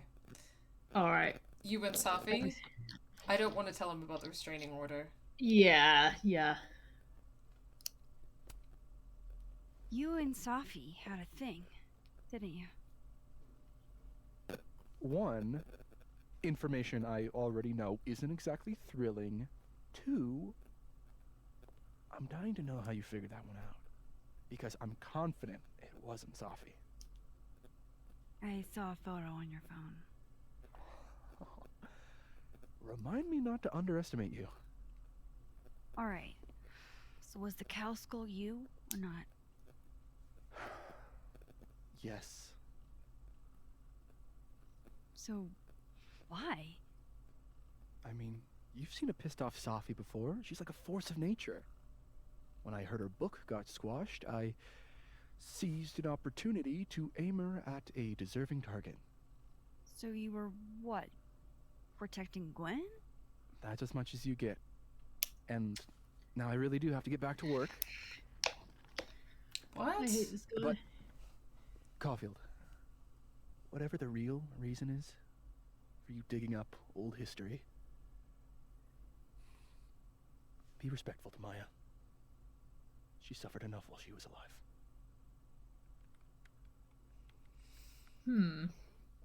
So he wanted Safi to be angry at Colmenero? Yeah, I really don't understand. That doesn't make sense as a motivation. Yeah, I don't know. Those girls are like those videos that only shows the WLW romance from a TV series and ignores the rest of the series. Incredible. How much? That's what I'm talking about. Ha. Compare us all you want. Only one Colmenero has a movie deal, and it's not Roberto. Alright. Samuel, I'm sorry. We get it, you're Italian. Please hold. Absolutely not. Out of my office, now. But I just shipped my son out of the country because of your little stunt. I'm not sure. You think we're just gonna go back to being friends? Roberto is Italian, I believe. Is it? I don't know. I think so. Maybe. I don't know. I don't know the difference. Maybe it's both. Between all of these fucking Europeans and their fucking European languages. I don't know. He strikes me as a white man. Like, I don't know. Yeah, but he could be a white Latino, you know. Yeah. Just to remind people that that's a thing. Yes, no, I know, but I just mean, I don't know. I'm gonna search this. He could be Italian American. but yeah, he gives me that vibe. Okay, so do we want to yell, "Tell me about Maya," or "Blood on your hands"? Oh, okay. Roberto is an Italian, Portuguese, and Spanish variation of the male given name Robert. So could be Spanish. I'm not sure. It would be great to glass him, but we can't glass him, so... Yeah, I feel like maybe blood on your hands is the next best option, because if you start yelling that, he's got to, like, take you into his office and shut it down, you know? Okay, fuck it. Be a nuisance. Lucas. You have blood on your hands. Whatever you think, you know, you'll never be able to prove it. Now get out! Never mind. Okay, that was an interaction that we just had, I guess. What the fuck was that? I can't prove anything? Whatever happened to Maya, Lucas was definitely involved. Yeah, so he just confirmed, basically. Near that man again. Yeah, he was like, you can't prove it, not like denying that he did anything. Yeah. I mean, it could be a red herring situation of he means something different, but still. This school's success means a lot to Yasmin. The Cardinal Times, Caledon University on top 10 list 5 years in a row. President Fayyad has a few words about how she shepherded a once unknown university into one of the biggest schools in the country. Yawn. Whatever. Okay, what's my objective? Go into Lucas's office. Find information about Maya in Deadworld Lucas's office. So change into Deadworld. Go to Lucas's office, I guess. Oh wow. These are extremely creepy. Sorry. The art department really pushes for self-expression in every medium. I like that about Caledon. Okay, whatever. It's literally just like sculpture and some paintings and pretty standard art department stuff, if you ask me, but yeah, it's nothing that radical. I think at the other end of the hall, this doesn't look so great for Gwen. In accordance with the rules and policies of Caledon University, Gwen Hunter has been suspended from her duties pending further investigation. Please contact the Office of Student Affairs with any concerns. That's so dramatic. Can you imagine going to your lecturer's office and finding that? Jeez, Caledon. Is that necessary? No, it's not. Professors sitting on the table? It's these queens queening out. These queens maximizing their joint slay. Always maximizing the joint slay. Okay. Me and who? To be honest.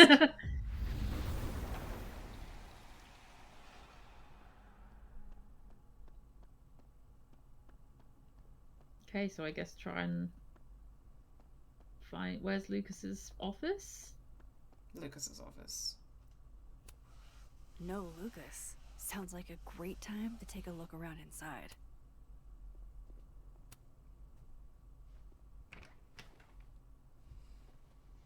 The fucking cardboard cutout of him still in there. Oh, what a wanker. God. Alright, let's see what I can find about Maya. Do you have something for me, Mr. Filing Cabinet? Oh. Don't think I've ever seen this sort of tree in the wild.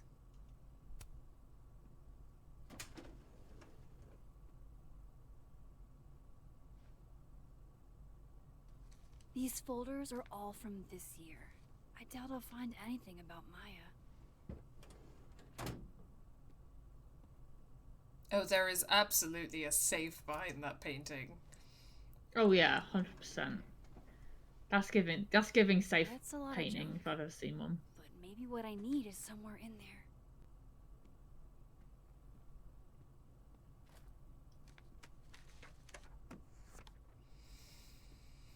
Is that him on a magazine cover with his shirt open? He's so Jefferson coded. Maybe he reads it for the articles. Oh, I don't think that's him. America's least dressed man. Oh my god, is he a lavender marriage situation, or not even a lavender marriage necessarily? I don't know. That looks like. Gay. So it's called LQ, which makes me think of like GQ, which is a men's magazine, but like is one of those like, look how buff you can get if you do this, you know. Maybe. I thought it was giving like a sexy little time, but maybe not. Maybe. I don't know. Oh. That could definitely be Maya Okada. Can't believe the Lucas Coleman Arrow wants to be my mentor. Going to bring in what I have so far tomorrow. I'm a little stuck on where to go next, so maybe you can help me brainstorm. Excited to see what you think. Thanks again, MO.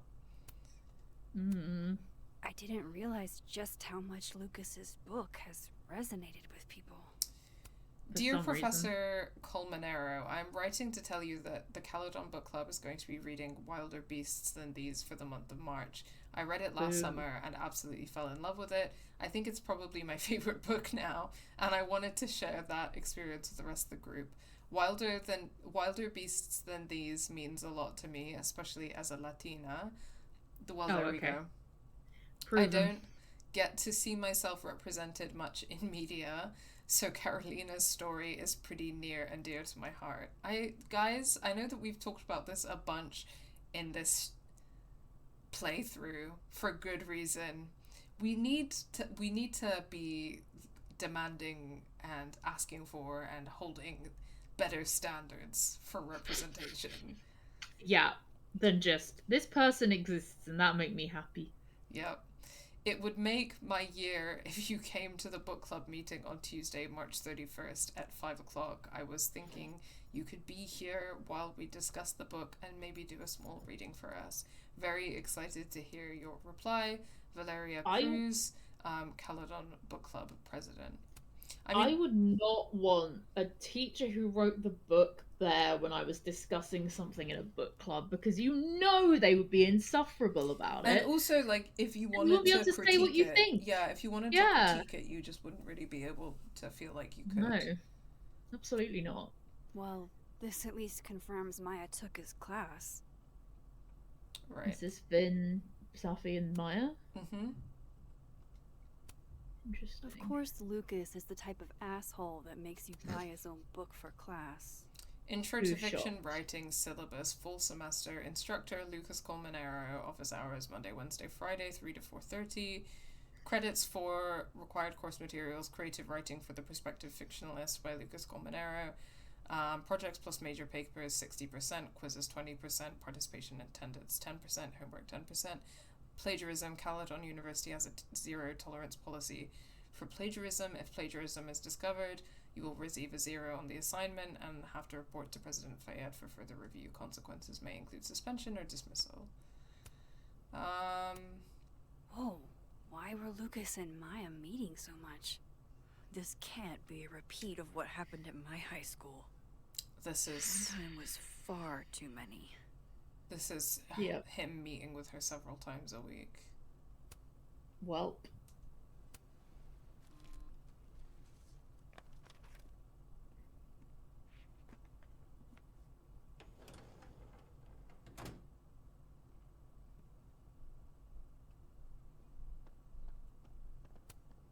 Guess normal drip just doesn't cut it for Professor Colmenero.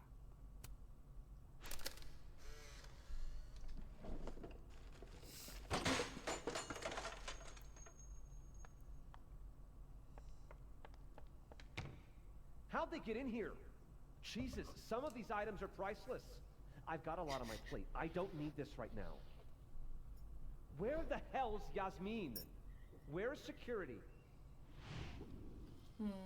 First Gwen slashed tires, now Lucas's office? What's going on in his timeline?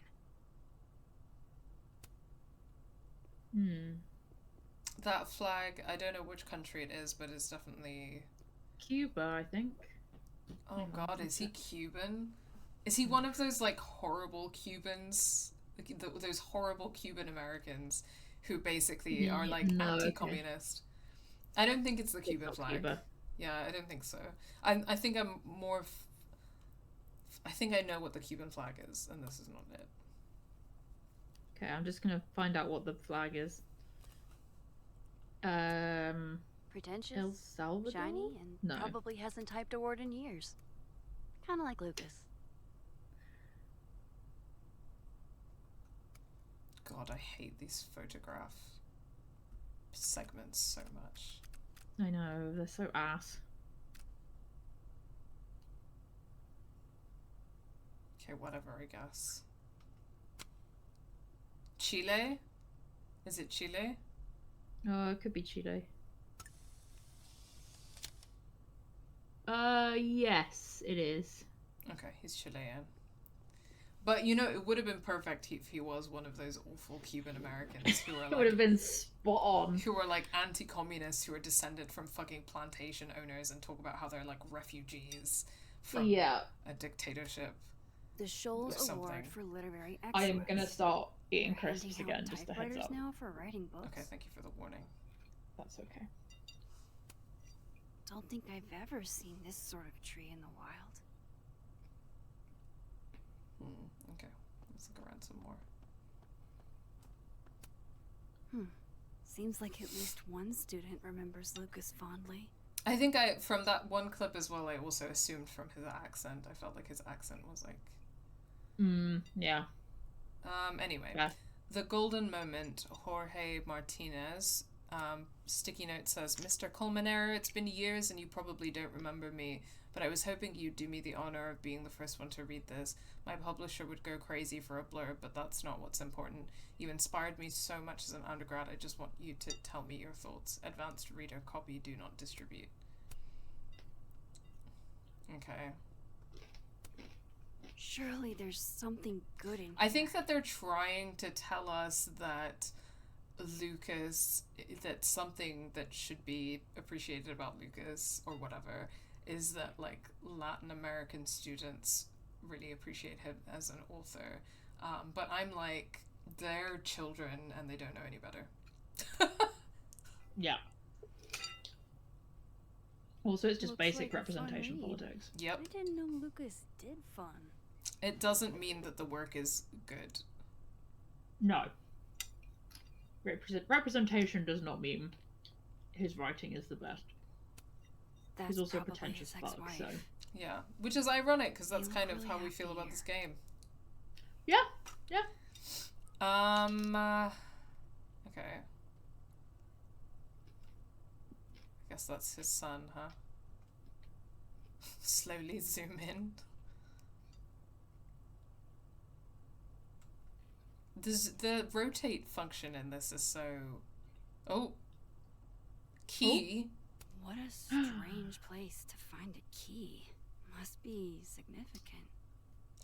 Yeah, but you could rotate it like that, I guess. Yes, it is a university, but they're like probably undergraduate students. Like, so I think the ages of 18 to 21, like, I don't mean in a condescending way, but like I would still refer to people in that age group as kids sometimes, because I need to turn this. I mean, I feel like when I think about myself at that age, the amount of growth I've done since that age is so much, and like kids who are like first joining university are still like 18, you know what I'm saying?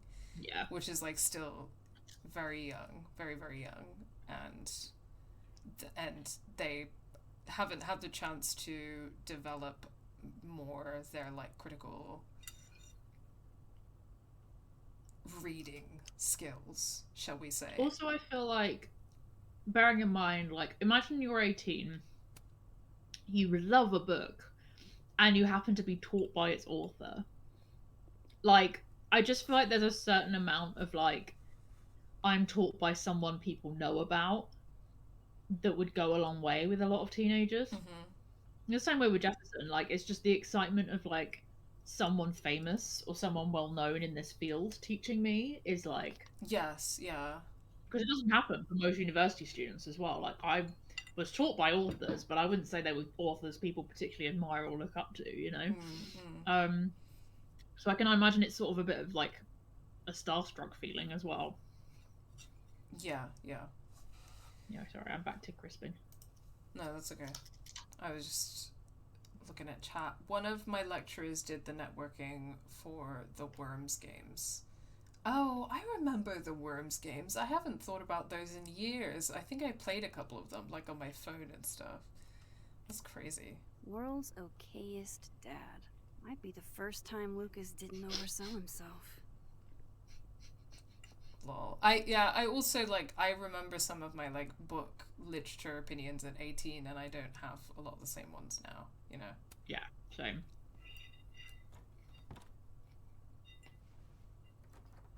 Doesn't fit. Funnily enough, I had one example of that this week because I rewatched Blue Velvet. I think the first time I watched Blue Velvet, I must have been like 18 or 19. And I remembered not really liking it, but I was like, my friend wanted to rewatch it. I wanted to rewatch it because I'm doing like a David Lynch watch at the moment because I'm just in the mood. And I was like, oh, I feel skeptical about this because I remember watching it a long, long time ago, and I couldn't really tell you why, but I didn't really like it. But I was like, you know, I think I'm gonna feel that way no matter what, and I should revisit it because it's been 10 years and I've grown loads. So I rewatched it with my friend, and I was like, no, actually, I like this, but I think that the main character in Blue Velvet, I think, is a little fucking creep, and I think that at 18, I watched the movie and I was like, oh, he's such a creep, and I think that this is being framed as romantic, and I didn't really think about it beyond that. But when I was watching it this week, I was thinking, actually, I feel a bit, like, in terms of how it's framed, I'm not sure, and that's something I actually think I need to chew on a little bit, because the framing of, like, these characters, I think, is not something to be taken at face value in that movie. I don't know if you've ever seen it before, so you might just not know what I'm talking about. I think the only David Lynch I've actually watched is Twin Peaks. Sorry. Well, Twin Peaks is some of his best stuff, really. So, the short version of Blue Velvet, without giving. Oh no! Wait, I've watched the original Dune. Oh, classic! It's so camp. People say it's awful, and like it is bad, but it's really campy and fun. I actually really enjoy it. It's very silly. It's extremely silly, but I like it. I'm personally so obsessed with the fact that he did not want to direct a fight scene for shit, so he just went, just stand around and go bam, bam, bam. It's so good. It's so good. I'm like, yeah, you know what?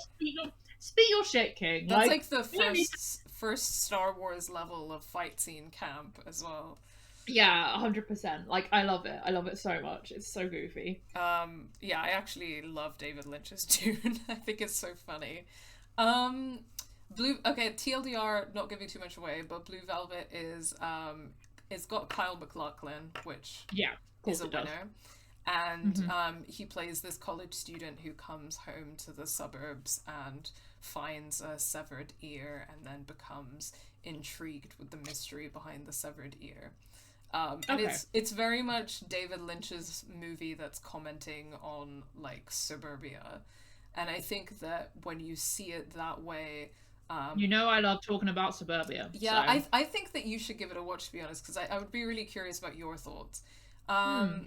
Because I don't know, I think there's stuff I need to chew on, but I don't think it's, but I was like, okay, I don't think that it wants me to take at face value, or that I should take at face value some of the stuff that's happening in this movie. I think you need to think a bit deeper than that to engage with it. And I think that's like, I mean, that's such a David Lynch thing as well. Like, I don't think there's ever, from what I've seen of his work, he's not really a surface level kind of guy. So, yeah. Yeah. And actually, like, so when we're talking about representation as well, I think sometimes I've mentioned some of my favorite movies or books or whatever to people, and they've been like, they've made a comment like, oh, it's really like white or something, and I'm like, yes, but it's a critique about like whiteness, or it's a critique about suburbia, or about, you know, and sometimes I'm like, this story has to be about white people to work, because you know. So I think that's one of the nuances that gets lost as well.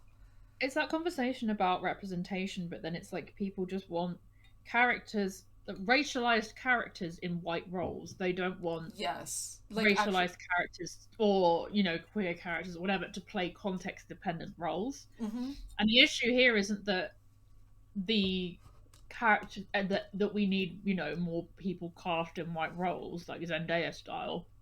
It's that actually what we need is more media that is written and created by racialized people that are context dependent, and we don't have to rely on white people seeing them just for them to get made, basically. Yeah, and the stories are actually like some kind of interesting exploration of that Yeah, stuff. like rather than just like representation tick boxes. Yeah, but totally. Also without cultural context, and those characters are devoid of their context culturally. Yeah, it's hard to know with Lucas because we haven't actually read the book and don't know what the book's about and don't really know anything, but the vibe that I'm giving from his like fan club is a bit like 18 to 20-year-olds who need to develop their critical thinking, but I'm sure they will. I mean, I did. So But also, equally, he might be a good writer. He's just an asshole. That also might be the case, you're right. Many writers that are good suck. It's true. As people, yeah, it's true. Mulholland Drive so far is my favorite David Lynch movie, and it's not just because of the lesbians, although that really does contribute to it. I know who I am. I know what my bias is. But so far it is my favorite David Lynch movie. I think that in a lot of ways it's the most similar to Twin Peaks in vibes. And that also has a lot to do with it, because even though Twin Peaks on the surface is not a gay TV series, although I've always thought that Laura and Donna had a bit of a queer-coded vibe going on. I absolutely adore Twin Peaks. I'm such a huge Twin Peaks fan, even though there are like definitely things to critique about it and about David Lynch in general. But so I think Mulholland Drive has the most Twin Peaks vibes. And fun fact about Mulholland Drive is that it was originally meant to be a television series, so they filmed a television series pilot. Yeah, and then the pilot was rejected by studios, and some French company picked it up to turn into a movie. But the pilot of Mulholland Drive was originally conceptualized as a spin-off of Twin Peaks. Interesting. So that has a lot to do with why it has Twin Peaks vibes so much. Interesting. Do you want to hear my Twin Peaks hot take? Ooh, okay. Audrey Horne is a compet lesbian. You know what's funny about that? Is that it's not a hot take? I mean, I totally see that. B, what's funny about that is that the Twin Peaks spin-off idea from Mulholland Drive was supposedly that it was about Audrey Horne going to LA.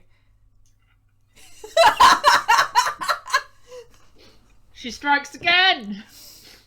Yeah, and then David Lynch was like smoking the lesbian kush in the early noughties, and he was like, what if I just made this little man-obsessed weirdo actually a little lesbian? Yeah. No, that's hilarious. What I would say, Faye, is that it will be kind of confusing at first, but you kind of just have to like let it. You just kind of have to be. You just kind of have to float with it. It's like a lot of David Lynch stuff is like it doesn't. Twin Peaks or just in general? With Mulholland Drive, sorry. Oh, okay. But I think the similar is true of Twin Peaks, although Twin Peaks is a bit more easy to follow narratively. At least initially. At least at first, yeah. Yeah. With Mulholland Drive, for the first like hour and 20 minutes, it's very dreamlike, and some things don't make sense yet. But when you watch the last 30 minutes of the film, it completely recontextualizes everything that you just watched. Okay.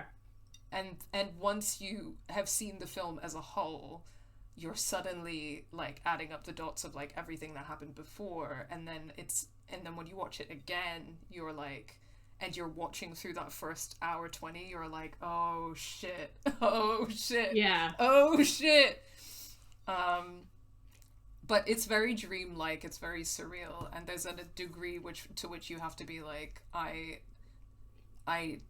don't need this to make sense. Which sometimes I think is like an attitude towards film that some people struggle to have and some people don't. Have you ever seen, I think it's called Elephant. I can't remember. Is that what it's called? Let me check. The Elephant that's Man? what it's called. No, just Elephant. Just Elephant, no. I think that was what it was called. Sorry, we've gone into a whole other rant because I'm hyperfixating on David Lynch. Sorry about that, guys. Yeah, Elephant 2003, I think. Yeah. So it's like a post-Columbine film. Okay. And it does a similar thing where like things are just like I watched this on my degree. I had no context for it whatsoever. So for like an hour, maybe an hour and a half, you're just sitting there not knowing what the fuck is about to happen. And then the last half an hour is like school shooting, and you're like, oh, and it's like, yeah. It's very interestingly done. I need to revisit it. Okay. And it's obviously not a comfortable watch, but I think what's interesting, I think it comes across because the whole first hour, I remember just sitting there like something's off and I don't know what's going to happen. And I would say it's very much a horror film in that vein of like the kind of psychological like uneasiness just exploding out into like horrific violence. But yeah, it's a very interesting film.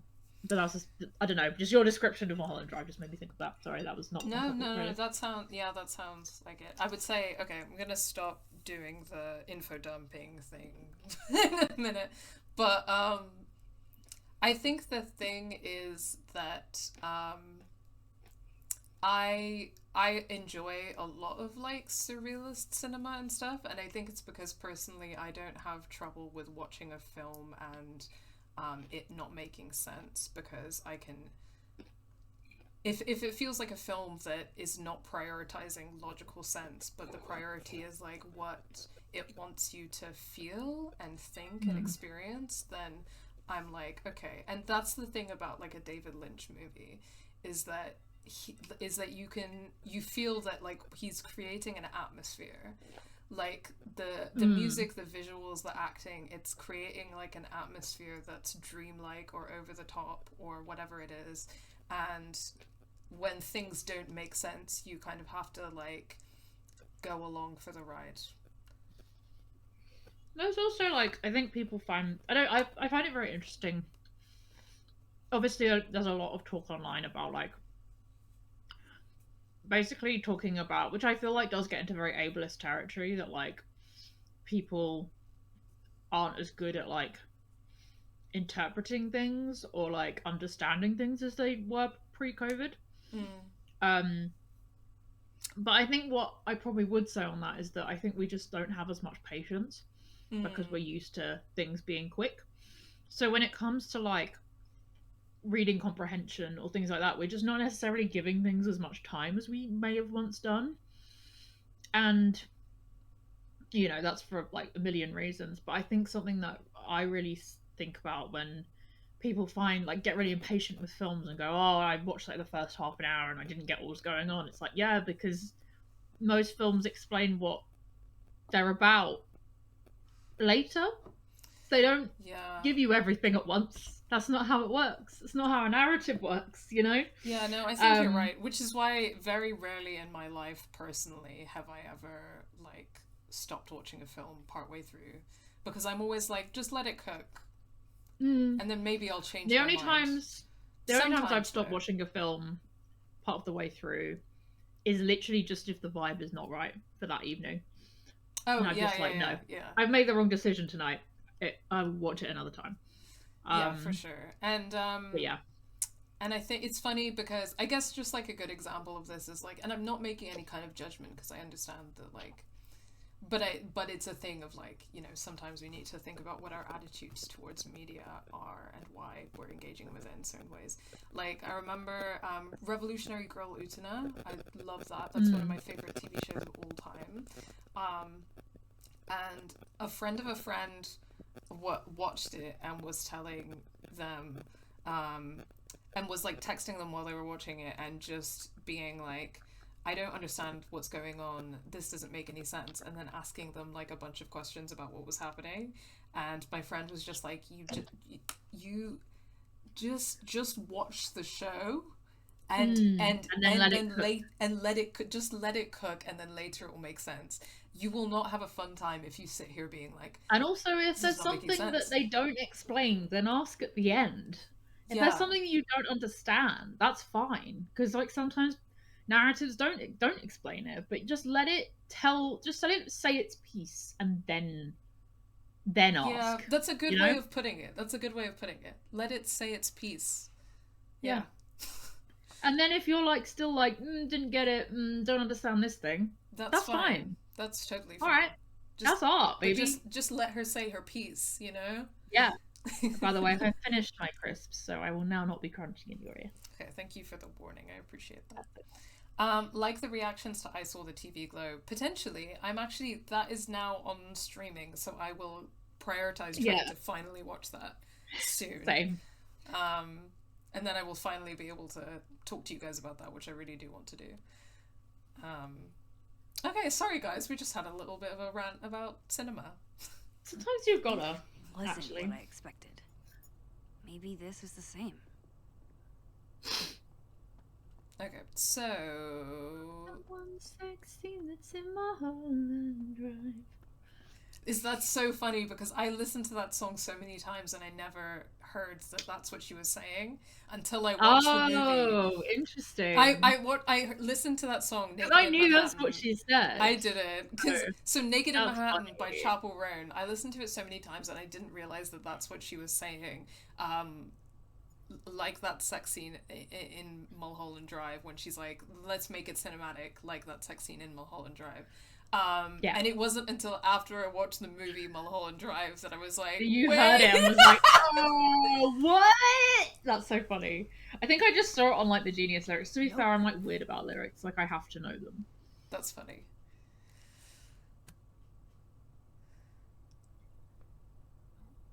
It's a good sex scene. You know how sometimes an actor is too good at playing gay? Yeah. Yeah. Naomi Watts, I think, has a little something going on. It's a little. That's not what I was expecting.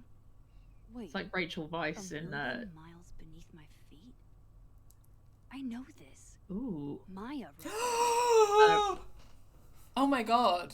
Okay. Tea, guys. A Million Miles Beneath My Feet. Stolen her work? I think so. Okay, A Million Miles Beneath My Feet. Something less pointed, more metaphor. In that city, the beast rose and stared into me. It became me. I had always been the beast. But that was later. Now I was trembling, freezing cold on a January morning. I took a step towards the moving truck, glanced back at the people gathered towards the curb, and instantly understood what it felt like to drown. My parents were looking at each other, and Obasan was looking at the ground. An outsider might see this as obstinance, disapproval at my departure, but I knew they'd been crying and they didn't want to see me. I think Obasan is a grandparent in Japanese, because I know that Okasan is mother, Otosan is father. Obasan, I think, is a grandmother. Okay. These people own my soul, I thought. Separating from them was like trying to breathe water, or like a Jewish thrash. 18 is too young. Hana is only a girl, Obasan said over dinner the night before, talking about me like I wasn't there. She's American, said my father, like that explained it. We're all American now. All of us except my brother Kaito. He had his job in Tokyo. Not even wild horses could drag him from Japan. those same wild horses that took me from the only home I have ever known across 200 miles of highway to a city with a beast as its center, where inside that labyrinth the people who owned my soul would have torn it away from them. This notion of displacement would translate no matter the country. Okay, so yeah, that wasn't all the text. I think she would have loved having Gwen as her tutor. Because... just as an observation.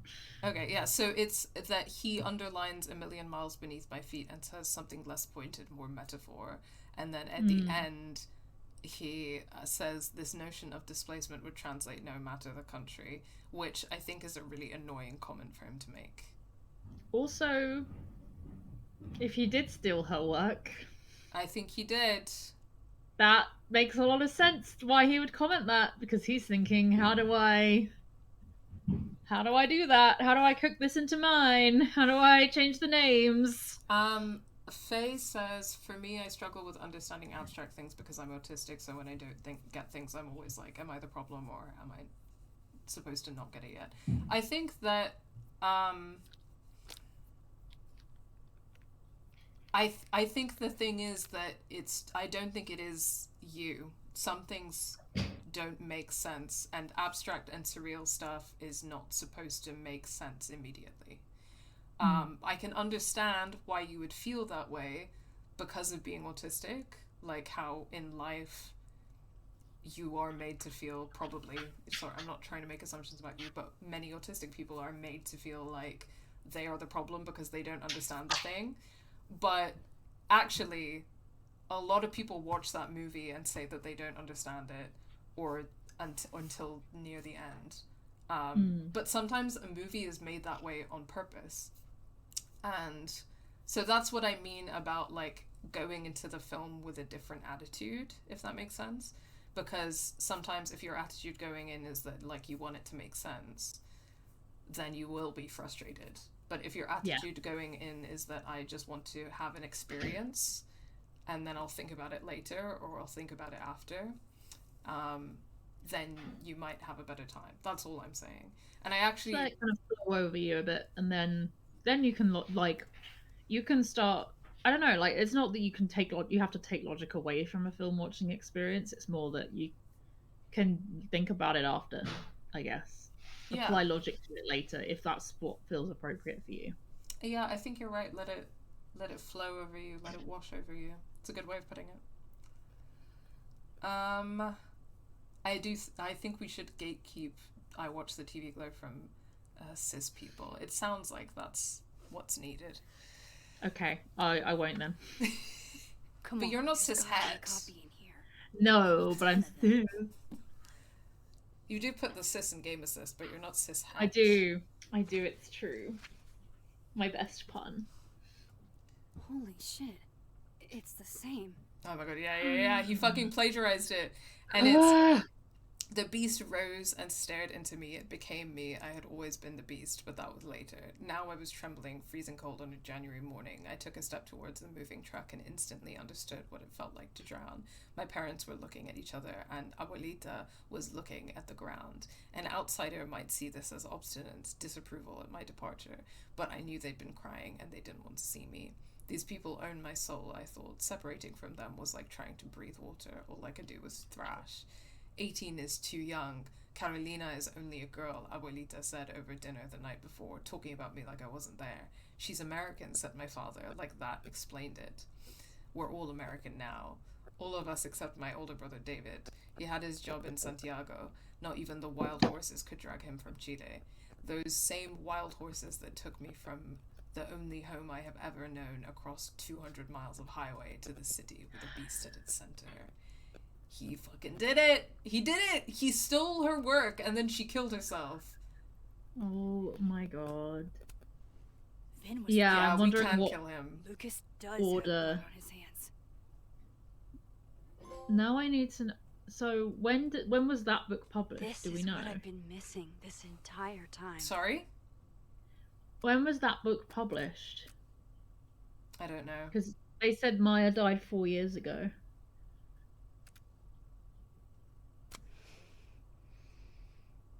Yeah, we're gonna murder him. I have to talk to Safi. Yeah,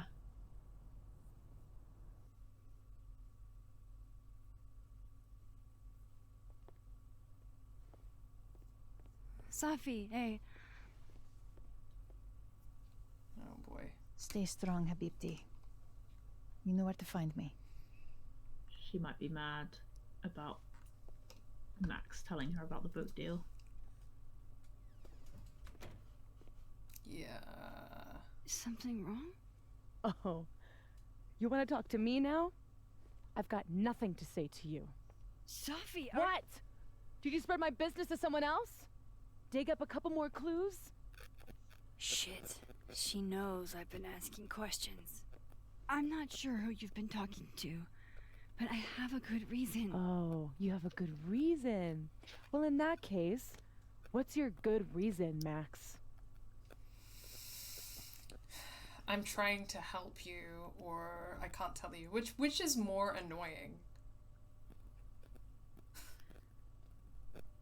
I think I'm trying to help you would be worse. Because it's obviously not helping, so I don't know. Because it's not helping Safi here in this timeline. It's helping Safi in a different timeline, so it doesn't help her here, you know? So should we just say I can't tell you? Yeah. She's gonna hate it either way. I actually can't tell you right now. Of course you can't. Great. Fucking sick, Max. I don't have the energy for this. I think you should leave me alone for a while. Maybe a long while.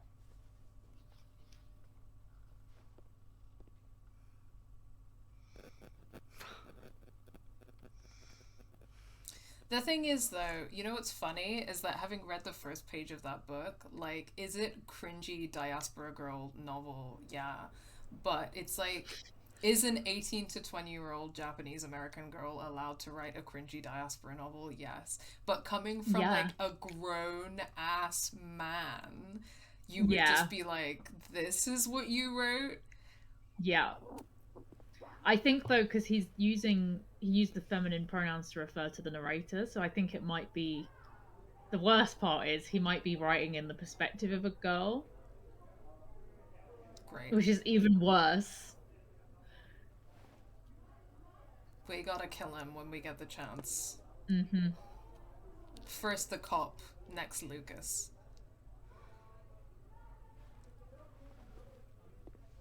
I spent so many nights like this when I was on the road. Diners, bars, hotels. I liked being alone then. At least, I think I did. Chloe's probably partying. She'd pick up from me. But it's not up to her to take care of me anymore. I can't just sit here feeling sorry for myself.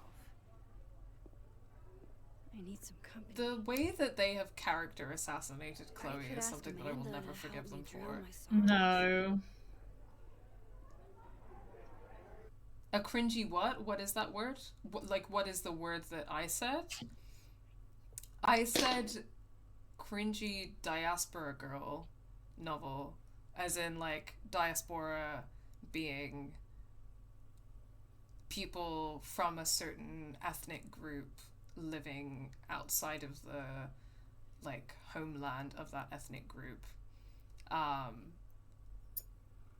And yeah, a girl from the diaspora, so in this case the Japanese diaspora, in Lucas's case the Chilean diaspora, and it's like, I guess that there's, and I'm saying this is a diaspora girly, that there's certain tropes and memes about, like, cringy diaspora poetry, you know, stuff like, specifically like Rupee Kaur vibes. Yeah, like Rupee Kaur, for example. Sorry. Just stuff that's kind of like, I'm torn between two worlds, and I sit in a Greg's, but the blood in my veins flows into the roots of my great-grandmother's mango tree. And Charlotte's doing the interpretive dance to match it.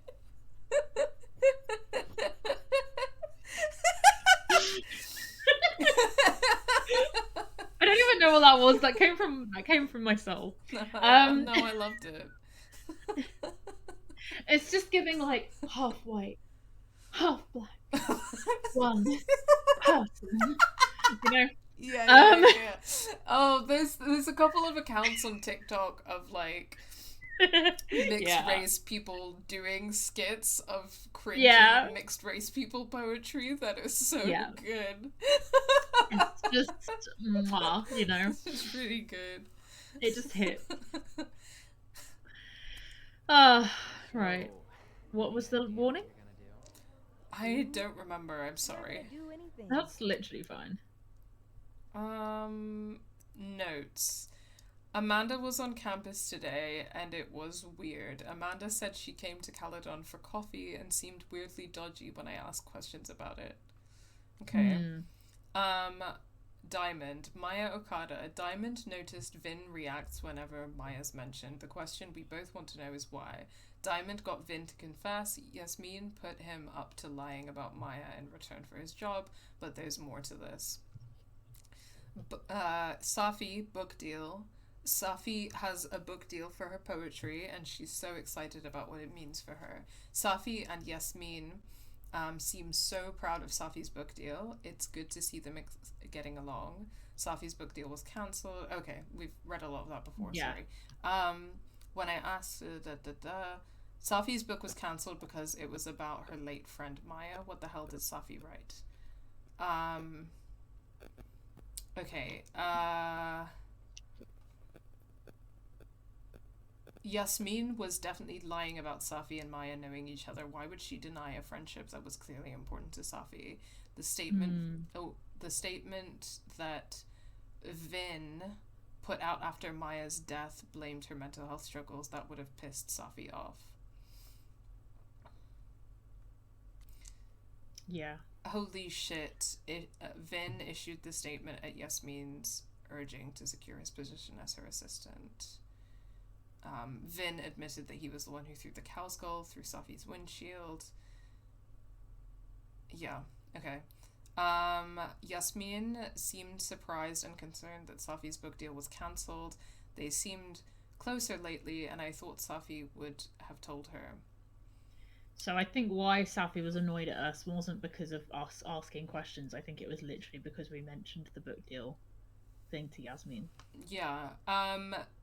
And also, Yasmin flat out lied about Safi knowing Maya, something's going on. Yasmin and Vin had to do a PR spin on Maya's death. That was worth enough to her to land him a job, so what was he covering for? Yasmin wanted Lucas's plagiarism swept under the rug, so that's it. My god. Woof. Yasmin! December 7th, there are a lot of creeps in the world and Lucas Colmenero is one of them. He acts like he's dignified, but he's a user. Jefferson was all charm too, until he wasn't. He was so menacing when he kicked me out of his office. I'm glad I sent Safi that restraining order. Who knows what Lucas is capable of? I feel sorry for Robbie to have such an asshole for a dad. I feel sorry for Safi too. So many people failed her, including me.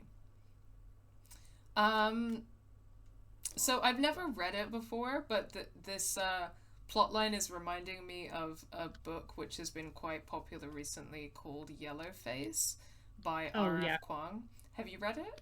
Or I haven't read it, but I have seen it. The premise of Yellowface has to do with a white woman like plagiarizing the work of a like Asian American woman. And the white woman sort of passes for Asian, I think, is the because people have been talking about a movie and saying like suggesting actresses who could play the white woman character, but they have to like, you know, people were joking like, oh, Emma Stone could play her, you know, like as in, oh, you know, Emma Stone played a Hawaiian character. It's a whole thing. Yeah. Chloe isn't a party person. She went to concerts, but she's not a partier. Yeah, she never really gave me partier vibes. She gave me, and I know this because it reminds me of me, she gave me goes to parties in order to get smashed vibes. Yeah, and then sits in the corner and feels sad but doesn't know what to do with herself. Yeah. Unless I'm projecting that. Well, I could be projected too, so... and the idea that it isn't her job to take care of Max, like it isn't her job, but that's not how friendship works. Yeah, I know. And again, I know that they've broken up, but we've talked about this so much before. It doesn't make any sense that Chloe and Max would not still be like best friends. They're family. Ohana means family. And family means nobody gets left behind or forgotten. True. It's true. Or goes... I would need to rewatch Lilo and Stitch. Don't you? Sorry? Don't you? I said I really need to. Oh, you really need to. I thought you said I don't need to. I was like, don't you? No, that would be a weird thing to say. No, I said I really need to. Yeah. Or goes to parties to talk to 3 specific people. Yeah, that's me now. Me at 19, same. I was, going to parties to get drunk. Yeah. Obviously, doing nothing is making you miserable. Okay. If I was at home, I have to speak to Amanda, apparently. I'm gonna talk to Gwen. Hey, Gwen? Yeah. We just keep meeting like this. Guess we've both had bad days. You have a disciplinary hearing tomorrow, too? I did get into it with Yasmin. She lied to my face. Oh, to your face? She must really like you. I love Gwen. You want my input? Cut and run. Caledon is shiny, but trust me, it's a tar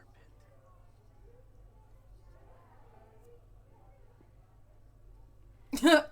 Okay, she's just gonna walk away, I guess. Okay. Great chat. Yeah.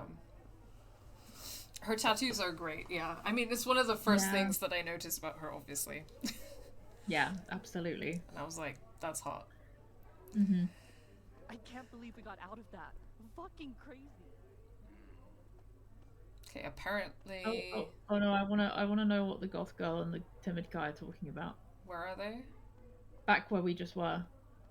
Next to Gwen in the booth. Absolute punks thought they could take us down.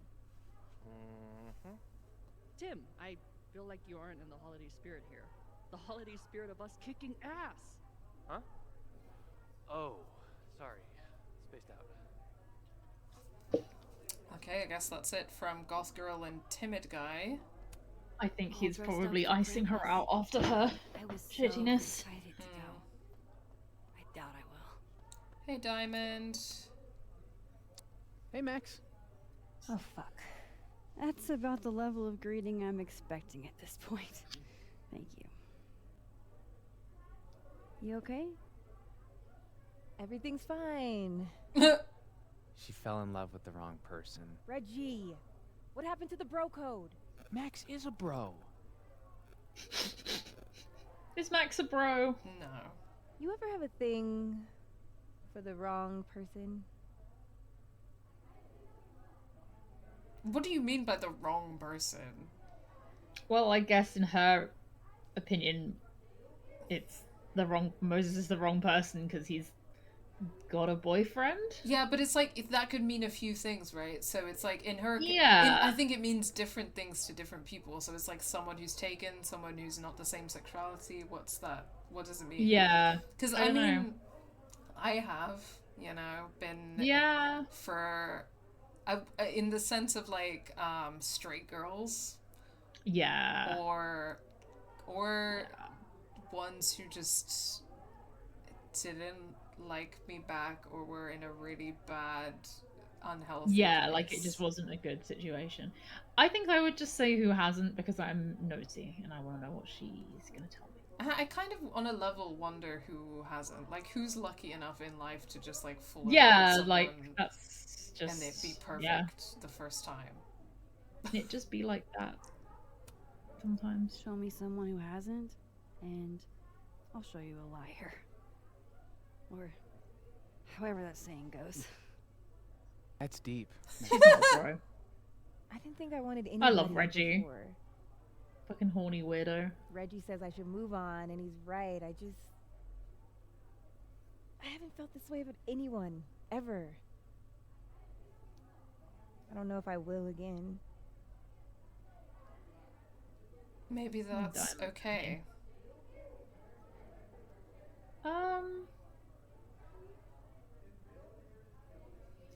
I don't know, because she clearly wants to feel that way again.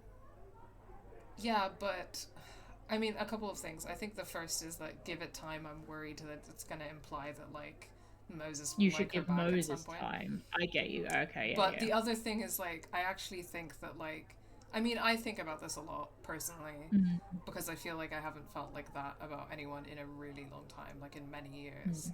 And sometimes that really depresses me. But then sometimes I'm like, I've gotten to a point in life where because I deprioritized that, I'm a lot happier and healthier. And so even if I never fell in love with someone that way ever again, I think I would be fine. Yeah. Like, I want to, but I'll live like it's fine. Yeah. I have other things in life that make me feel happy and fulfilled. And it's okay. Yeah. That's fair. Yeah, okay. We can say that. Maybe not, but you'll meet other people, and you'll feel not exactly the same way you feel about this person, but it'll be amazing in its own way. Yeah, that's good advice. That's good really advice. Hope you're right. Hey, if she can somehow break up with and move on from Chloe, then you can do anything, Diamond. Still shocked and unhappy every time I really think about that. Who ever meets you stay the fuck away from me. I think you should leave me alone for a while. Maybe a long while. So This Is Lonely by Tessa Rose Jackson. What Lucas did to Maya was deplorable. I can only imagine how painful that was for Safi. And I poked at that pain like a kid with a stick. I still don't think that was it, but sure. Maybe I should have told her the truth. I think I'd kill you. Sorry, I'm trying to fix it. Oh, fuck. I thought things would be different here. I hope Safi doesn't hate me for too long.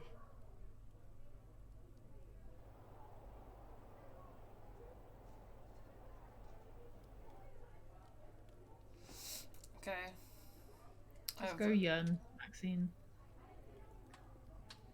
Contemplated for long enough. Pondered, considered. Now we must talk to Amanda. You can't be a bard. Why not? Must be game night. Dungeons and Dragons. Last time we had 2 bards, we got 2 sessions. Okay, yeah, no choice. Have to talk to Amanda. Sorry. Hey, sport. Working hard or hardly working? Sport? You cosplaying as a boomer dad today? Hey, you said it first. I doubt it.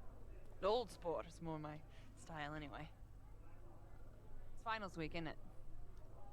Everyone that's come in here lately has that same frazzled look. A drink to ease your troubles. Shot, please. Wow. Are we wanting a gasoline on fire flavor experience? Or is Amanda doing some weird timeliney shit as well? Liquor cabinet I kind of don't know. Weird. don't know. I can make the decision here if you would prefer. Yes, please. I feel like Max is a grandma's liquor kind of girly. Okay. You know me. If it's not cloyingly sweet, I mean, she drinks Cosmos, for Christ's sake. Have you ever tried Amaro? It's this sweet liqueur. It tastes like liqueur. A whole herb garden went on a week-long bender. Great. Now I'm depressed and scared.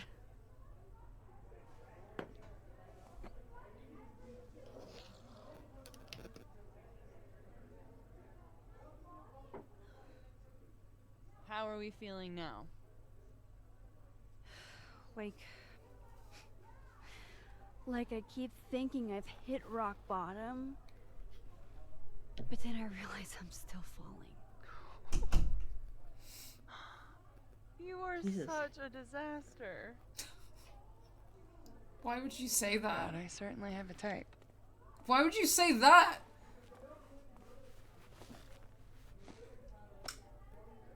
You need more than a drink.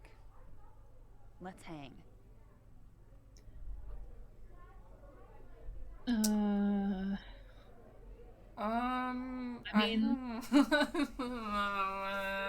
I think Max needs company, but I don't think she needs Amanda's Just company. let me mope is my instinct. I don't know. Because I want her to leave me alone. But... Yeah. Yeah. It's fine. Seriously, I don't need company while I wade through this self-pity swamp. Oh, which is why you're at a popular bar. The best spot for a solo self-pity party. Come on. Remember how we said we were gonna hang anyway?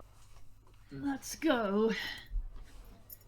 We might not be able to go to a show for real, but we can always pretend.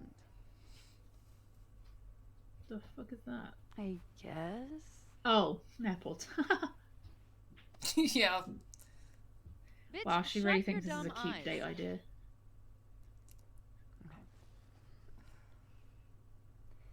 We put The following gameplay contains depictions of drug use. Of course. pull up to my buddy Eddie's house. We call it the Rat Hole. Best house shows in Lakeport. Revenge Horse goes on at 11, but at the Rat Hole, that means nothing. Okay, by social The place lighting. is packed. We can smell Granite Joe smoking a blunt out back. And Eddie waves to us from a table full of scary merch. Granite Joe? Scary merch? Yeah. I think Granite Joe is more Sorry. what I'd like Did to you say question. someone called Granite Joe is out back smoking up? I take you to meet Granite Joe. Dude's a sweetheart.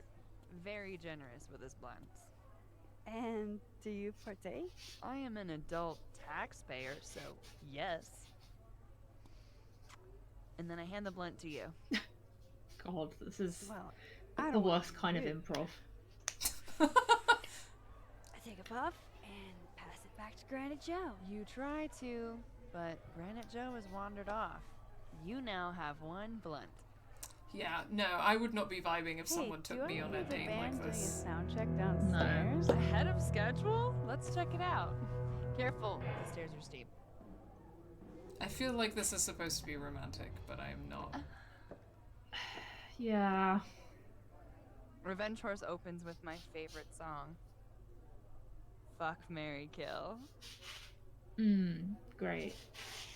Oh yeah. I love Fuck, Marry, Kill by And a mosh Revenge pit Horse opens and in the Loveless. smoky dark Oh, in front shit. of the stage. Let's thrash! Yeah. Let's thrash. Let's Shaka bra. No. Welcome to the mosh Pretend pit, you said Shaka something bra. normal, but basically that. We throw ourselves into the crowd. Maxine.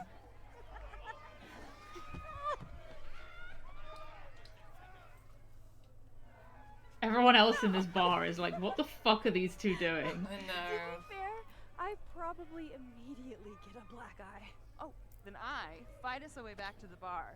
Babe, Get can you you not block an my ice light? Oh, sorry. I'll only need one eye to see the show anyway. Hey, the singer. Is she a stage diver?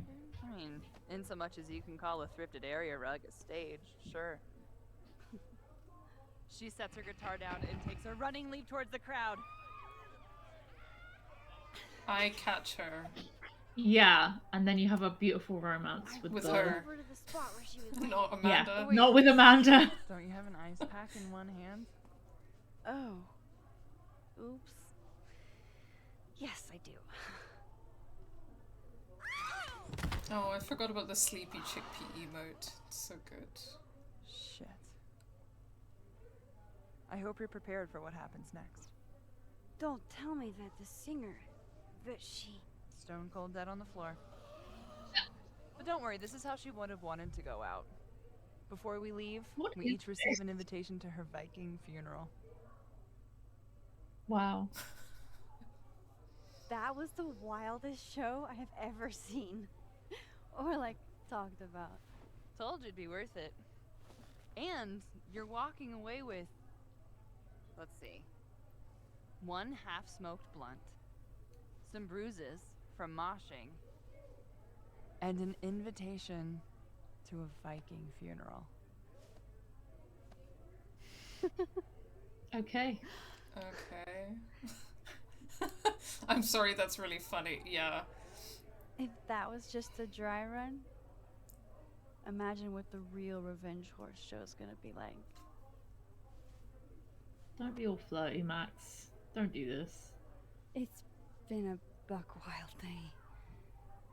But that made me feel like, I don't know, maybe tomorrow my existence won't make things worse for everyone. Who wrote these lines? I know. Maxine, are you good? Oh my god. Are they gonna... Oh. I don't... The game is really pushing this on us. They really want us to like this. About your day. What happened?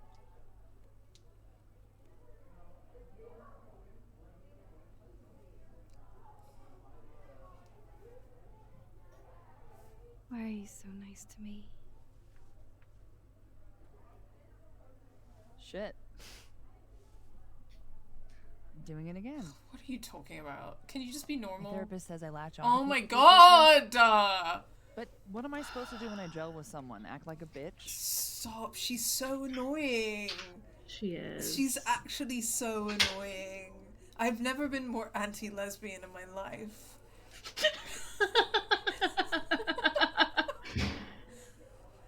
Please don't. Please don't. I don't know what she said though. Was it be a bitch? You saying one mean thing would make me dissolve into a puddle of tears. The other option was that would be hot and not from Yeah, Amanda. that's fair. I drove you to tears the first time we hung out. Look, what can I say? I have a thing for emotionally unavailable women. Leave her alone. You that don't why have to you keep liked me? going there. Probably a big part of it. But don't worry. I don't think you did respect that, actually. Besides, tonight, the actual love of my life is here. Isn't she Oh, yeah, married? fair. Oh, yes. But a girl can Okay, dream. she's real for that at least. Yeah. Alright. I gotta do the rounds. Make sure nobody's thirsty. You're the best. Seriously. Oh, I know. It's just not even as a friendship. It's No. not even as a friendship. Nice. It's not really anything, is it? It's just... Yeah. The devs are like, listen, we worked really hard on this. Can you just watch the forced romance for like 3 more seconds? And you're like, no. No. I don't want to. I shan't. Speak to Vin in Dead World. Leave the bar in Living World. Okay.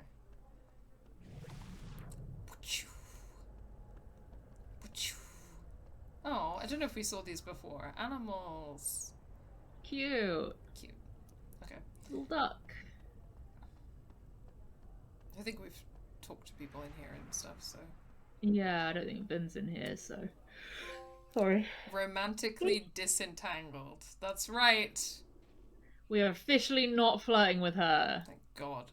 Okay, the following gameplay contains depictions of violence. Okay. I feel like it could be giving winding up to the end of the episode vibes. Yeah, I'm definitely getting that sense. So we might get one reveal before then. Yeah. Is this... Where is she? Is this her apartment?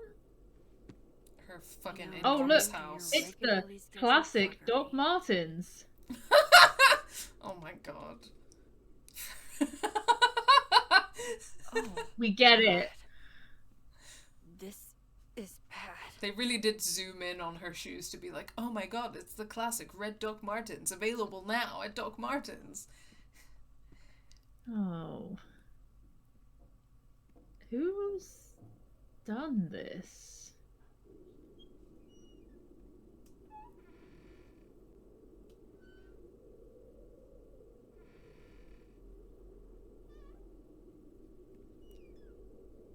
Close that door behind you. Surely.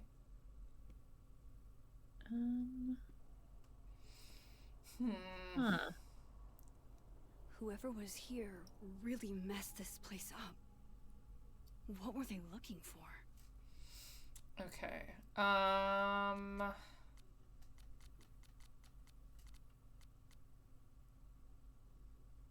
Oh, wait. Amanda. Max, I just found out Revenge Horse is coming in the spring if you want to go IRL. I'd love to, but it's the one choice we had. That sounds great, but I'm kind of dealing with something at the moment. Let me get back to you. Sure, you okay? Yeah, nothing I can't handle. Okay. Crosstalk. Picking up ingredients for sangria makes me think about a friend who used to get wasted and try to get us to break into abandoned buildings. Wherever you are, I hope there's plenty of derelict bowling alleys. LeMayo, who is this? You don't know her. I think this is more reflective on your sangria than anything else. My sangria whips. If this is who I think it is, I wish we had broken into somewhere with her. Me too. I think it's Maya? implying that she's talking about Maya, yeah. Yeah. Maya must have shown Safi that building initially. Safi. One at the beginning. Yeah, I think so. Safi, I did not speak for so long that my tongue rotted, but my teeth got sharp. Moses, Safi, can you call me back, please? POV, your friend is posting weird poetry online, but won't call you back. Yeah, well, that's what everyone in this fucking town does, I guess. I know. Moses, the only thing I wanted for Christmas this year was to introduce my baddie boyfriend to my friends at Krampus, but I didn't think Santa can do it. Tony, Moses, I said I would try, and you know me. You know I tried, I just couldn't make it work this time. Moses, oh, I know, I wasn't calling you out, boo. I was feeling some type of way and wanted to be sad on Maine is all. Tony, well, you're right to be sad because I'm a 10 on my worst day. Your co-workers wouldn't know what to do with me. You barely do. Winky face. Weird interaction. Really weird interaction. Diamond, I'll be at Krampus. I'll keep you company if you're down. No, no, Diamond. Oh, Diamond. Hell no. Some people perform friendship, but if they were true friends, they'd restrict your boundaries. Yasmin, true, but people make mistakes. Don't be too quick to give up on a friend. Derek, agreed. Sometimes people do stupid stuff. This really is like a town full of people who subtweet instead of ever talking to each other. It's crazy. It's crazy. Why? Just, if you're that worried about your privacy, why are you tweeting about it, bitch? I don't know. Gwen, cut the elves and the pedantry around enchanted forests. How about a TTRPG with gay cowgirls in space? Someone make it happen. Hell yeah. Compelling. Moses, if they're space cowgirls, exactly what are they wrangling? Vin. Peach emoji. Gwen. Ass. Yeah. That is the translation. Gwen. Sorry, I just wanted to make sure we all knew. We all knew that he meant ass. Khazar's dark matter, clean energy. Moses, a quest for clean energy filled with cosmic monsters, solar flares, and wormholes. Depending on how you roll, I'm down. Vin, me too. Marlon, I didn't know you were into TTRPGs, Vin. Tim, I'll stick with my elves and enchanted forests. Thanks. Boo. Boo. No. Diamond, I swear to God, if you're thinking of giving me dating advice, maybe shut up instead. Just get back out there isn't the flex you think it is. She's also fucking subtweeting, everyone. And she's subtweeting Max? Wait, Reggie, Diamond, are you subtweeting me when I'm literally sitting right next to you? Diamond, not just you, Reggie. Everyone who means well doesn't seem to know me as well as they'd like. Then tell me. Talk to me. I will, once I figure out how to put it into words. This is so messy. It's so messy, and the thing is, it's not even that I feel like these posts are telling me anything about these characters. It's just that these people are, like, messy and can't communicate, and they post on Twitter instead of... Yeah, like, because, like, that's not even really what Max said. She was just like, you know, you won't find the same thing again, but you'll find something with someone. Yeah. I don't know. I don't think Max's advice was bad, and I think it's really, like, weird of her to just be like, everyone needs to get off my back when, like, you've been asking them for advice, you know? Yeah, totally. If you... I think your connection's being a bit wacky again. Hang on. It might be mine as well. Sorry, I don't mean to just blame you. That's okay. Can you hear me? It's yeah, I can. I think it's calmed down a little bit now. Okay. I was just going back in chat. If you kiss her, Max says she's a sucker for a dare. Wait, is that if you kiss Amanda? I guess so. Oh, well, I guess it's like you completely Chloe daring Max to kiss her. I don't know. Yeah, and you completely skipped the Vin date. Didn't know you could do that. I didn't know you could do that either. Jesus. I forgot that you could. I didn't even know you could.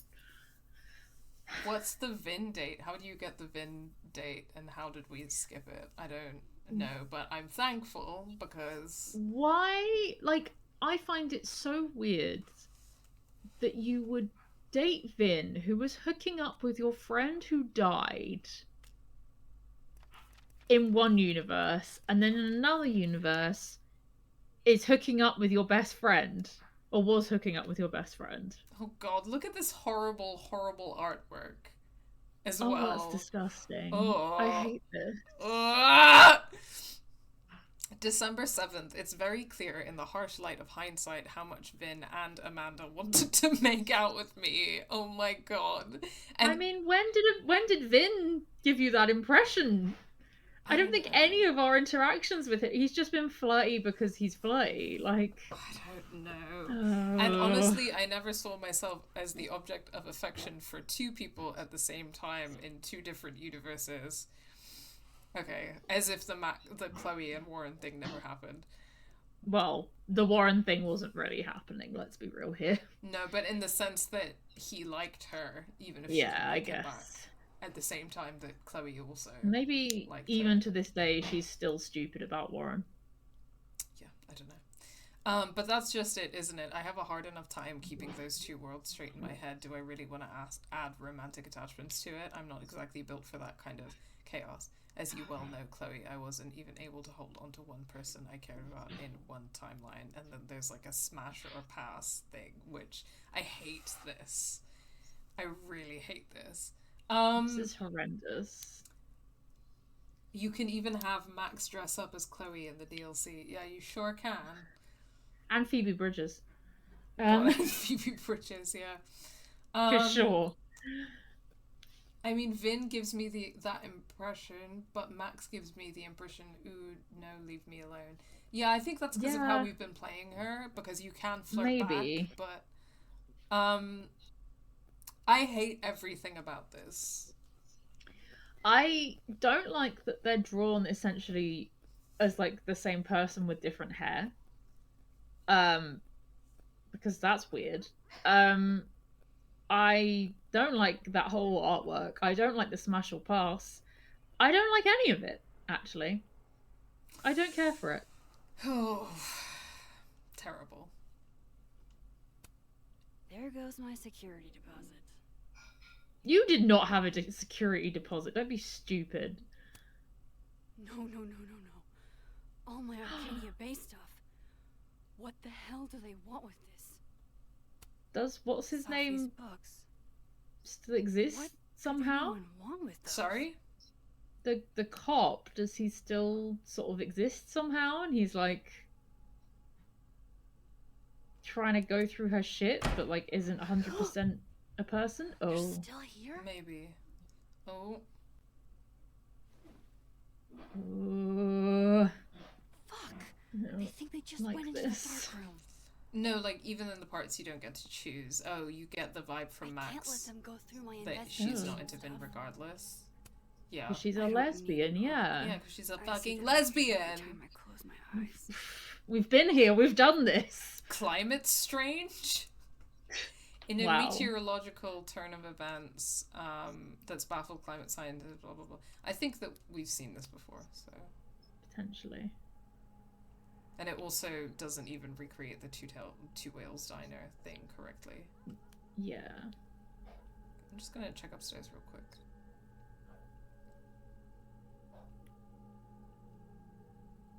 God, this apartment's nice. Hope you got an eye full, creep. I know. Just, I'm gonna stop to change clothes. No. It's very important. Look at something on the bed. Chloe photo. Yeah. God, I wish you were here, Chloe. I could use some of your courage. And there's her bag.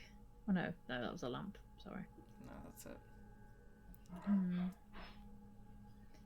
Okay. Here we fucking go. Oh. Oh, this isn't giving flashbacks at all.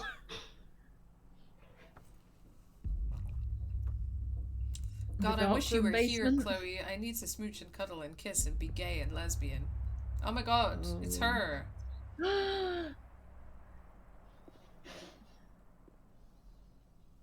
It's me, Max Caulfield. In my Doc Martens. Oh, shit.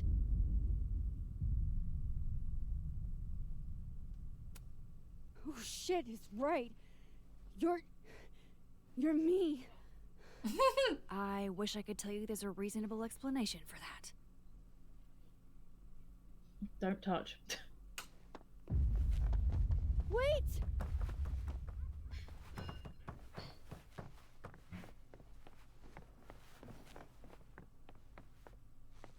Wow, Max, you're rubbish. Good thing she has those classic Doc Martens for running in the Not this.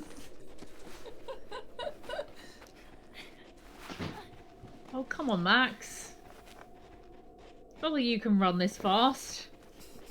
Becomes a fucking base girl.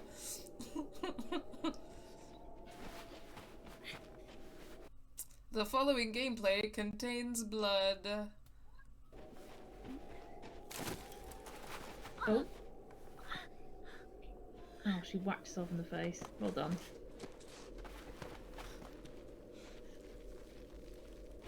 Oh.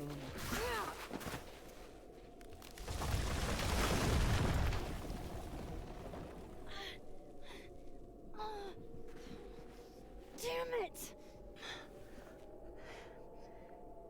Can we kiss Max as Max? Can I kiss myself? This is a very Yeah. important question. Can I kiss I myself? think that's whenever a doppelganger is involved, I do need us to know this, you know, like we need to. It's a question that needs to be asked. How am I supposed to catch Go them? into the other timeline, and then run across the tree branch. Thank you for having a working brain cell. Oh, Sav's here. Hello, Sav. There she is. Hello, baby. Hi.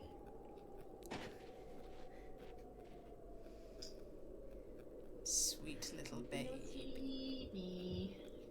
No doorways to the other world on this side of the log. I need to find a way to track her from this timeline.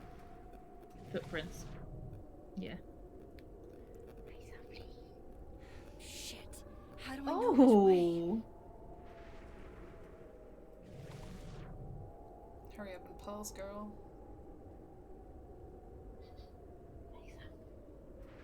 Oh, baby girl. Is Maxine about to kill herself? I don't know. Be more fun if she was being gay for herself, but I don't know if Yeah, that's gonna definitely. happen. I just think she needs to learn some self-love after today, you know?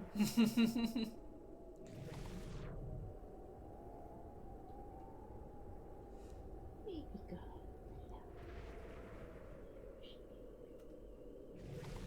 Oh, she's here. Oh, here she is.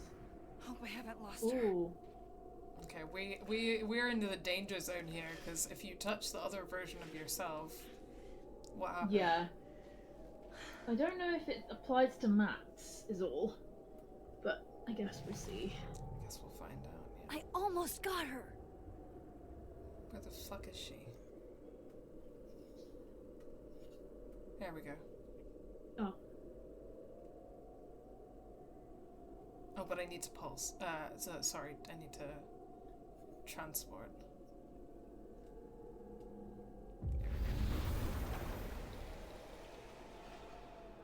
Haha! There we go. The following gameplay contains blood. Kiss her, selfie! Ah, that's genius! Why don't you guys kiss your selfie?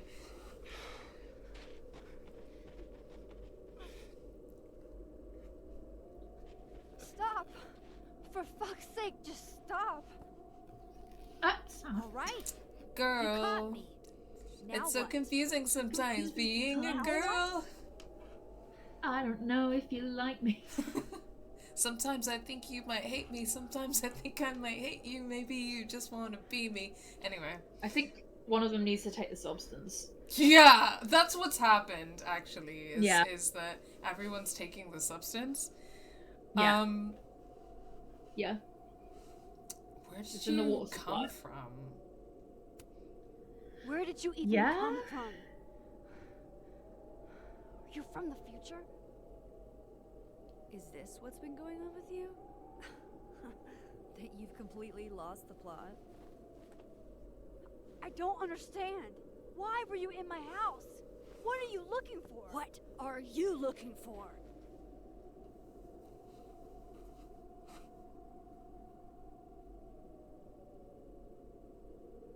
All that stuff in your dark room about Lucas, about Vin, about Gwen? Shit you have no reason to know about or care about.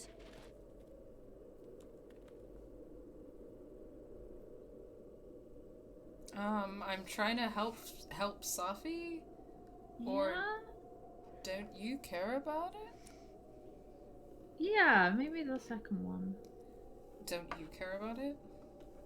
Because again, she's not Wait, helping what? Safi in this universe. You know too. You care too. Don't we want the same thing? Absolutely fucking not. Okay, what do you want, girl? Stop. Please. We can't touch each other. I've seen what happens. Please, trust me.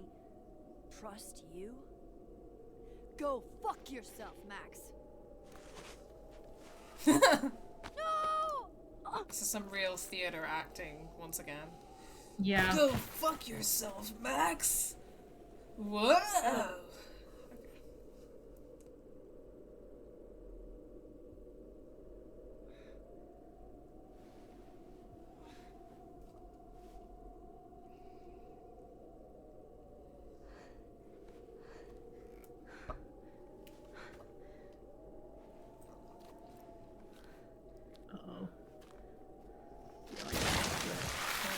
There it is.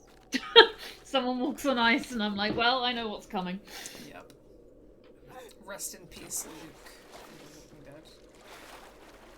Yeah.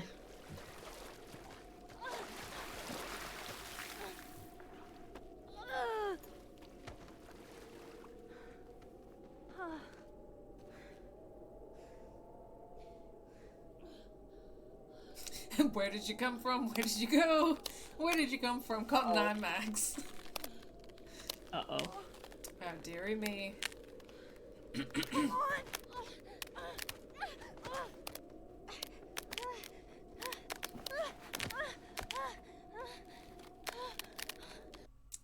The following gameplay contains bright lights. Okay.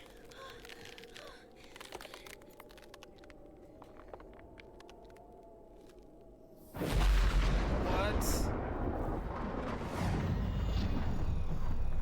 Huh? What?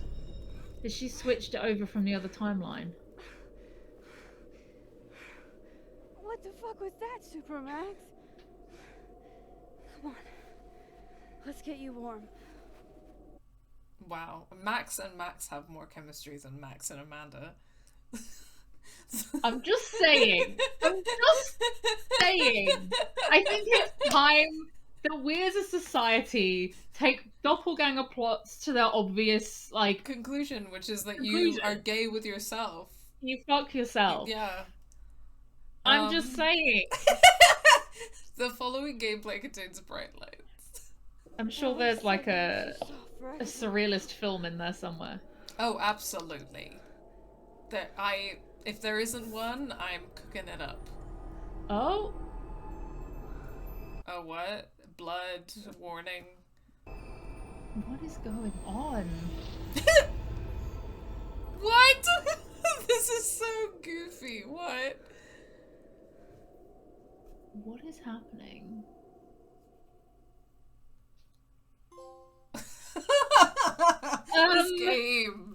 This game, man, is so...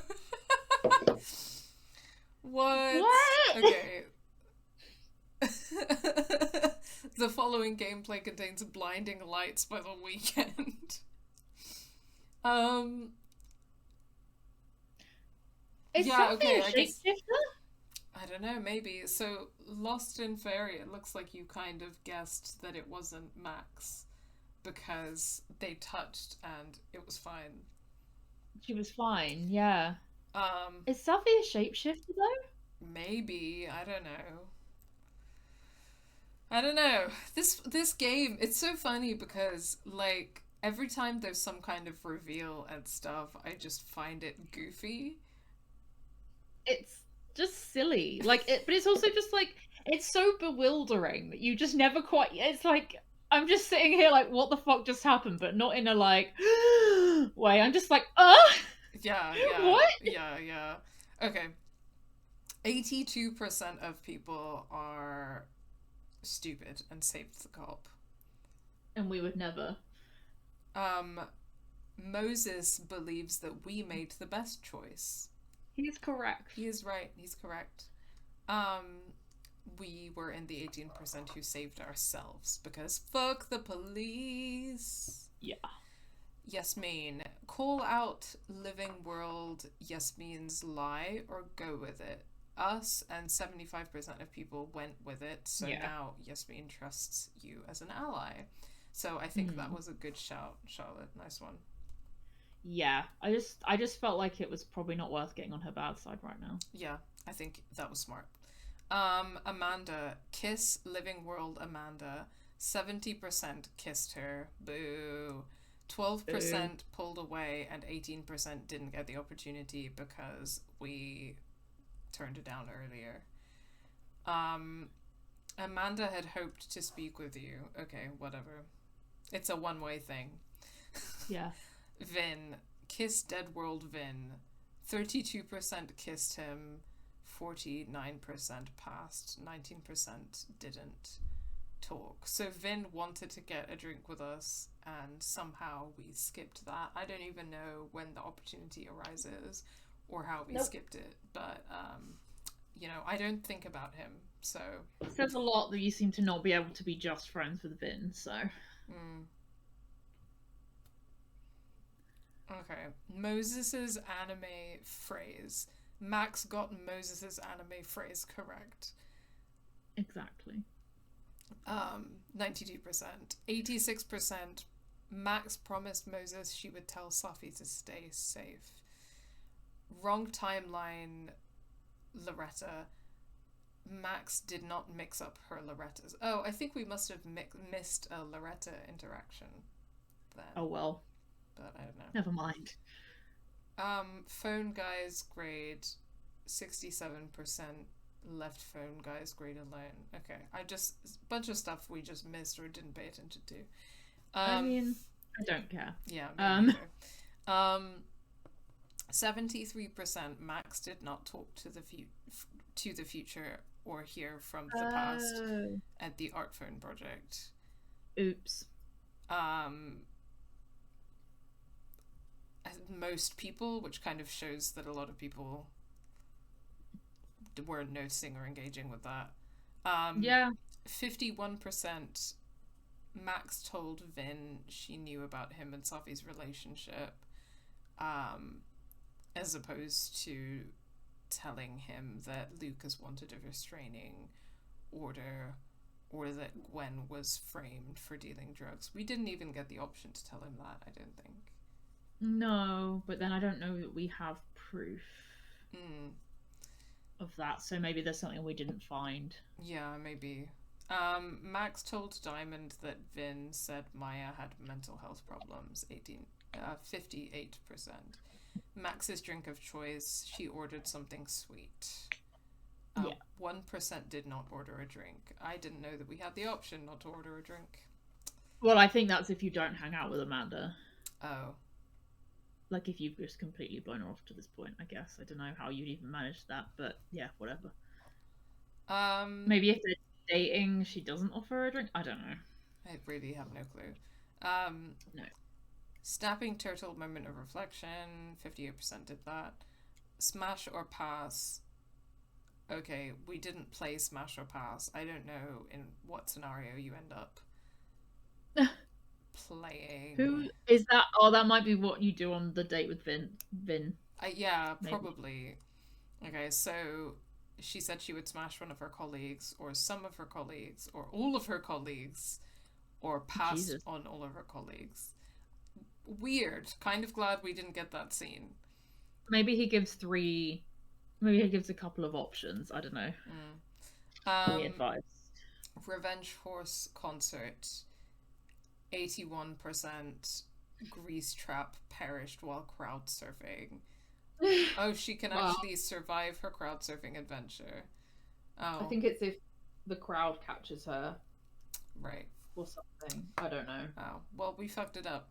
Intruder alert. 76% found the intruder using only clues, as opposed to her power or both. Okay. Well. Yeah, I mean, I think that a lot of stuff I was like, I don't know, I could look at all the stuff and try and explore more, but I was getting to the point where I'm like, I'm not enjoying this game enough that I want to, like, look at all of the stuff, to be honest. Yeah, I feel like maybe at some point it'd be interesting to do a replay that's more in depth, but, like, at the moment, I think in context of probably whatever the conclusion of this game is as well, because fuck knows where it's even going. But yeah, I guess we'll see. Yeah, I feel like I'm just not vibing with it enough at the moment that I'm like... Maybe we need to take our own advice and let it cook.